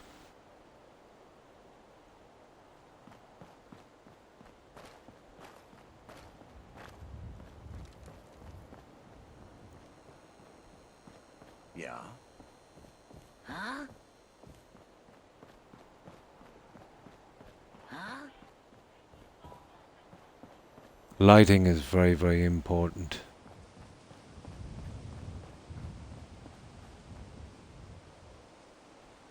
And that's it. That's Hangman's Alley. Oh, really? I'll show you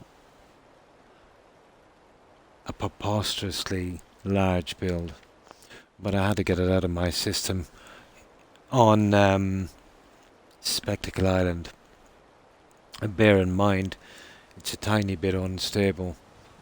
Not so much with the overbuilding, but just, you know, the cells themselves.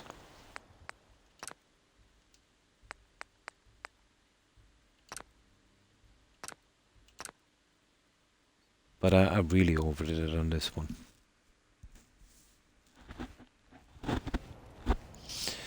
So this is Spectacle Island.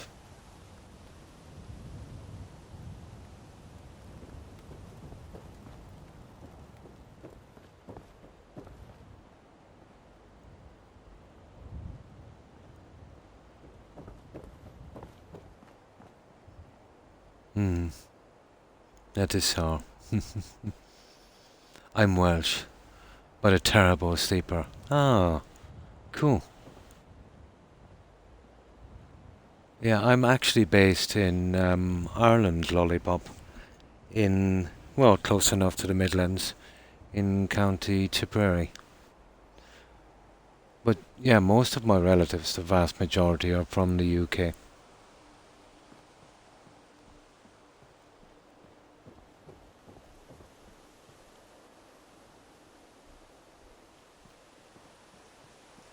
But yeah, we're practically neighbours.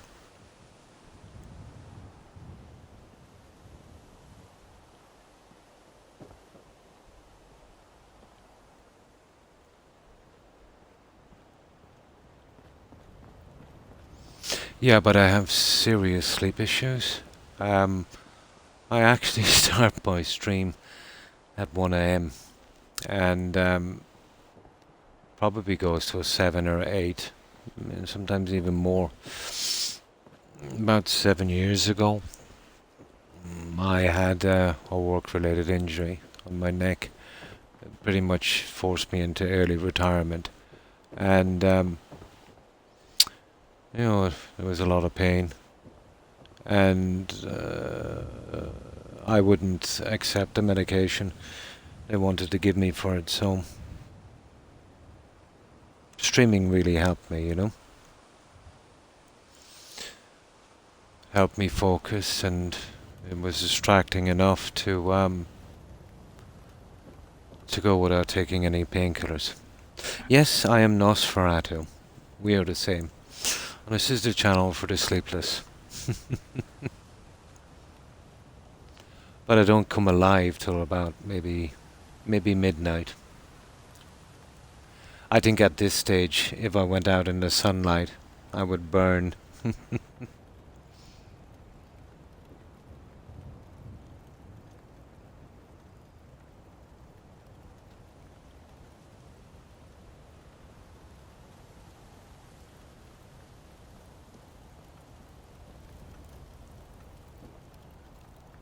So that's what it looks like. Now when we jump down, it might be a tiny bit unstable.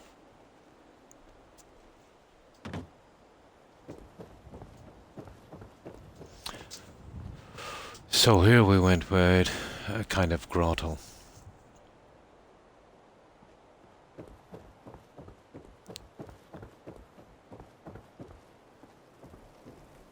Out here. And this looks, kind of pretty alright at night. My back hurts, my feet hurt. You will see some Everything phasing hurts. now and again when I move quickly like this. You see that? Strangely enough, not so much got to do with overbuilding.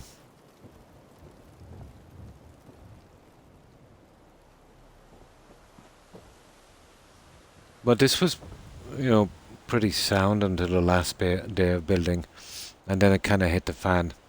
So we had to finish up quickly and get out. It's 12:40 a.m. here. It's 5:40 here. 5 hours plumb between us. I do day stuff too, but not till 1 p.m. Nice. Work from home, so yeah. Oh, that's handy. Yeah.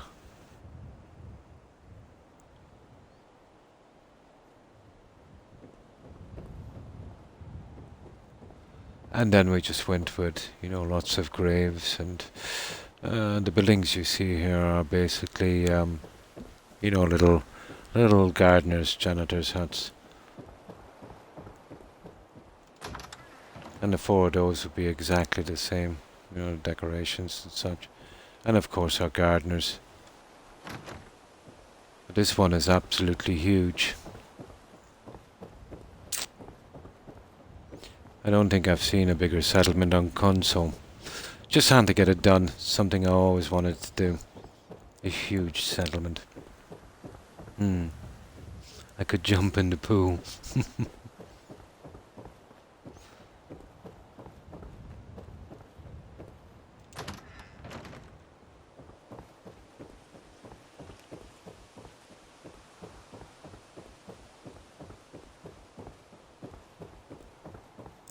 Like, you can see how long it takes to run at full speed. to get from one end of the settlement to another. It's a ridiculous size build, but fun. It was fun to make.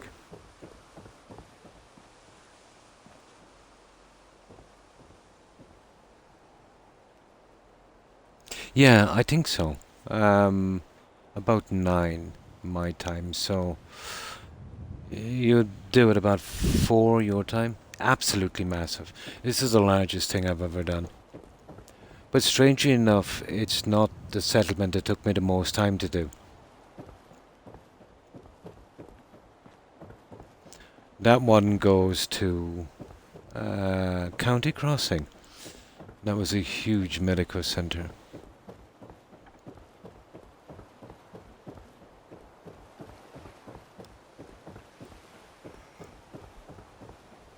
Huge.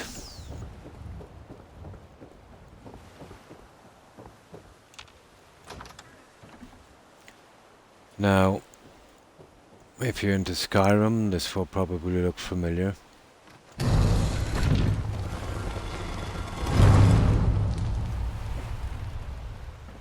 And this is our little Hall of the Dead.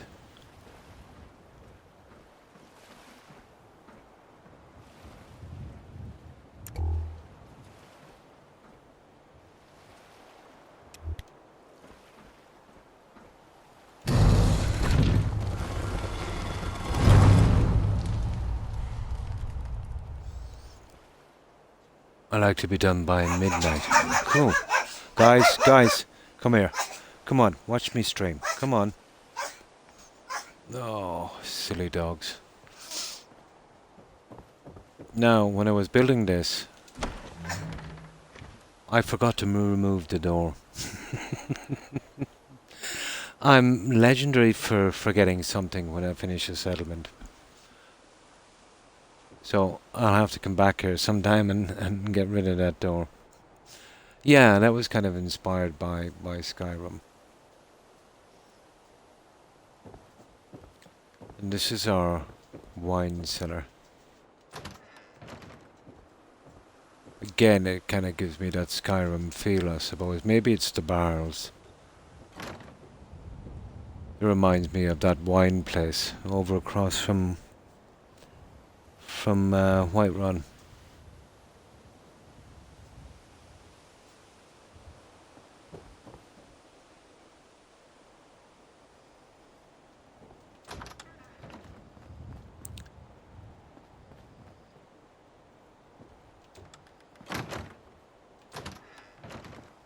And of course our entrance. We've gone with little duck ponds. Some guy feeding them. You hear about that farm run by ghouls? Isn't that something? And of course our entrance.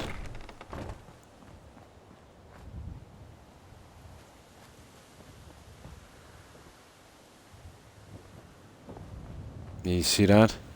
There's certain areas in this cell are really, really nasty. There. I think it's got to do with the old shed that I covered over there. There's a lot got to do with it. Now, I'll tell you what we've done here as well. This was a ridiculous thing to do. It really stressed out the settlement, but I needed some kind of centerpiece.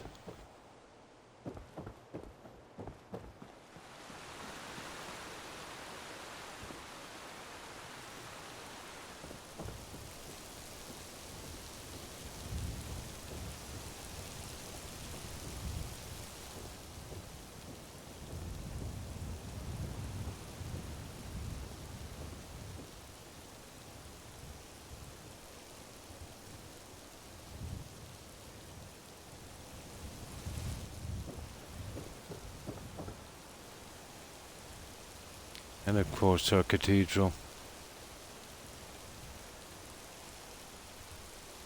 There we go. Gotta be careful in this cell. Or cells, I should say.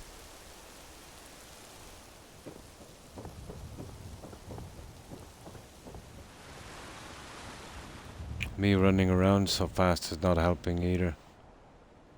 You see that? Typical problems in multi-cells.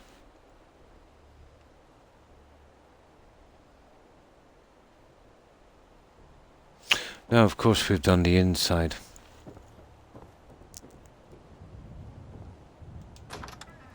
Now we might get a frame drop in here.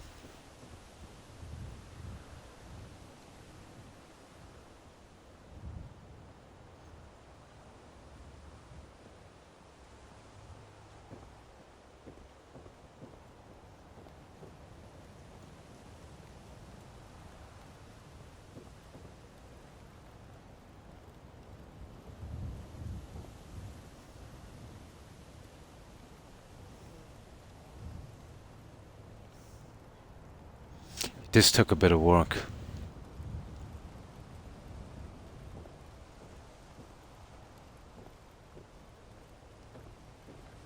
Ain't looking for trouble, I hope. Especially the seating.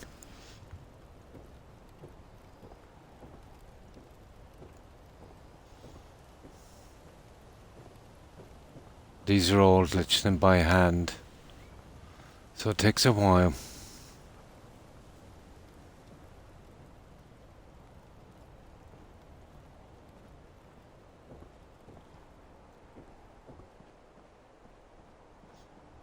No. The way I work it, let's say, if you're talking about, let's say, how much I can build, the cheat terminal will sort that for me. But even if I didn't have the cheat terminal, I could do this kind of thing in vanilla. The best way to do it in vanilla would be to hold all of your cheap guns and stuff, or even buy them, and just scrap them in the settlement, throw them on the ground. And that will quickly drop your level down again. It's kind of glitch we always used for overbuilding. But I don't have to do that anymore because I have the terminal that will reset my budget again, let's say, and I can keep building again. But it was never really a problem, Lollipop. There was guys, like most of us found it out by accident. I remember I built up Sanctuary, and obviously I could only build so much, so I said, oh, that's it.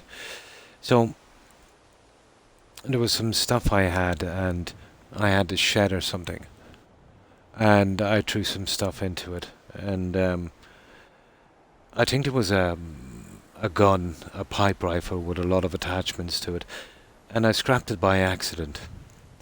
And then I noticed that the build level dropped a little bit, and I said, oh my god. And then I bought a ton of weapons and scrapped them and got it down again. A lot of people would use other stuff, like, let's say they would drop stuff, weapons on the ground and pick them up, store them in a workbench and repeat the process. I found that a little bit buggy. It's best if you just buy cheap pipe weapons, or the ones you get on quests, and scrap them yourself, because you'll be using the materials anyway, for building. But we actually found that not long after launch, that little exploit. But, the cheat terminal makes it way easier. I don't have to mess about with weapons.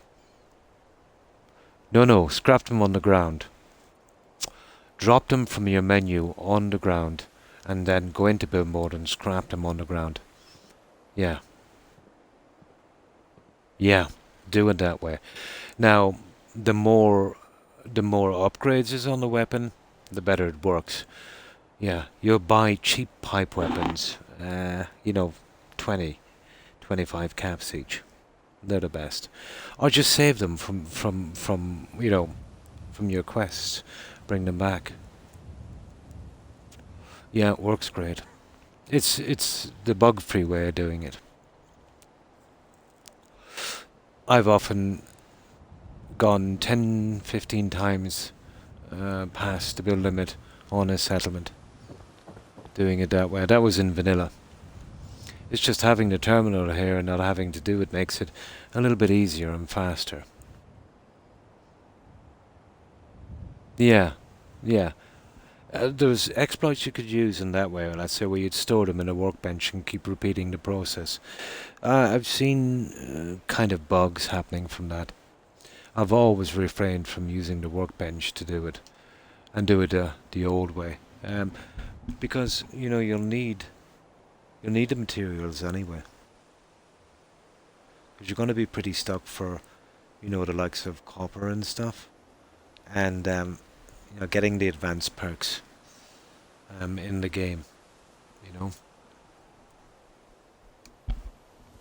Yeah, that's the best way in vanilla, and the safest way. I've never had a problem with it. And if you get stuck, just buy some cheap weapons. Yeah, cheap weapons, you know what I mean? Pipe pistols, you get tons of them in the stores. Pipe rifles or whatever you can afford. Time's not much. And save all your Get weapons. something. The same goes for junk. You can do it with junk as well. But it's much faster to do it with weapons because of the upgrades on them. Now here we've done little confessionals.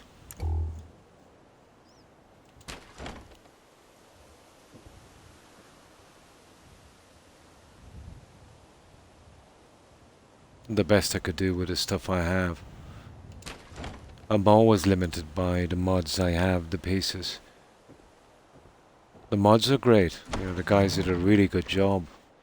It's just I don't have the capacity to add more or bigger ones.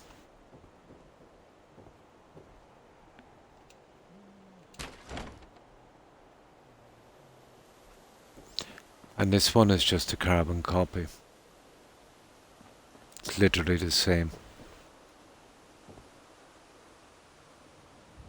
I just use the railings, some wood and some curtains, and lich them all together to get it looking as much as I could like a confessional. I have more than six. I'm going to make sure to drop them at one time. I find just like the buying and selling in Skyrim. Let's say if you have 20 potions and they're all the same, they're stored together. If you sell all 20 at once, let's say it brings up your speech level a certain amount. But if you sell those pieces individually, it will go up a lot more. It's a common thing with the engine. I find the same in scrapping. If I scrap the weapons individually and not in a bunch, let's say 6 or 10 drop together, I find I get a little bit more. But I played Skyrim. The amount of hours I have on Skyrim it's it's scary. The amount of time I spent on that game. It's a common thing with the engine, and speech will be the hardest thing you'll work on. Well, next to destruction, I suppose. The next time you're close to making a level, save outside of a store. Let's say you have 20 potions. Let's say go in and sell the 20 potions in one go. And let's say you don't make the next level of speech. Reload your game and go in and sell them individually. You know what I mean? And you'll see what I mean. I would say you would get about maybe 10 or 15% more. I don't really know the percentage, but I know that you'll get more from it that way. I find the same way when I'm scrapping stuff, especially in guns. Now what we've done here is, I wanted to do a balcony system, but I tried the straight stairs and it looked really horrible. So what I did was, I went for this kind of windy stairs, which I think looks much better. This goes on to this level here, and then I went for the straight one on that. And this is our balcony area.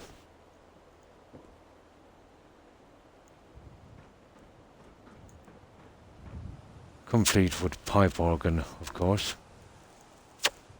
We have a lot of time in Skyrim. Unbelievable. Unbelievable. I couldn't even tell you how much time. I didn't keep track. But I would say it's so much time, I don't even really want to know. But I hit Skyrim hard, blonde, after I got my injury. I was in a lot of pain. It helped me through a really, really bad patch. You know how it is when you get immersed in a game. It can be very distracting.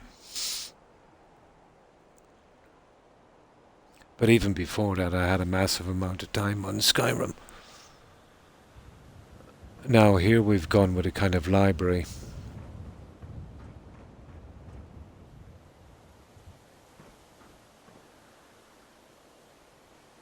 And now this is a bookcase. Unfortunately, it has no books. I couldn't get one with books or items. But it is a secret door. And this kind of reminds me of the Amulet of Kings quest in Oblivion.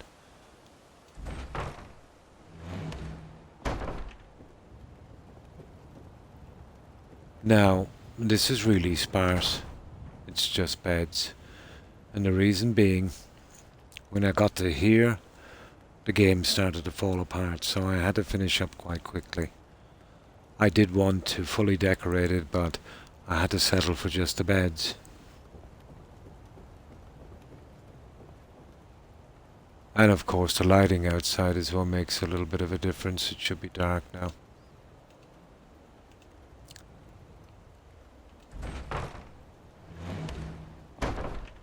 But it's a pity it's so unstable, but you know, this is Spectacle Island, so even in minor builds here, you'll see lots of problems.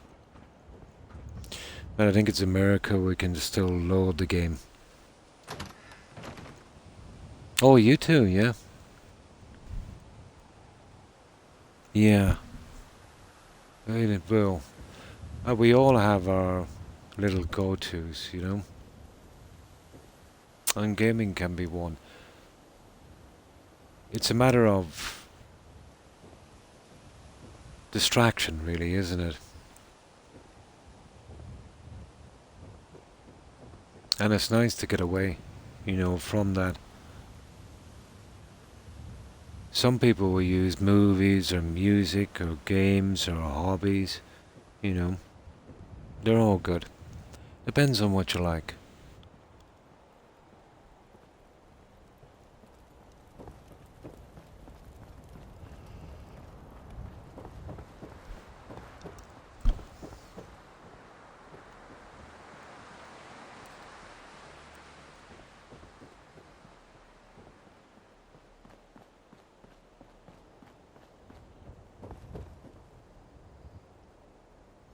I'm just a granny gamer.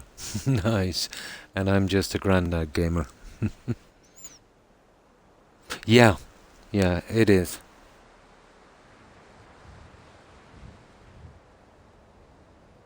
You got them all. Nice.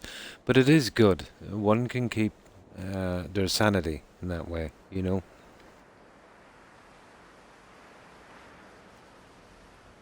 Oh, it does. You need a break from reality sometimes, you know, in a healthy way.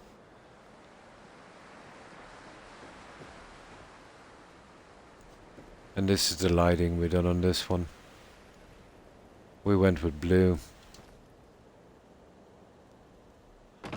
And then I think a kind of lighter blue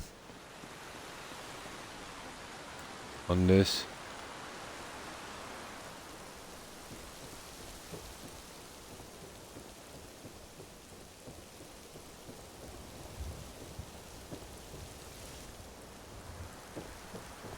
Let's see if we can get this stable.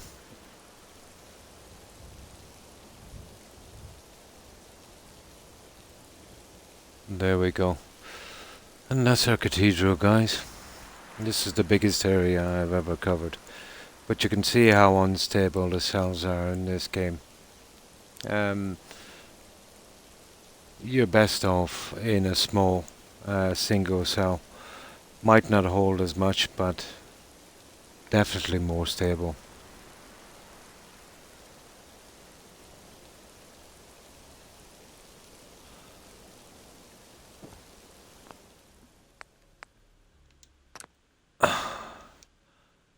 Now, I'll do one more, and then we get back to building. No problem, my pleasure. But this is my favorite one, Lollipop. But I do really, really like historical buildings that have a lot of history. And this would probably be my favorite. We start off in one settlement, it's not the one I want to show you. So we'll fast travel out to it. And this is a relatively small settlement. Nothing as huge as that. But this is the biker bar I was saying. Echo Lake Lumber. In my opinion, probably the second hardest settlement to fix up behind Bunker Hill. We need to get to Dalton Farm.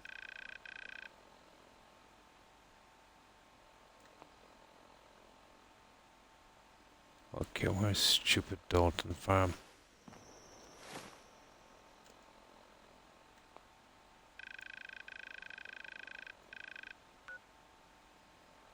Ah, there it is.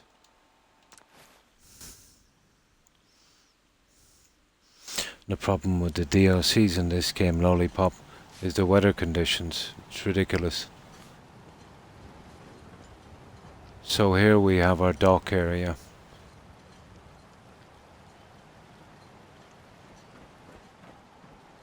Which goes up to our settlement above. We've got our security area. Satellite dishes. Our presidential launch. Secret Service agents all over the place. Take it one day at a time.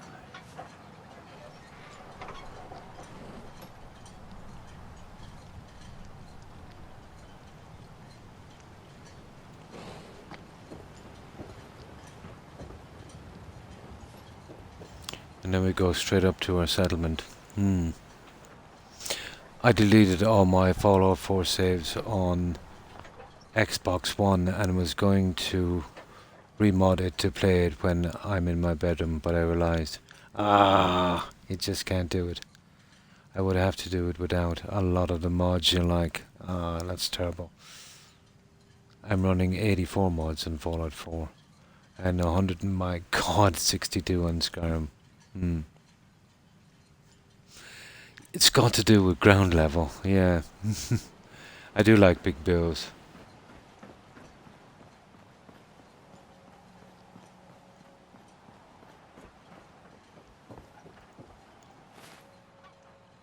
But this has always been my favorite.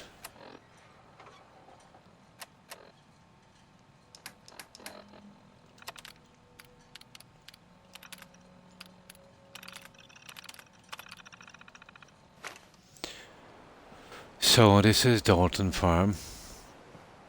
We've gone with a kind of ground level greenhouse, and it literally goes entire area around the settlement.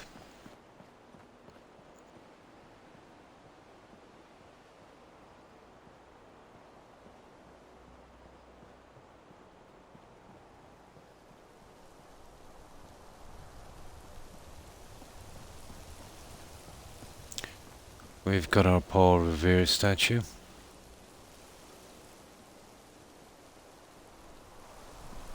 And we've gone with 2 Minutemen statues, one each side. Our water fountain.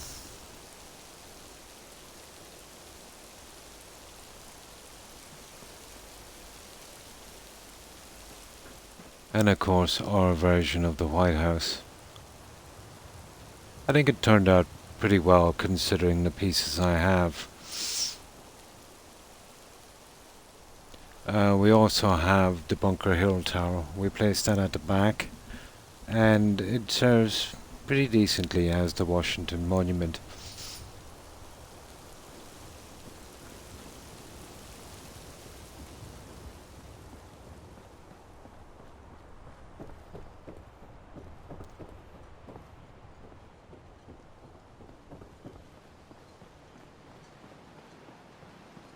I'm good at blowing stuff up. Nice.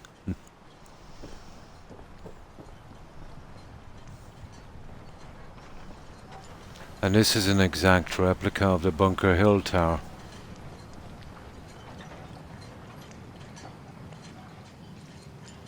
That's from the USO mod.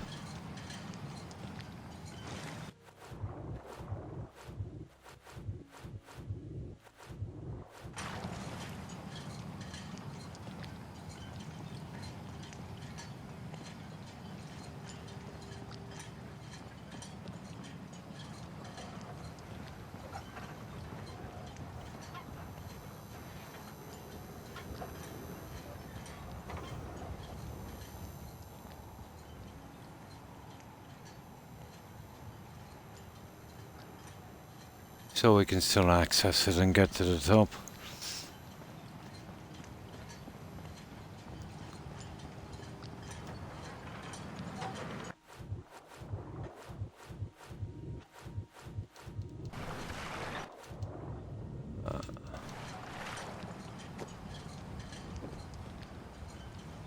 So, now we did the usual on top.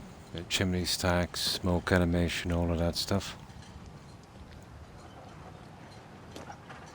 You can see the weather, how it changes so drastically.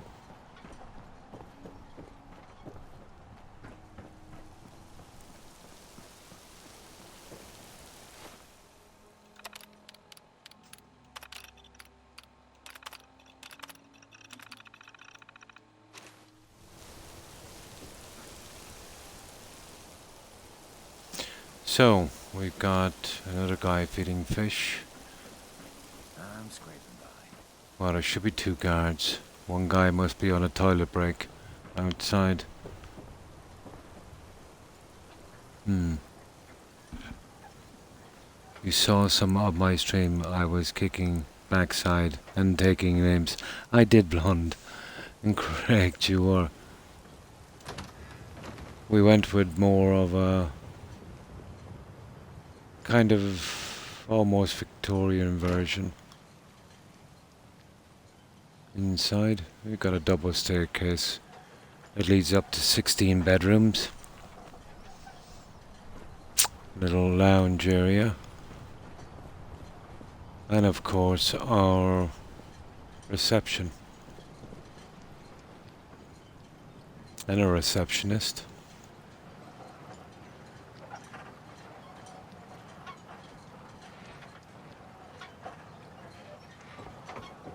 Oh, down here we have our press room. Will I fix that weather again?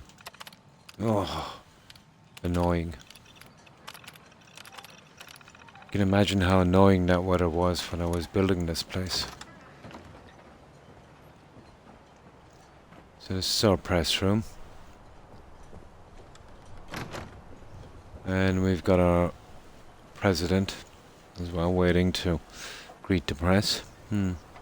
No problem. And thanks for that, Lollipop. And again, welcome. And thanks for hanging out and following and subbing. I appreciate it. I hope you have a good rest. And I hope you have a great day tomorrow. Take care and stay safe, Lollipop. Bye.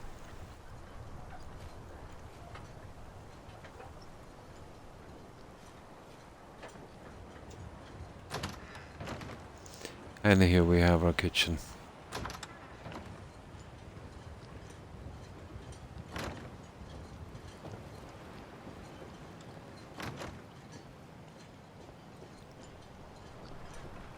Bring it on, Island. Complete with our maid.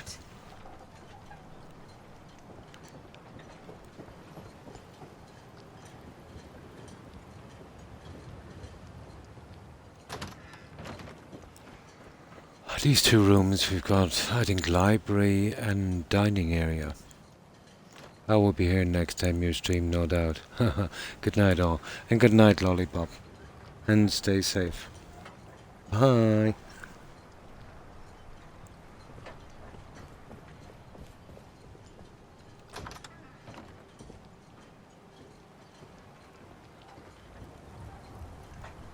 So this is our dining area. And of course our First Lady. I suppose not bad for Fallout 4 standards. I really need to get out more.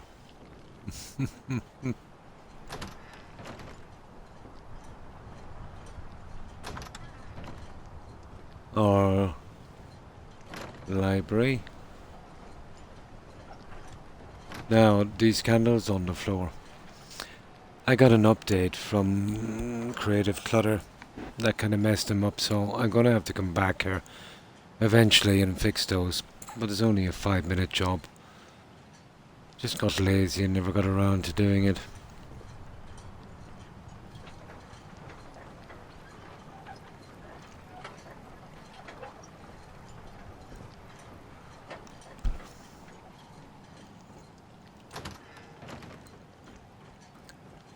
Now, excuse me, upstairs, we've got 16 rooms.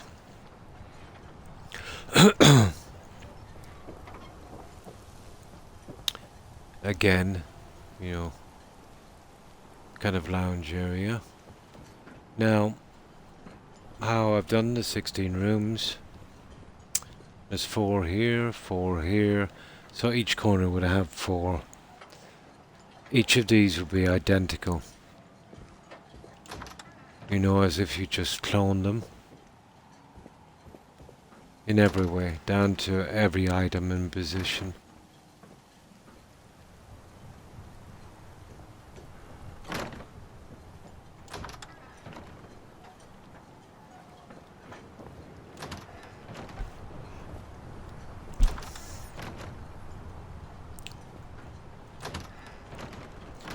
So that's exactly the same inside.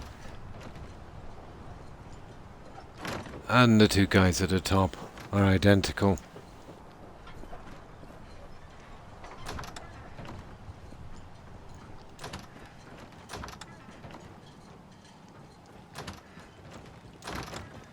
But you see how stable these single cell settlements are.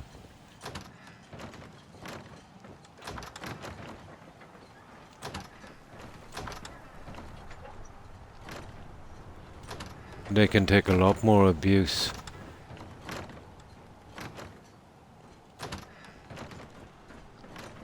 Now, what we've done here is we actually have a secret room.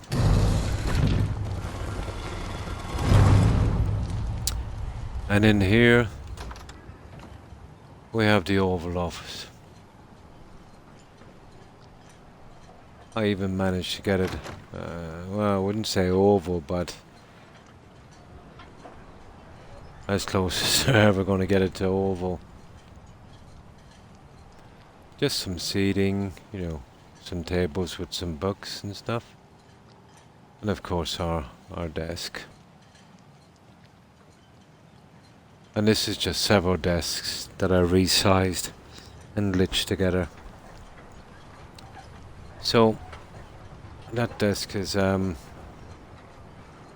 unique Croc desk. And this goes out to our balcony area.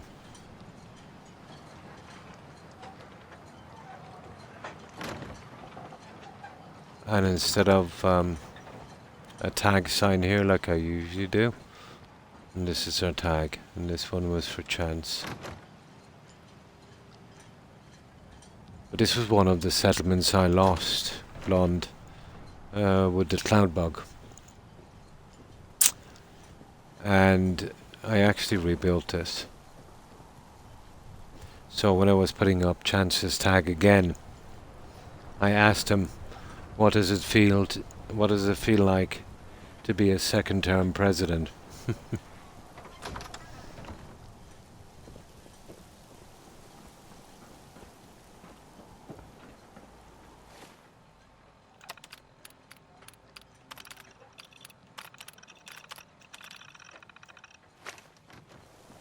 And that's it, guys.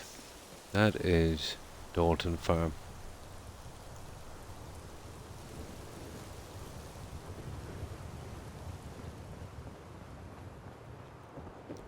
Right, let's load up. You know, Croc, our president changes the O. What do you mean by 0? I'm not really familiar with, how the system works for presidents in the US.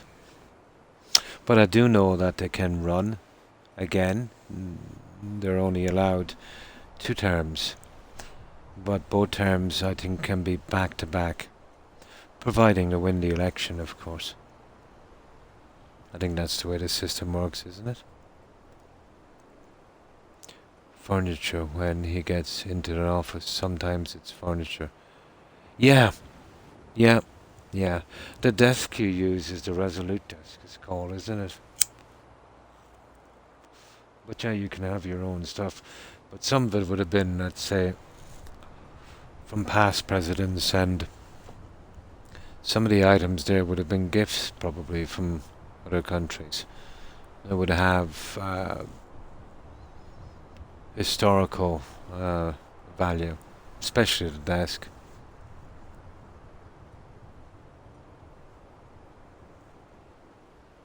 Yeah, like the desk, for instance. Well, almost all of it, I think.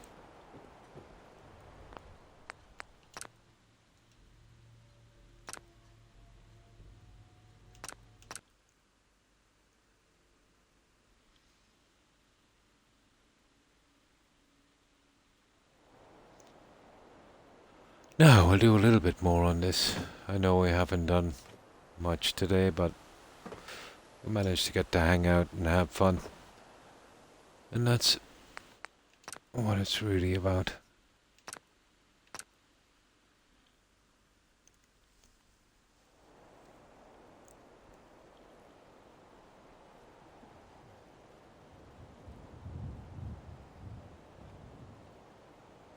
Let's do it one more time, just to be sure.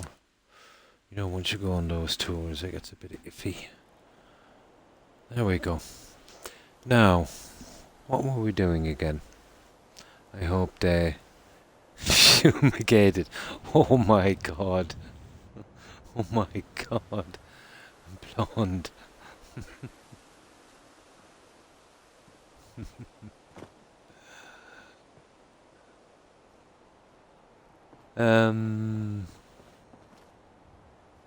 Oh yeah, we're doing the signs. Correct. Yeah, I think that'll work. We'll see if we can kind of maybe glitch them. That one was sized 2 sizes, so we'll 2 size them down like that. And that should be okay. We'll do it to the rest and then push them in.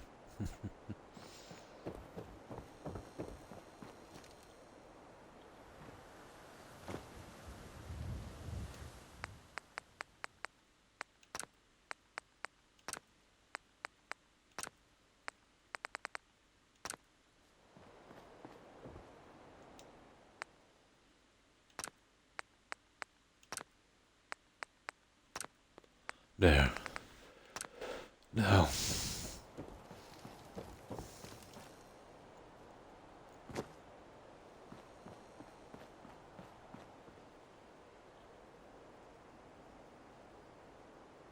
You did. You actually typed it out loud. Highly suspicious.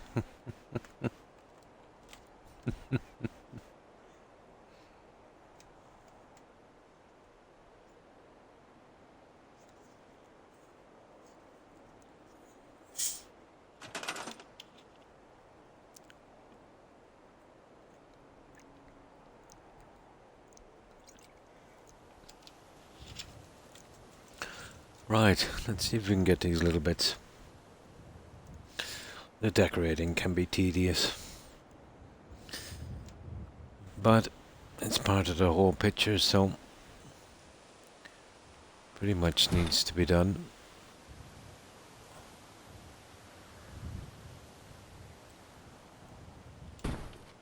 So what I'll do is we'll just roughly leave them in like so, but I can tell you we most likely will have to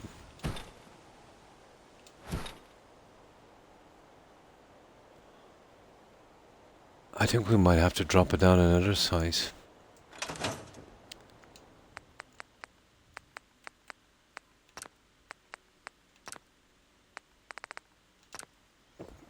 That's a lot better.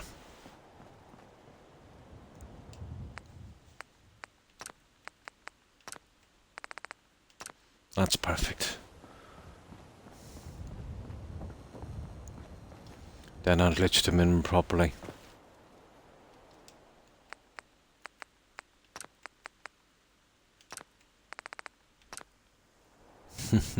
My fingers didn't know what they were doing. Sure. I've used that I've used that excuse a few times myself. I'd say more than once.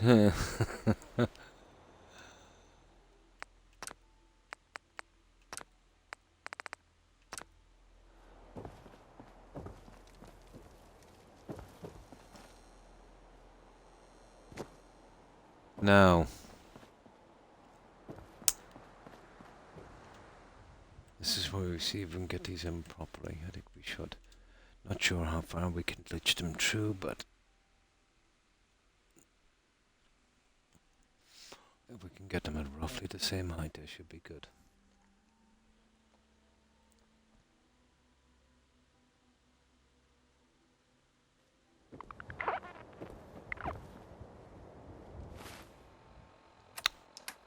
Weather is always a constant problem, and this is a godsend. This here.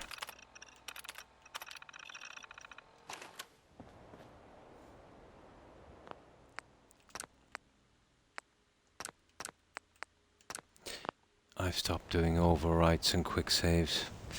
Less chance of corrupted saves. Especially when you save as many times as I do doing these over a long period. Now,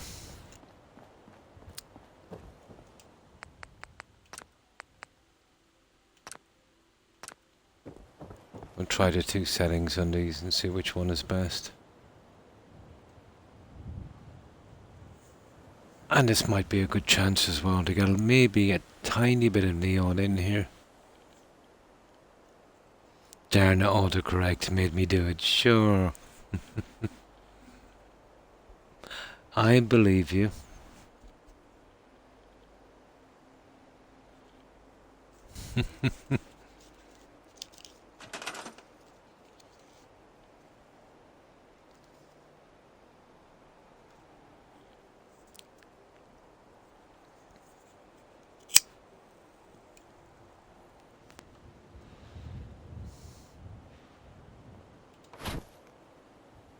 Now you see the way we can push that through?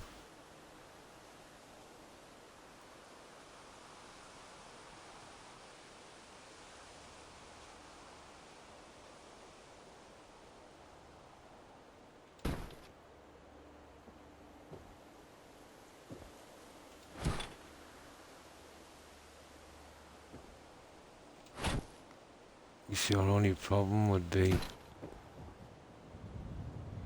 height. Perfect. Height is our only problem. If we could use this here as a kind of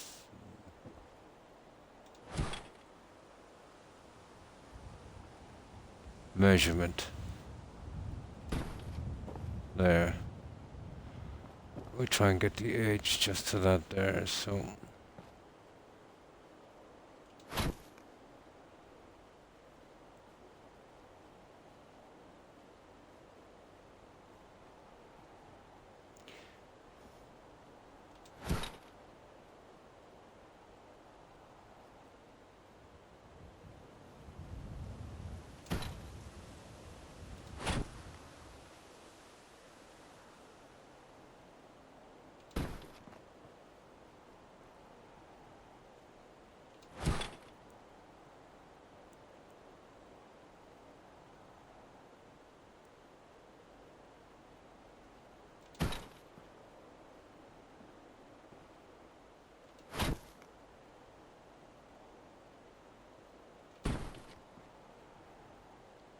kind of roughly it, isn't it?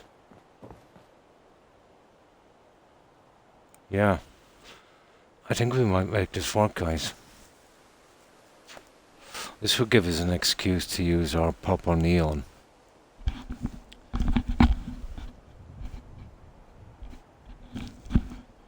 And they beat my door down thinking I insinuated he had. Oh my.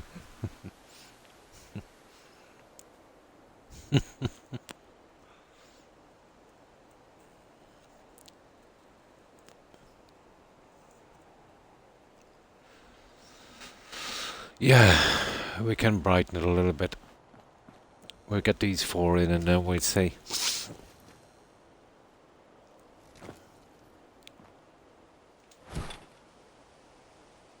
We're at the stage now where every tiny piece has to be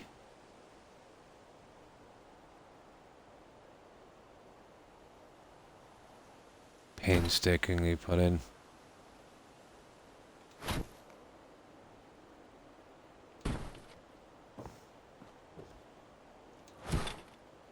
We'll get an almost guaranteed level from here.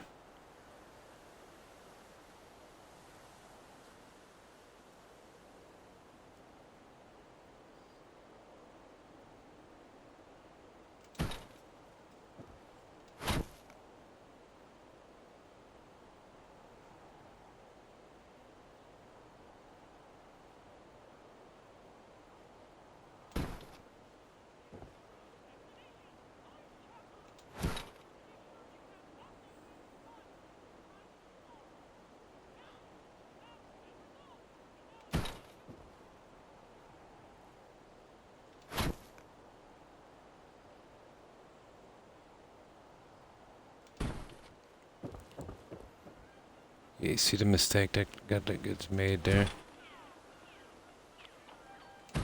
There. I think we have it, guys.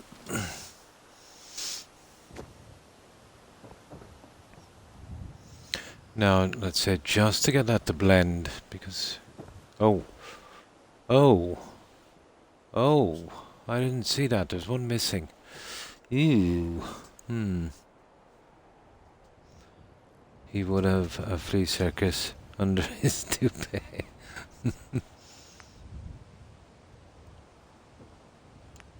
Yeah, we didn't get that one.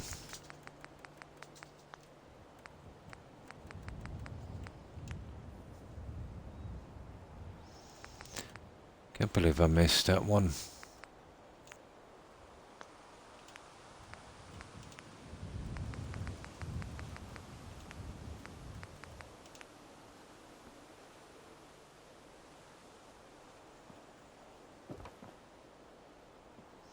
That might be a problem though.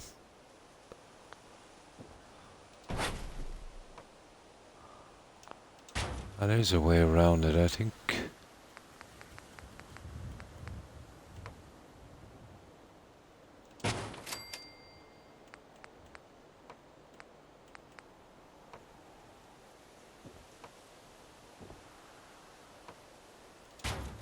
There.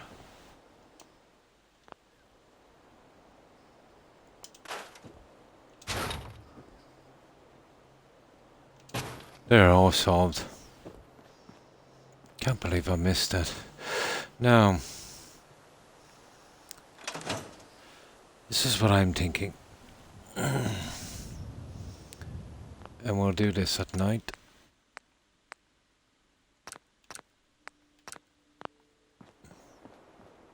Just to see does it shine out maybe a little bit too much, but I don't think it will. Just 2 strips of purple neon coming down each side, I think would be the finisher on that one.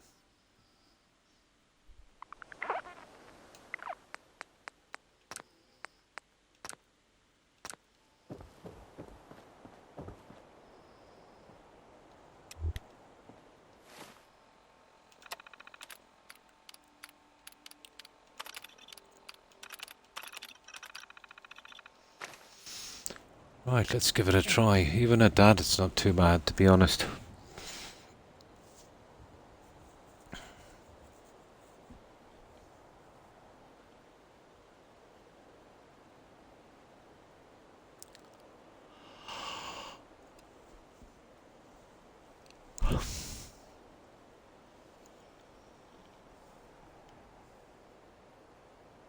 Yeah, before I finished. Yeah, I do miss little things, don't I?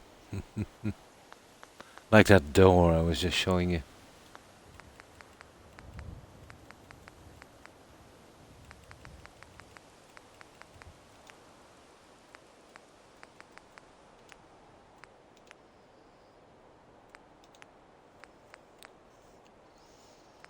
Green is not bad either, but too much.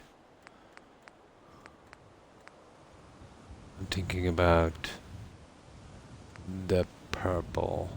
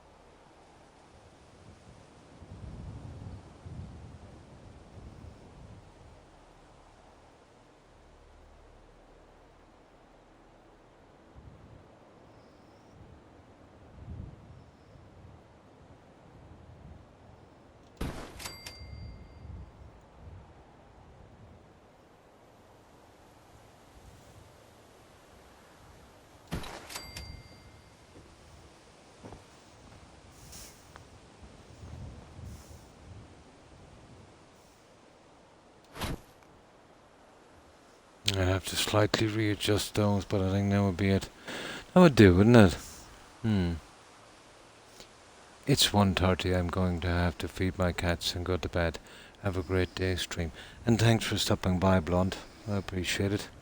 Hope you get a good rest and have a great day tomorrow. Stay safe, Blonde. Bye. Yeah, I don't think I'll be much longer on. I've been yawning for the past 2 hours. It's the humidity. It's taking so much oxygen out of the air. It makes me tired much more quickly. But have a good one, Blonde. Bye. Yeah, I think that would do, guys.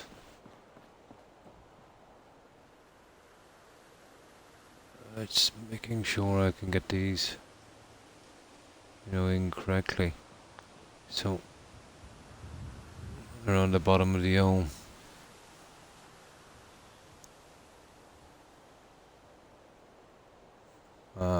Probably. Very hard to see that stupid thing from here.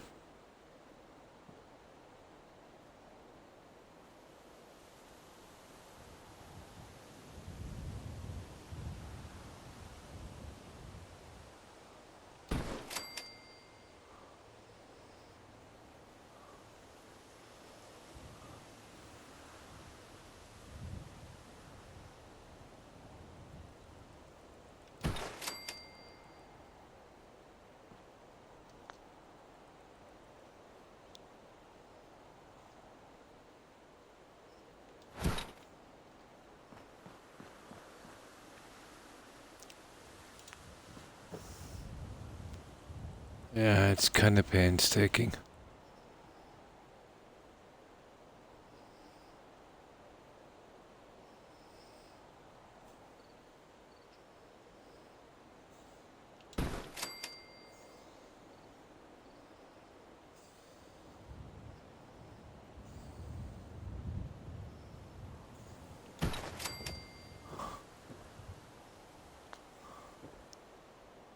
You see what I mean? This could be a problem. I wonder if the other ones No, that went pretty smoothly. It's the corner here is killing me.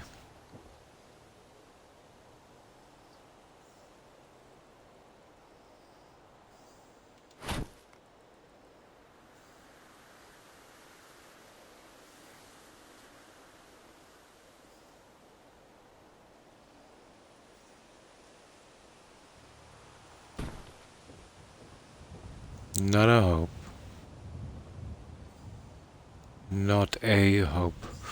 Okay.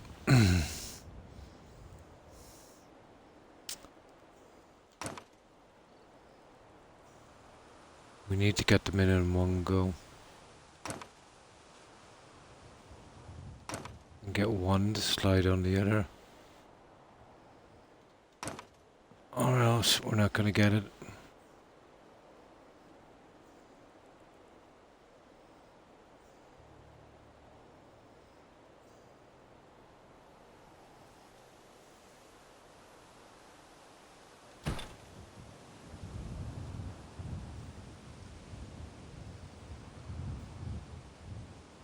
See it slipping out? Oh, that's not going to work.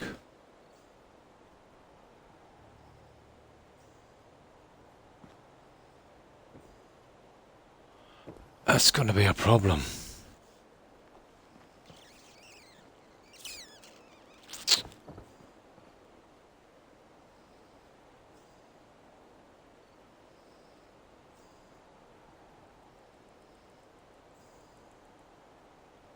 Ah, there is. There's a glitch there. That's a pity, isn't it?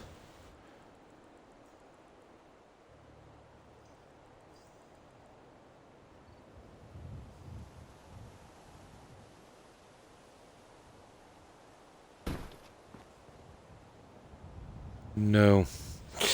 No fun on this one.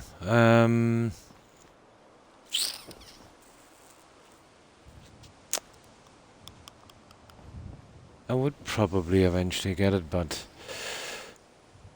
I suppose I could remove these two and then snap them back on. So what I'd have to do is get two in.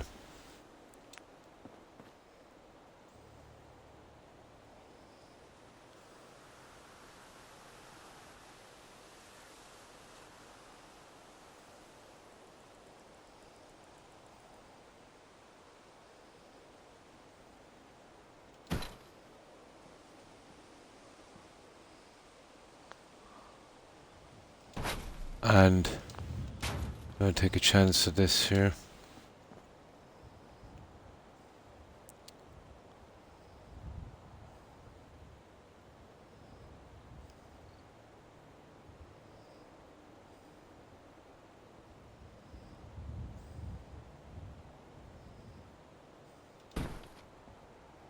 Ha ha ha ha. Oh my god. I wonder what's holding it. Hmm.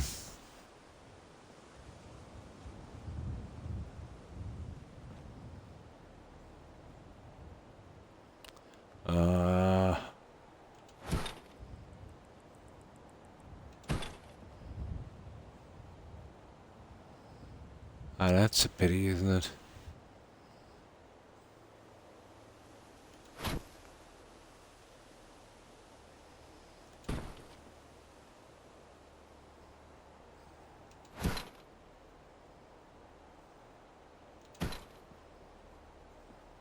No.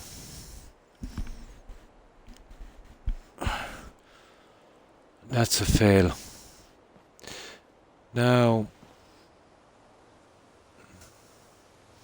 boxing it would have been ideal. I was gonna go across, let's say, if I had to get away with that, into something like, like that.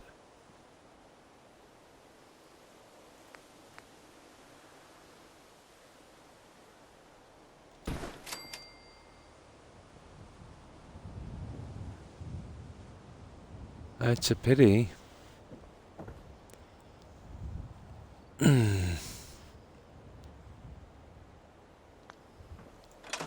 Let's try something else.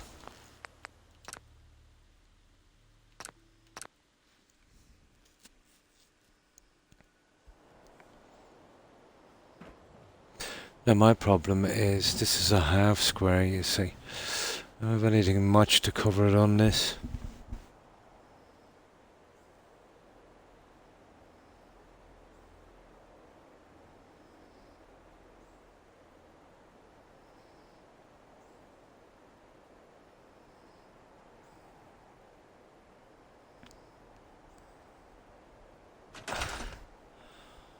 But I think I actually have an idea. I wonder if it would work. It might be a bit extreme. So basically, what we do, we go to SOE, and that one,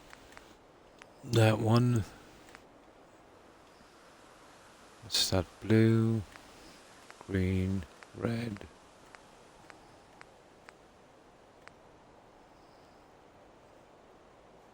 I don't think we have purple. Let's check the colors out. Needs to be dark for this one, I would say.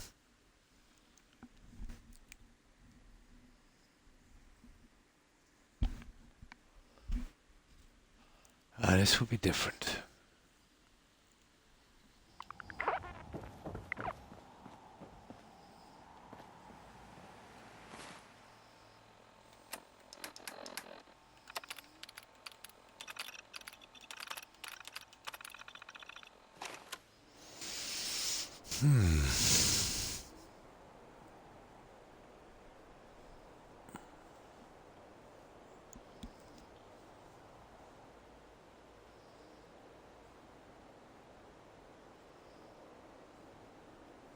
Well, let's say if we didn't get purple, I think there's a red there.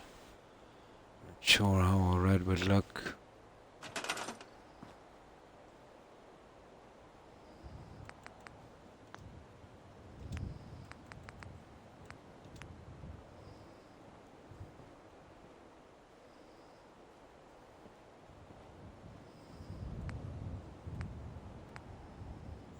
That's not bad, that one.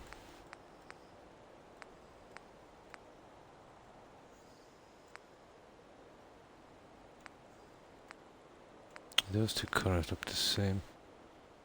Some kind of amber. Is that one?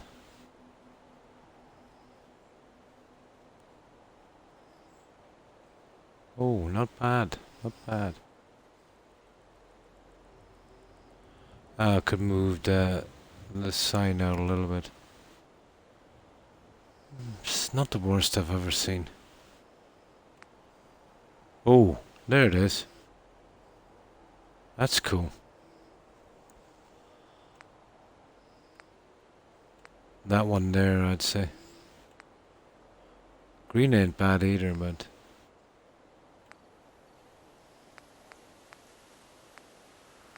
that one there.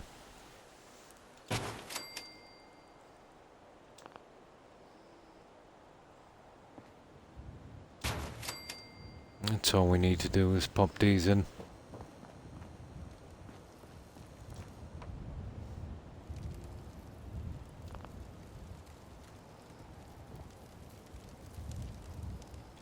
Oh, come on. Ugh.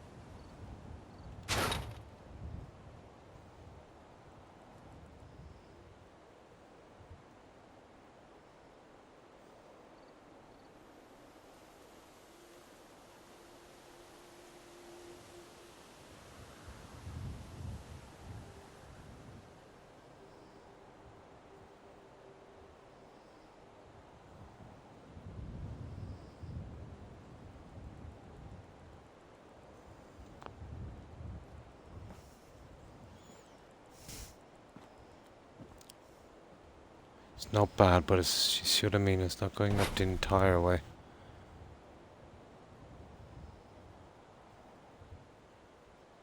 Need to cover it to about there.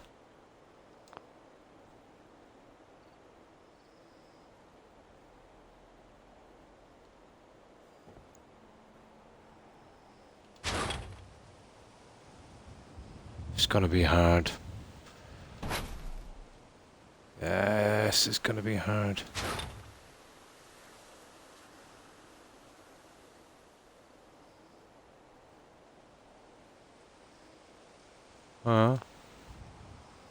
There. That's not bad. I know it's gonna be a pain to get them in, but I think that would work.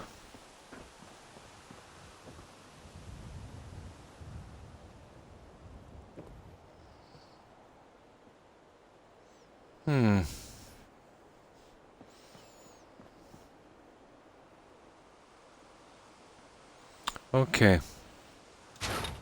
That's how we go.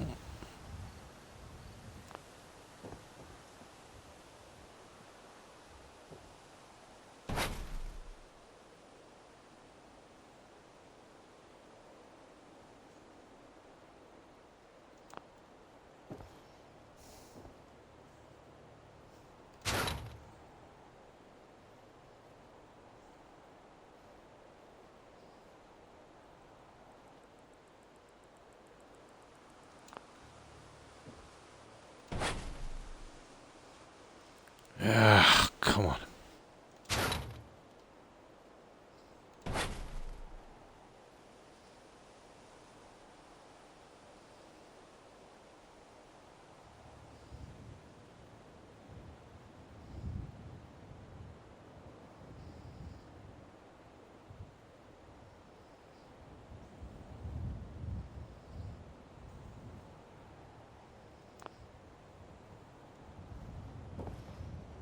There.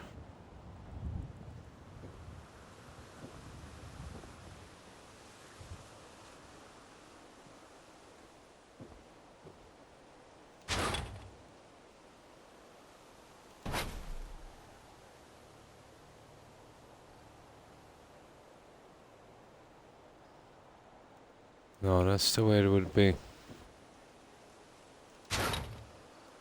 Anything else would get that kind of white shine out. Yeah. Okay, we'll go that way.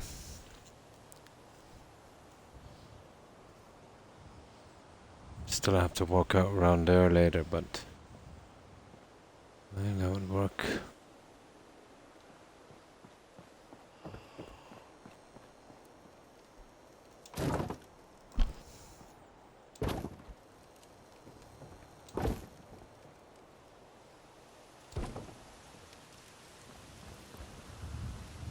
I get rid of that later.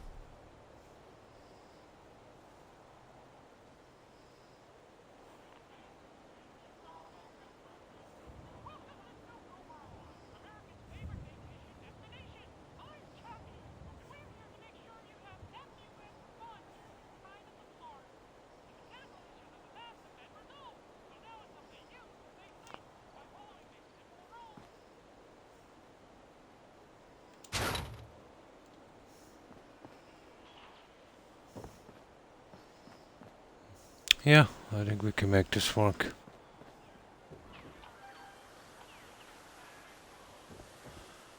Now the only problem, the signs. See how they're... We either push in the other one to suit that, or we leave the other one out. I think out. Looks a bit better. How are we going to manage that? We can't grab it. Well, probably if we get it from the other side.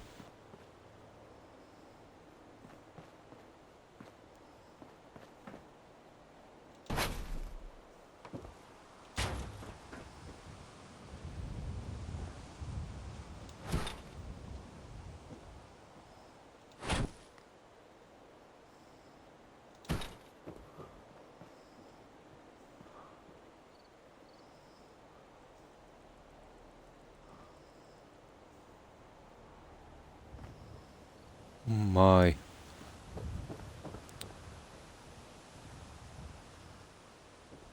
Ah, come on. Now I can't grab it at all. You have got to be kidding me. Oh, tell me I haven't lost that work. Of course I have. Stupid.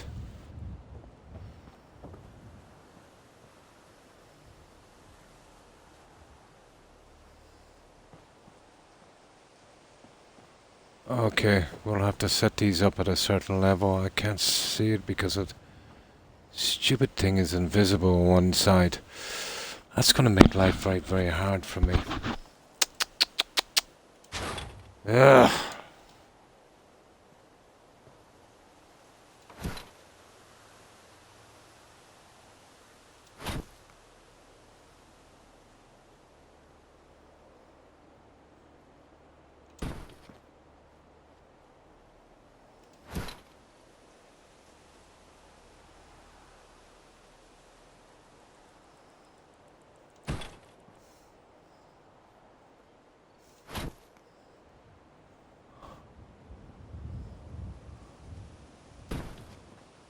That's a silly situation now, isn't it?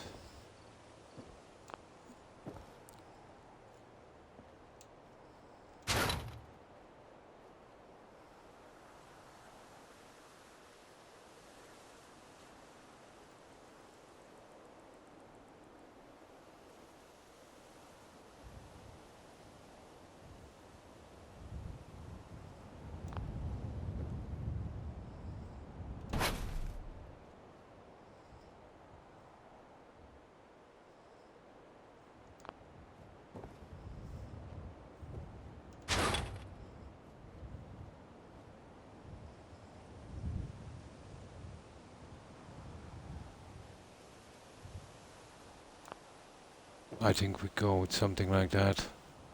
You know, shining it through. It's the easiest way to go. Yeah, it gives it a little something. So, obviously this must have been out too far.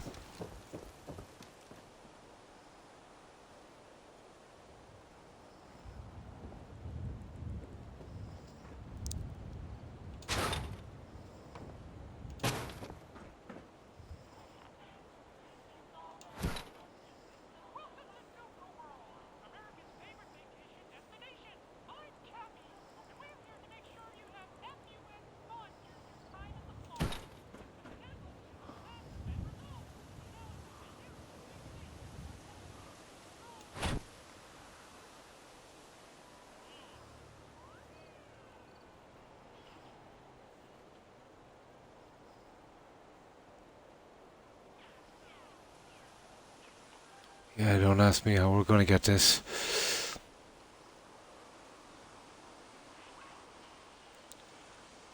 Actually, we won't be able to get it.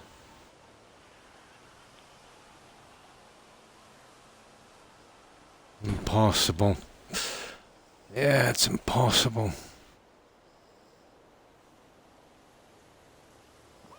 Wait.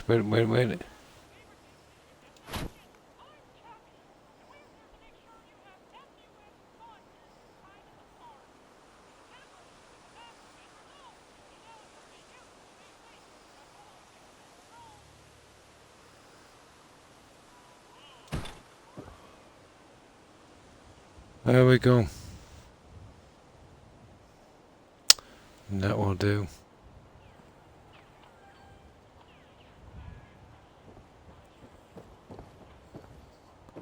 Just take a bit of work to get it.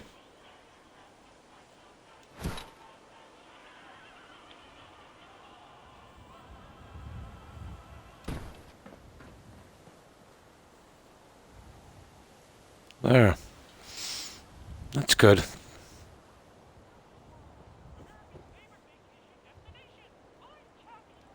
No. No, we lost it, I'm afraid.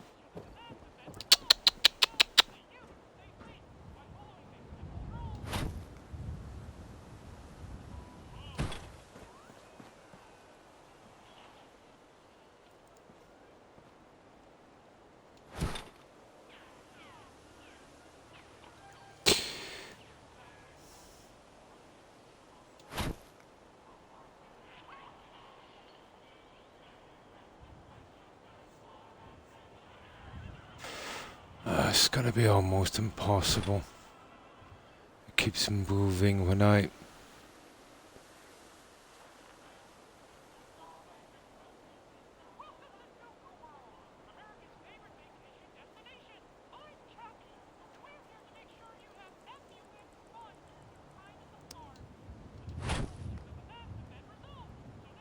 It's gonna require more patience, I think, than I have.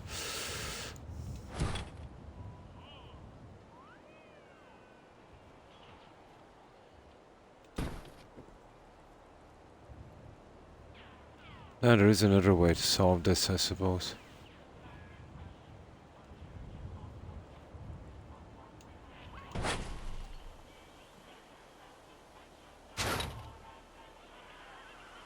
No, there's not. There's only one way.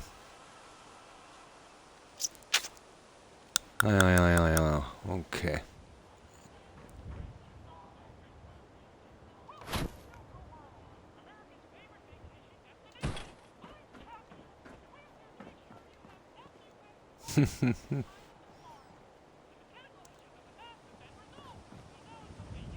I need to see this to move it, but...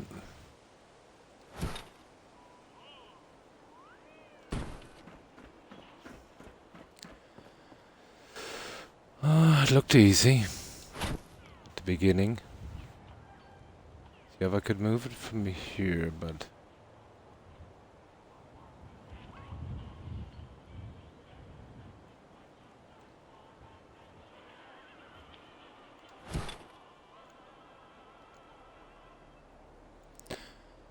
we'll get it.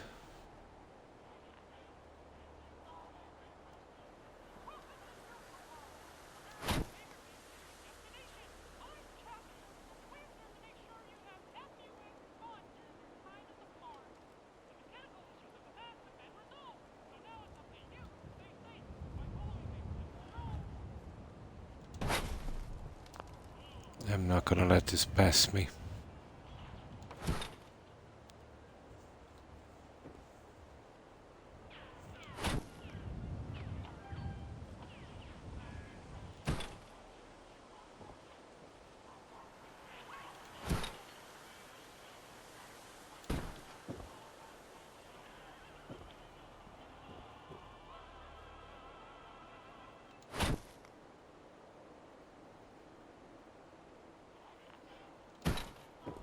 Now let's try that.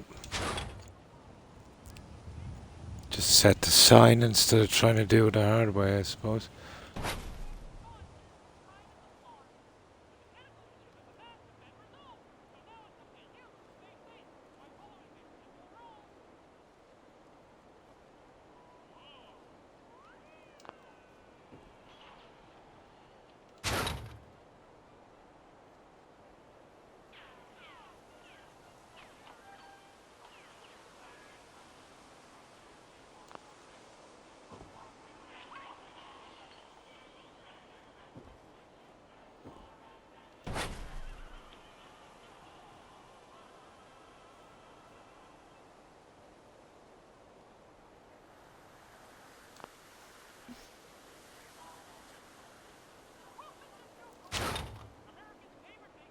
I think it's the settings, guys, on this. There's got to be something off here.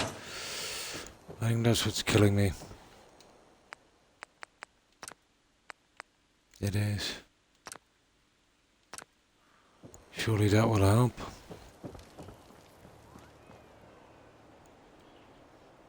Can't make it any harder.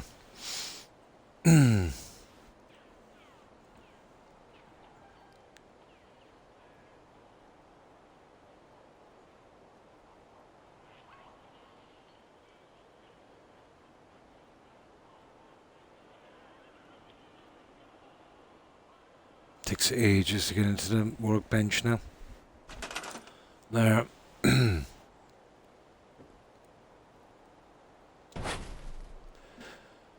Surprisingly worse.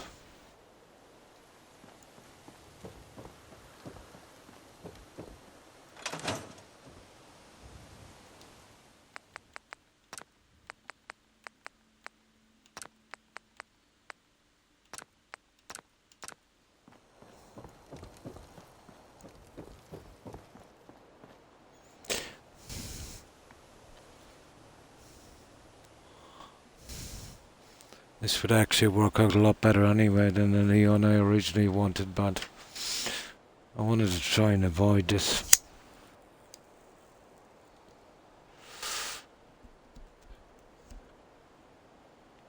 Oh, that didn't work out too good, did it?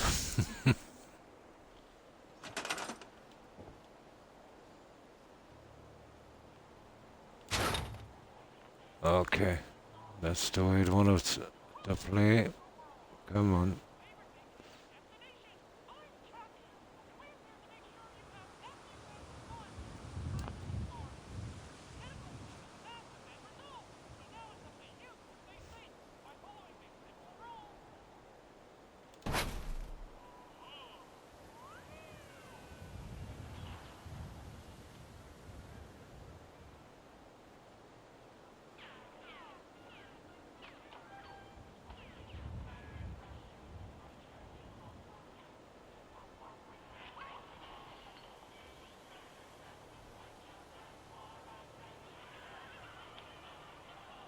I'm close to giving up on this now.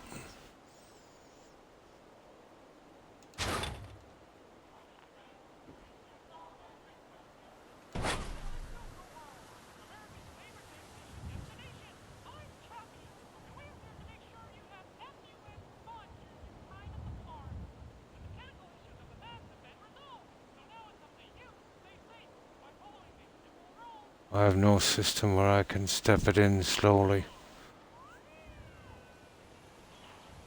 So I'm literally guessing this.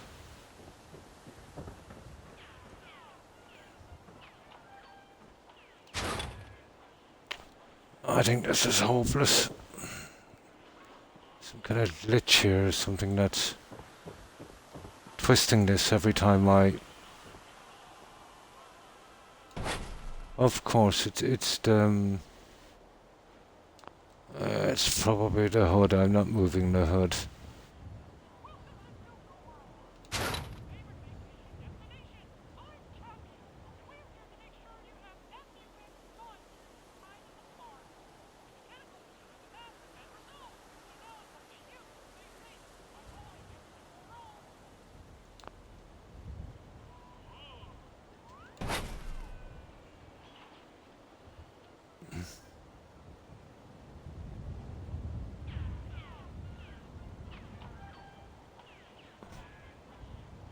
It's the white glaze.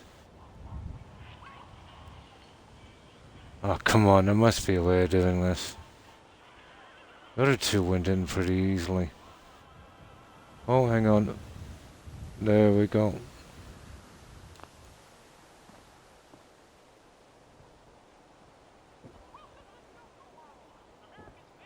That's way off. I really don't know how I'm going to manage this one. The other two went in without a hitch. See, I've got to get it in and I've got to get it across the sign as well. Now, but that would stop moving.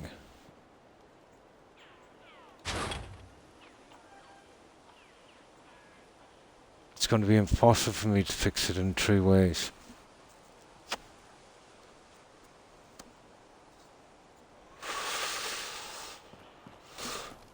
these two were simple.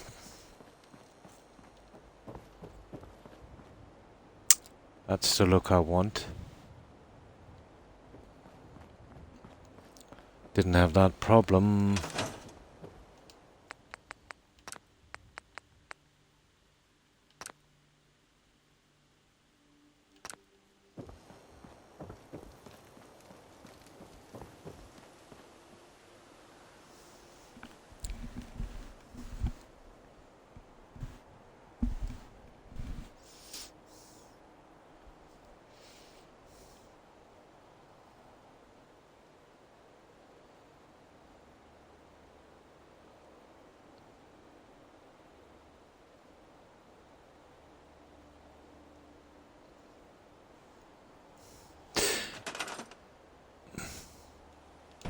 Not a hope. No.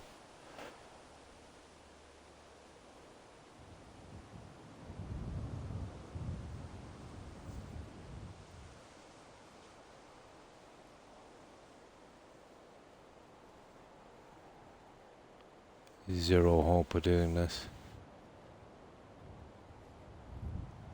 And putting it in like that and then trying to move the sign after is absolutely wasted time.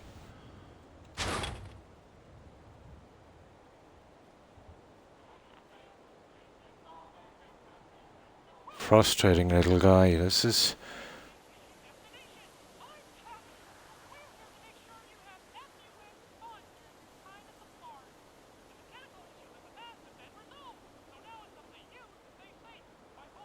See, usually you just leave it there and then you'd, slowly push it in, but once I grab it, it goes all over the place. Didn't happen on the other side.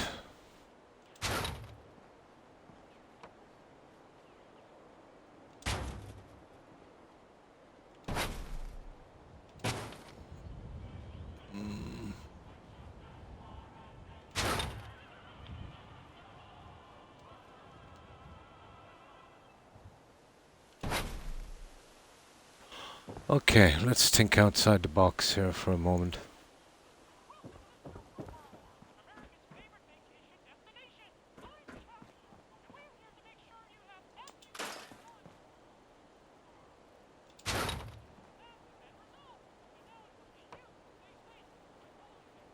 We'll remove that little obstacle we have.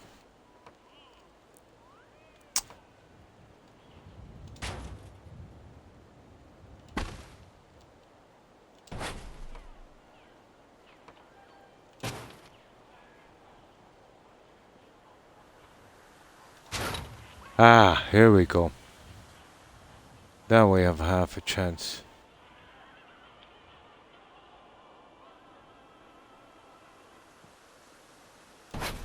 Now we have half a chance.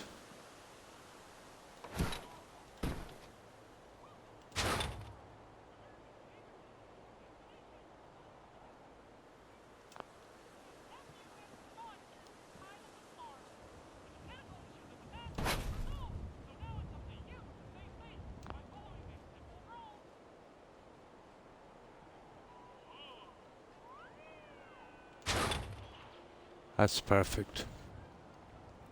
Okay, now we'll eventually get it.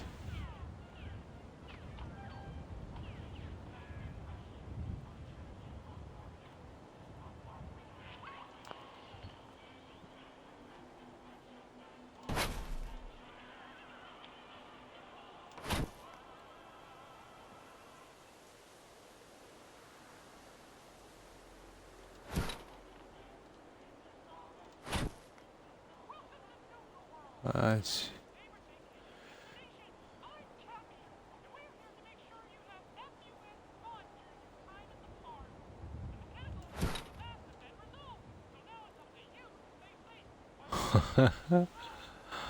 Oh my god.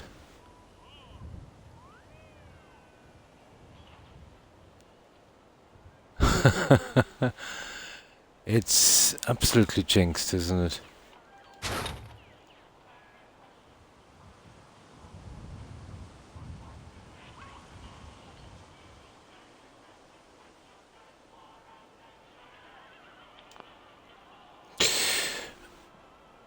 I have no way of pushing it back straight.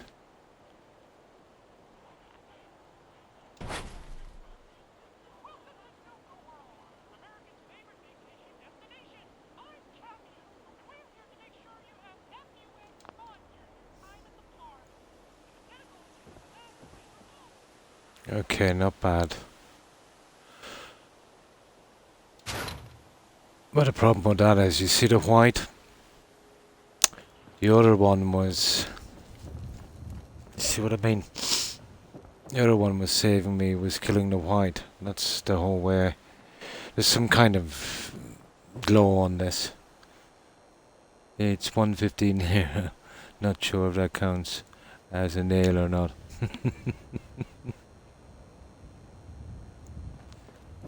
It's giving me trouble. Big trouble.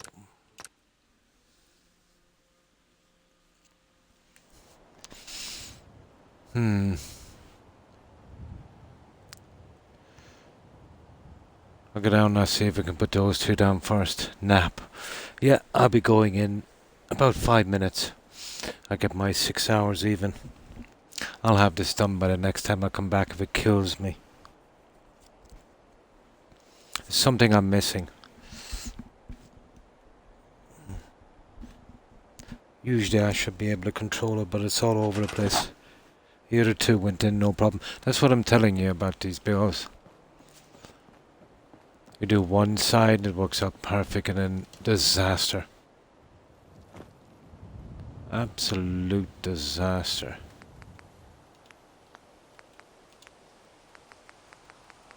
But I shall prevail.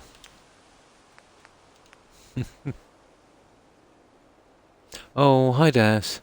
It's 8:15 here and I just woke up 15 minutes ago. Nice.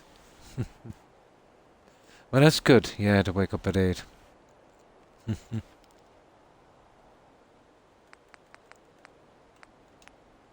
Oh, how have you been, Das? We're suffering here.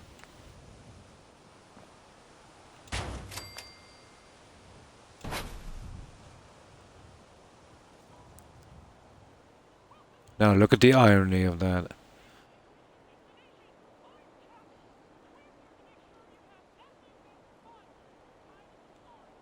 Look at the irony of that.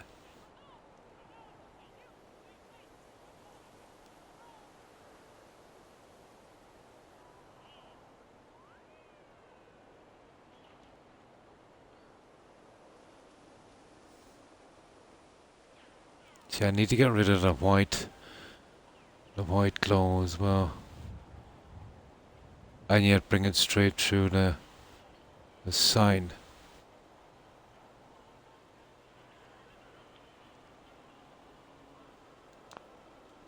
There it is. Now, can anyone explain that to me? Because I don't understand it.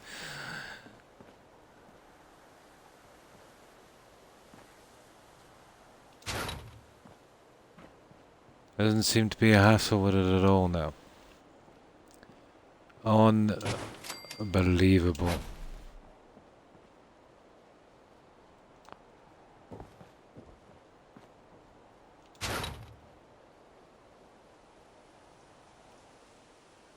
Oh, this build really likes me.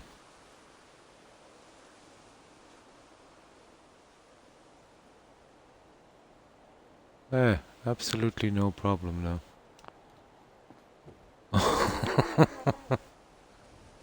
I just needed a lucky charm here watching. Probably. Seconds. Unbelievable. This is what I'm telling you about working with mods. Or any of these pieces. Unbelievable. Kill me for what, 15 minutes? To me seemed like an eternity. Oh, I'm fine, Das. I hope you're doing well. I hope you got a good rest. The humidity here is killing me all through the night.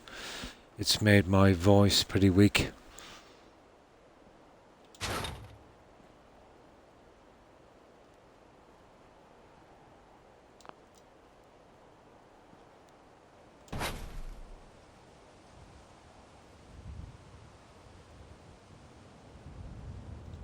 No, no.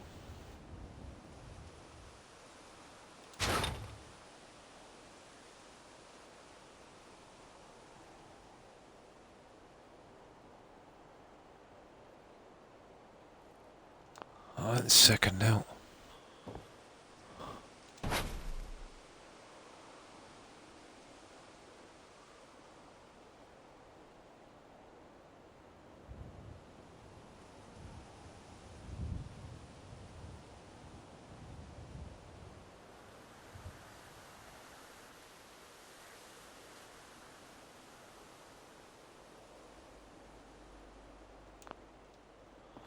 There, that's so easy it was.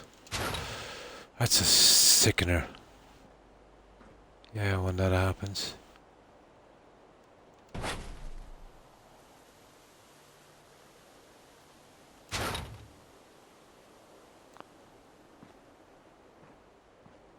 Absolute sickener.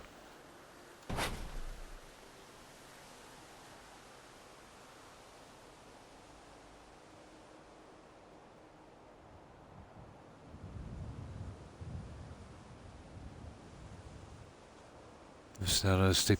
Oh, sorry, I missed that part. Did you say how long you were sleeping? It was raining all day yesterday, but today the sun is shining again and is not too hot. Pretty much the same here.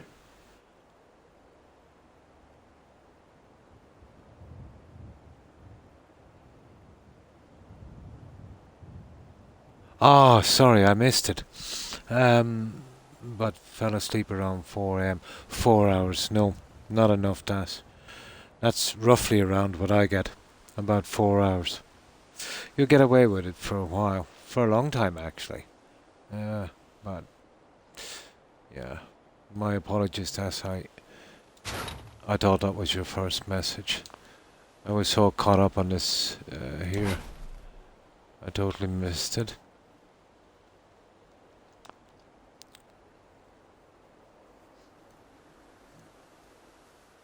Just racing yesterday.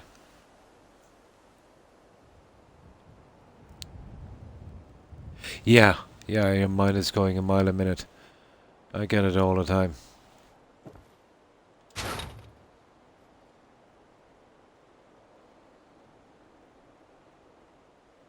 Ew.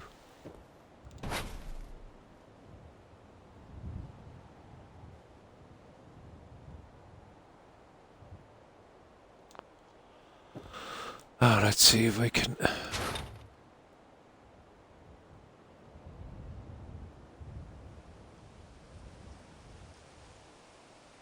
See, it says stupid white glow.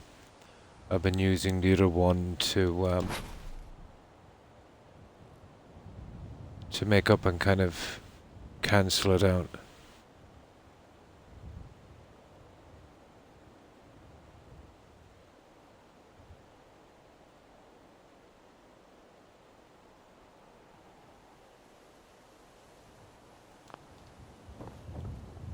Ta-da!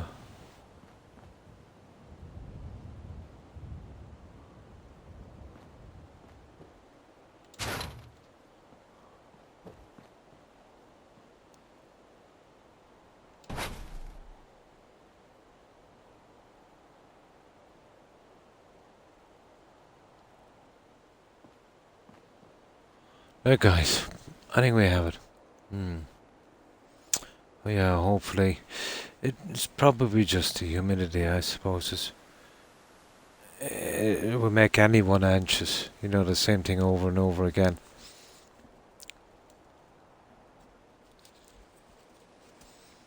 But I've been dealing with that 4 hours thing for a good few years now. But the problem is, you know, once your body starts to get used to. 4 hours. You would almost, even when you can sleep, wake up automatically. Like you were getting up for work or something. You should be getting about 8. Well, that's about the average, I think. And it varies from person to person. Some people, only need 6 and some need 10. I have not played Fallout 4 or anything else, for that matter, for almost really 2 months now. I'm starting to miss it. Ha ha.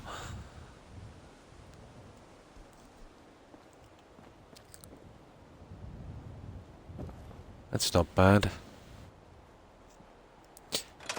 Now, at long last, we got those in, so we've worked out some kind of entrance at least.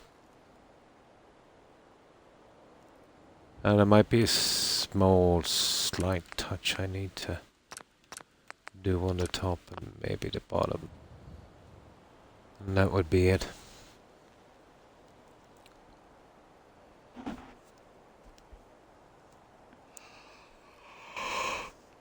I should be playing anything else instead.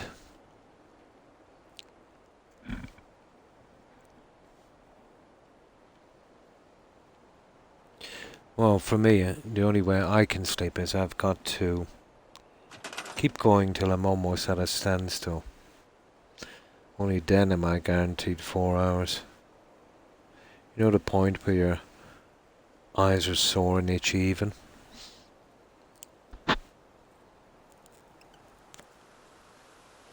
Oh, you'll be struggling a long time. Yeah. The old classics like Fallout 4, Skyrim, Oblivion, Fallout New Vegas, and Witcher. Yeah, impossible. They're really old school. I don't make them anymore. But are you on PC, Das, or are you on console? I think you said you were on PC. I think there's a game you might actually like, but it's only available now. It's really old. It's really old. I thought it was a great game. Very unique, very original. I forget the name of the company. They've gone under a long time ago. But it's not backward compatible from the 360. But it is available on PC, and you'll probably get it for next to nothing. But it's a game I don't know if you played it before. It's a game called Saboteur. It's set during the Second World War. I can't really say any more without spoiling it. But let's say when you're playing it, it's in black and white, so that's not a bug. What happens is, as you liberate areas, taking out the German troops and positions, colour comes back to the area. I thought it was really unique, I thought it was good. I thought it was good. And it's not easy, some of the objectives you have are quite hard. But I think you might find that one interesting. Watch a little bit of the gameplay of it, but the gameplay doesn't do it justice. It's a pretty good story as well. But I found it very, very interesting. I don't know if you'd like it as well, but it's definitely worth looking at, and available for PC, so I reckon it would be very, very cheap. It's not Fallout 4, it's not like that, but it's a pretty good old school game. I'd say during its time it would have been, up there in the top 10, I'd say, in my opinion.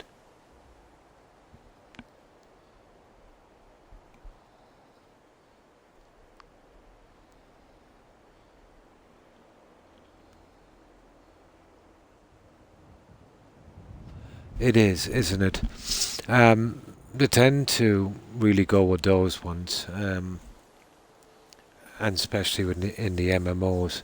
The MMOs make a lot of money for these guys, and they want to persist and keep making them. And they'll say, well, that's what people want, are buying them. Well, there's nothing else to buy, you know. I think they realise that they don't have to make games anymore that people want. If they all stick to the same thing, you've got no choice. You either buy the games that they produce, which are basically all the same, or not play at all.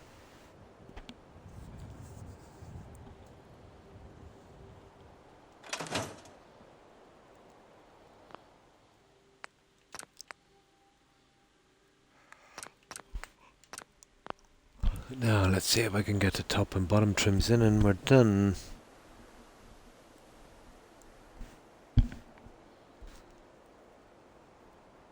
No, I suppose I wouldn't mind the odd one if it was in some kind of RPG or something.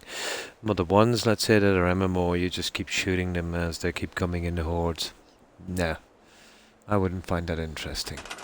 I would find that kind of repetitive. Yeah, survival games can be interesting, getting new stuff, building up new stuff. Yeah. That's what I'm stuck on. Yeah. Playing my favorites. I made an exception for Valhalla because, it's a pretty decent middle of the road game, but not a classic. Not like the old stuff.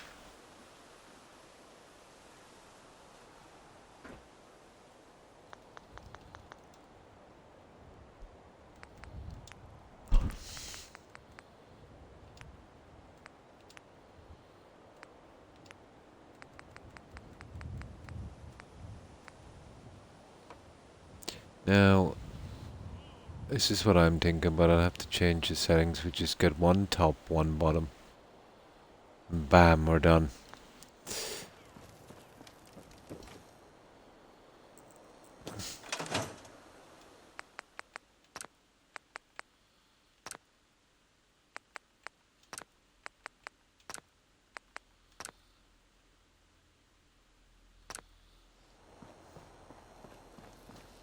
I partly guess I'll have to go with something like that on the outside.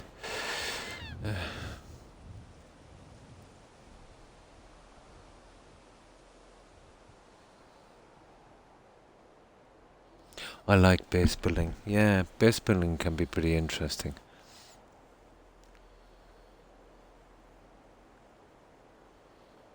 Yeah, just like in Fallout 4. Nice.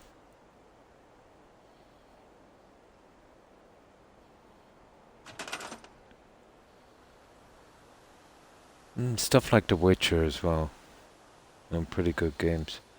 All other ones I play: Assassin's Creed, Witcher, Fallout 4.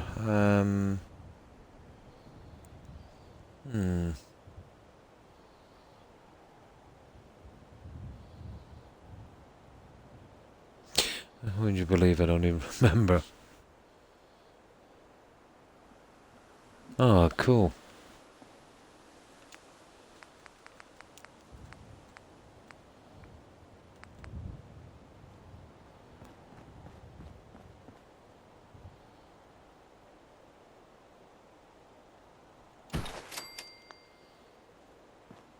Let's see if we can drop this down.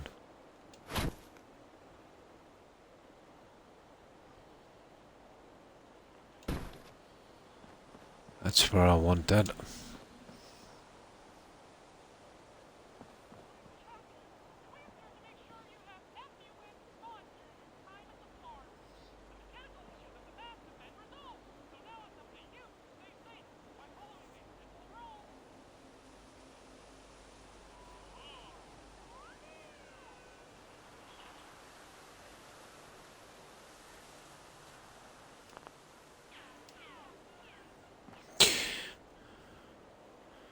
Okay, we'll have to build that and glitch it. Always something with this build.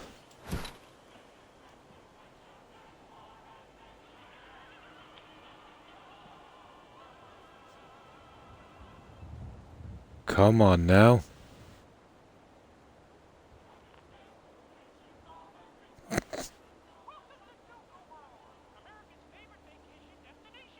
Just put one along the bottom.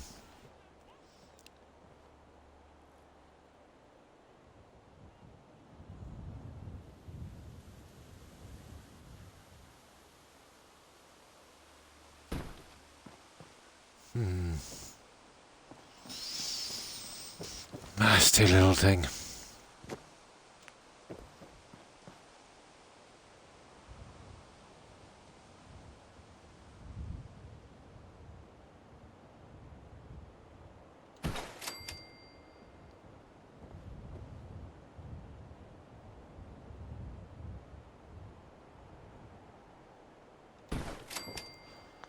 Okay, that's our bottom, guys. We don't really have to put this stuff in, but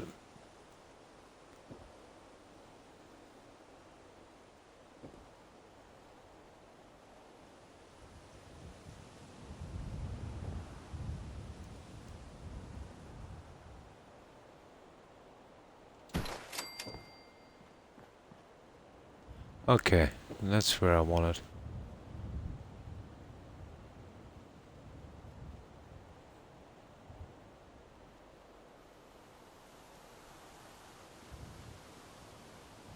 Which might prove to be...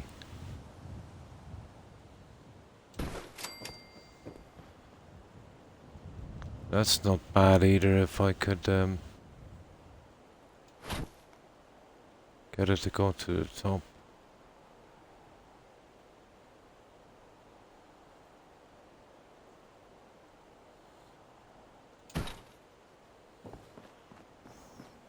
Looks good, looks good.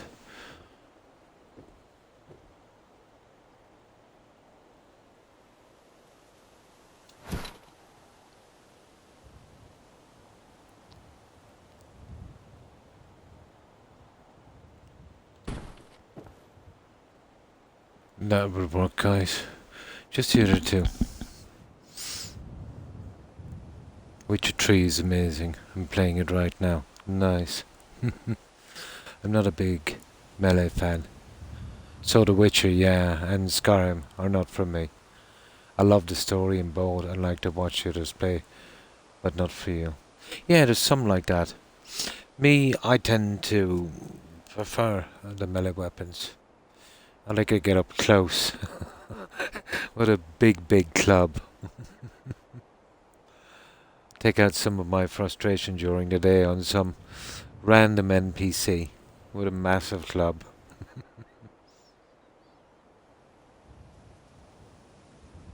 Mass Effect series. Yeah, it's shooting. It is.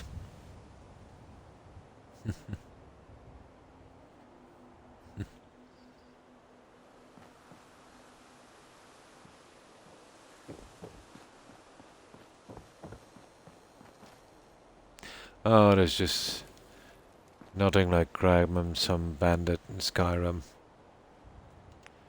and beating him to death with a wooden spoon.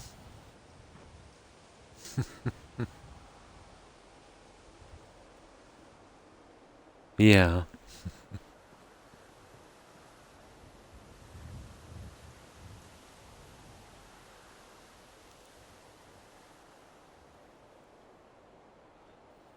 Yeah, you're going in there whether you like it or not.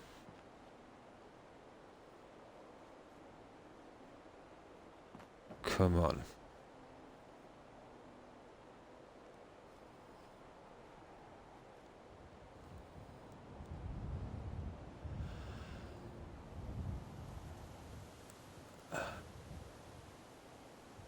Oh, you are going in. Don't worry about that, you are going in.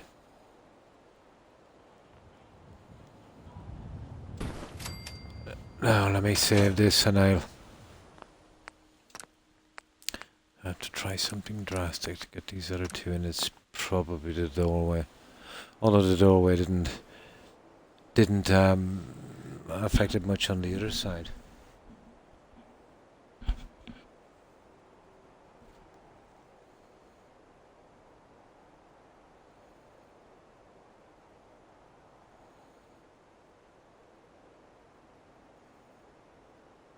There's a mod for Fallout 4 called Rip an Arm and beat the man to death with it. Or something in those lines. It's a very long mod name and somewhat fun to use.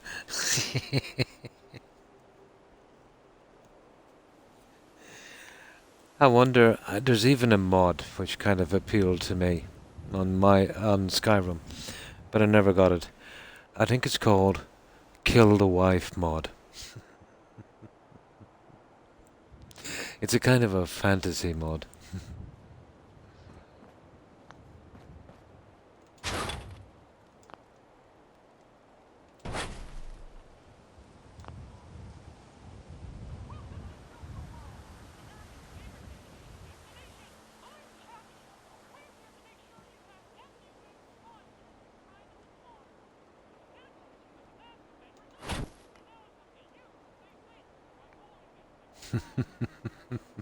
It is, I think it is.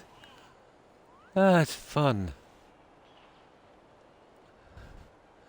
Tell me, is there anyone among us that didn't dream about murdering their other half? The only thing that stops them is I probably wouldn't get away with it. Fantasy, yeah.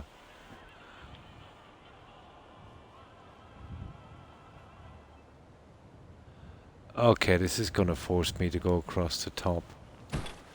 But I'm flexible. I'm flexible.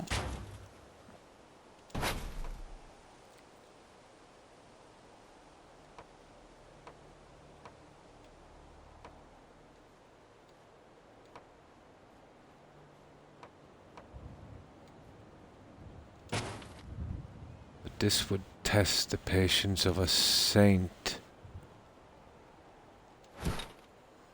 So now we just put it across there instead.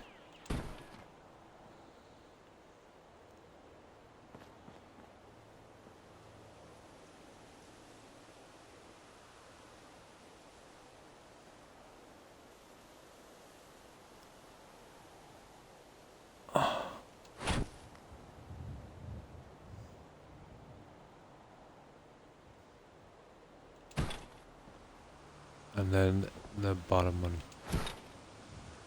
I suppose in hindsight, that's a better idea anyway.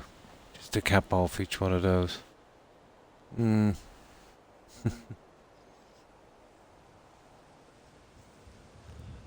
I never thought about it. Really? You're strange, Jill. Ah, yes, that would account for it, all right.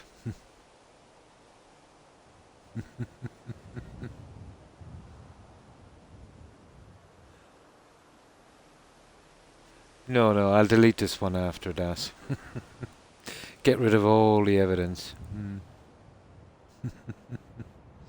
Too late. That's the way we go. And get it over with. Yeah. Sometimes it's best to bend in the wood. The wood. There you go. I'm starting to babble now. It's best to bend in the wind, lest you break.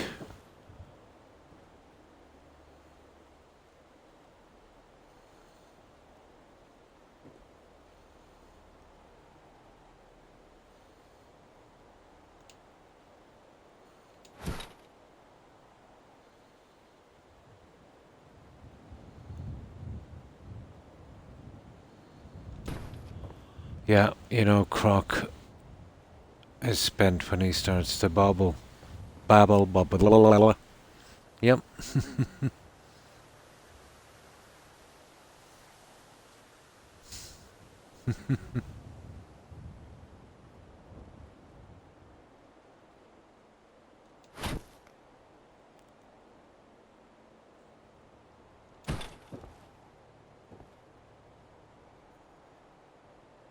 Come on.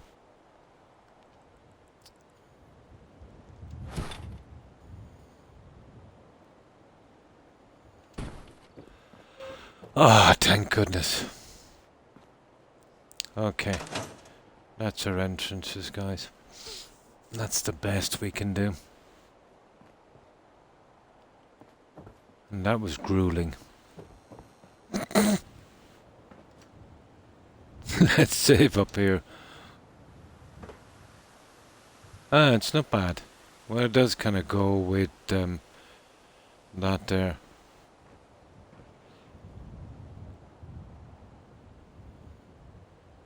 I do have the option to change them pretty easily to purple, but maybe I will. Keeping the green on the top. I can do that later. Let me save this one. Oh, thank God. I think so. Once I start to babble, it's pretty much downhill from there, isn't it? Just wait 2 weeks and I'll be gone from Twitch. Ah, yeah. So I've got to hold off my master plan for 2 weeks. Cool. Good to know, Joe.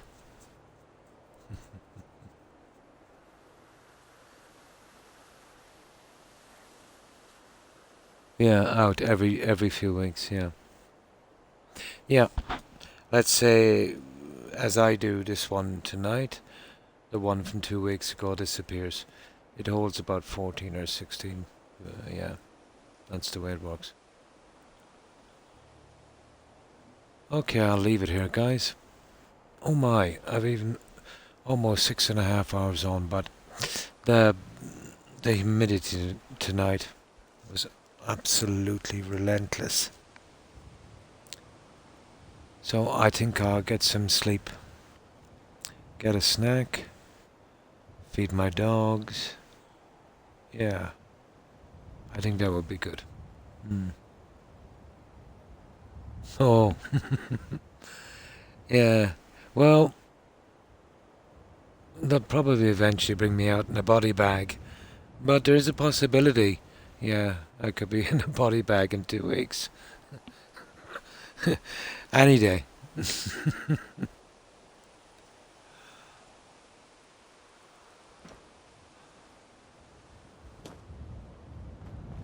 But for now, I'm kind of okay.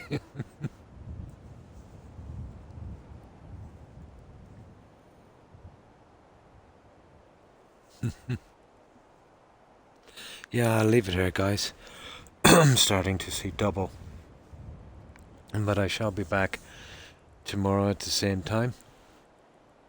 I'm looking forward to taking out my frustration on the Vipers and the Raiders in New Vegas.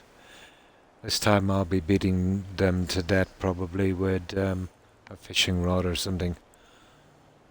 I'm sick of using the lead pipe. So we'll see if any of our friends are streaming. We'll hop on over and yeah, we'll show them some support. So goodbye, Das and Jill, and take care, guys. And thanks for hanging out. I appreciate it.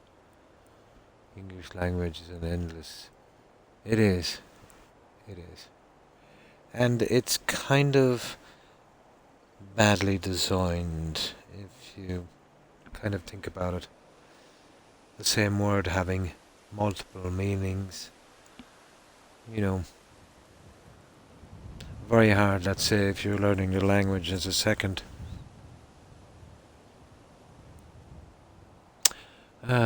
Let's see what else was on. So, yeah, good night, Das and Joe. Take care and stay safe, guys.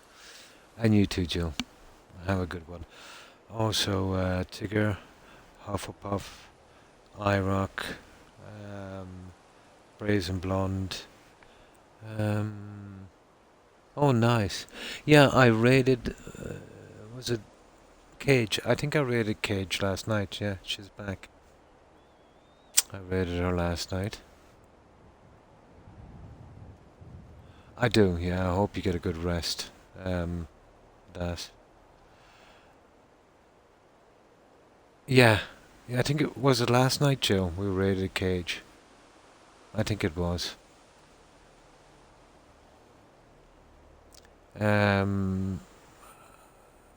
IROC, and to everyone who followed me tonight, guys. I appreciate it.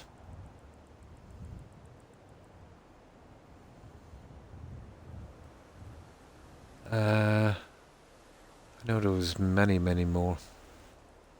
You know, I'll get as many as I can here from chat. But my brain is not functioning 100% at this time. And to you too, Lollipop. Thanks for stopping by and following. I hope you have a good rest. Oh, at the end. Ah, yeah, we raided Cage. She was playing New Vegas, strangely enough. I am nearly sure it was New Vegas.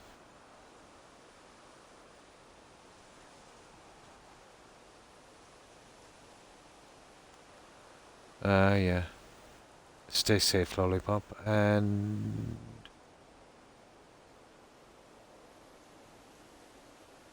that's as far as the message board goes, and my mind is a complete blank.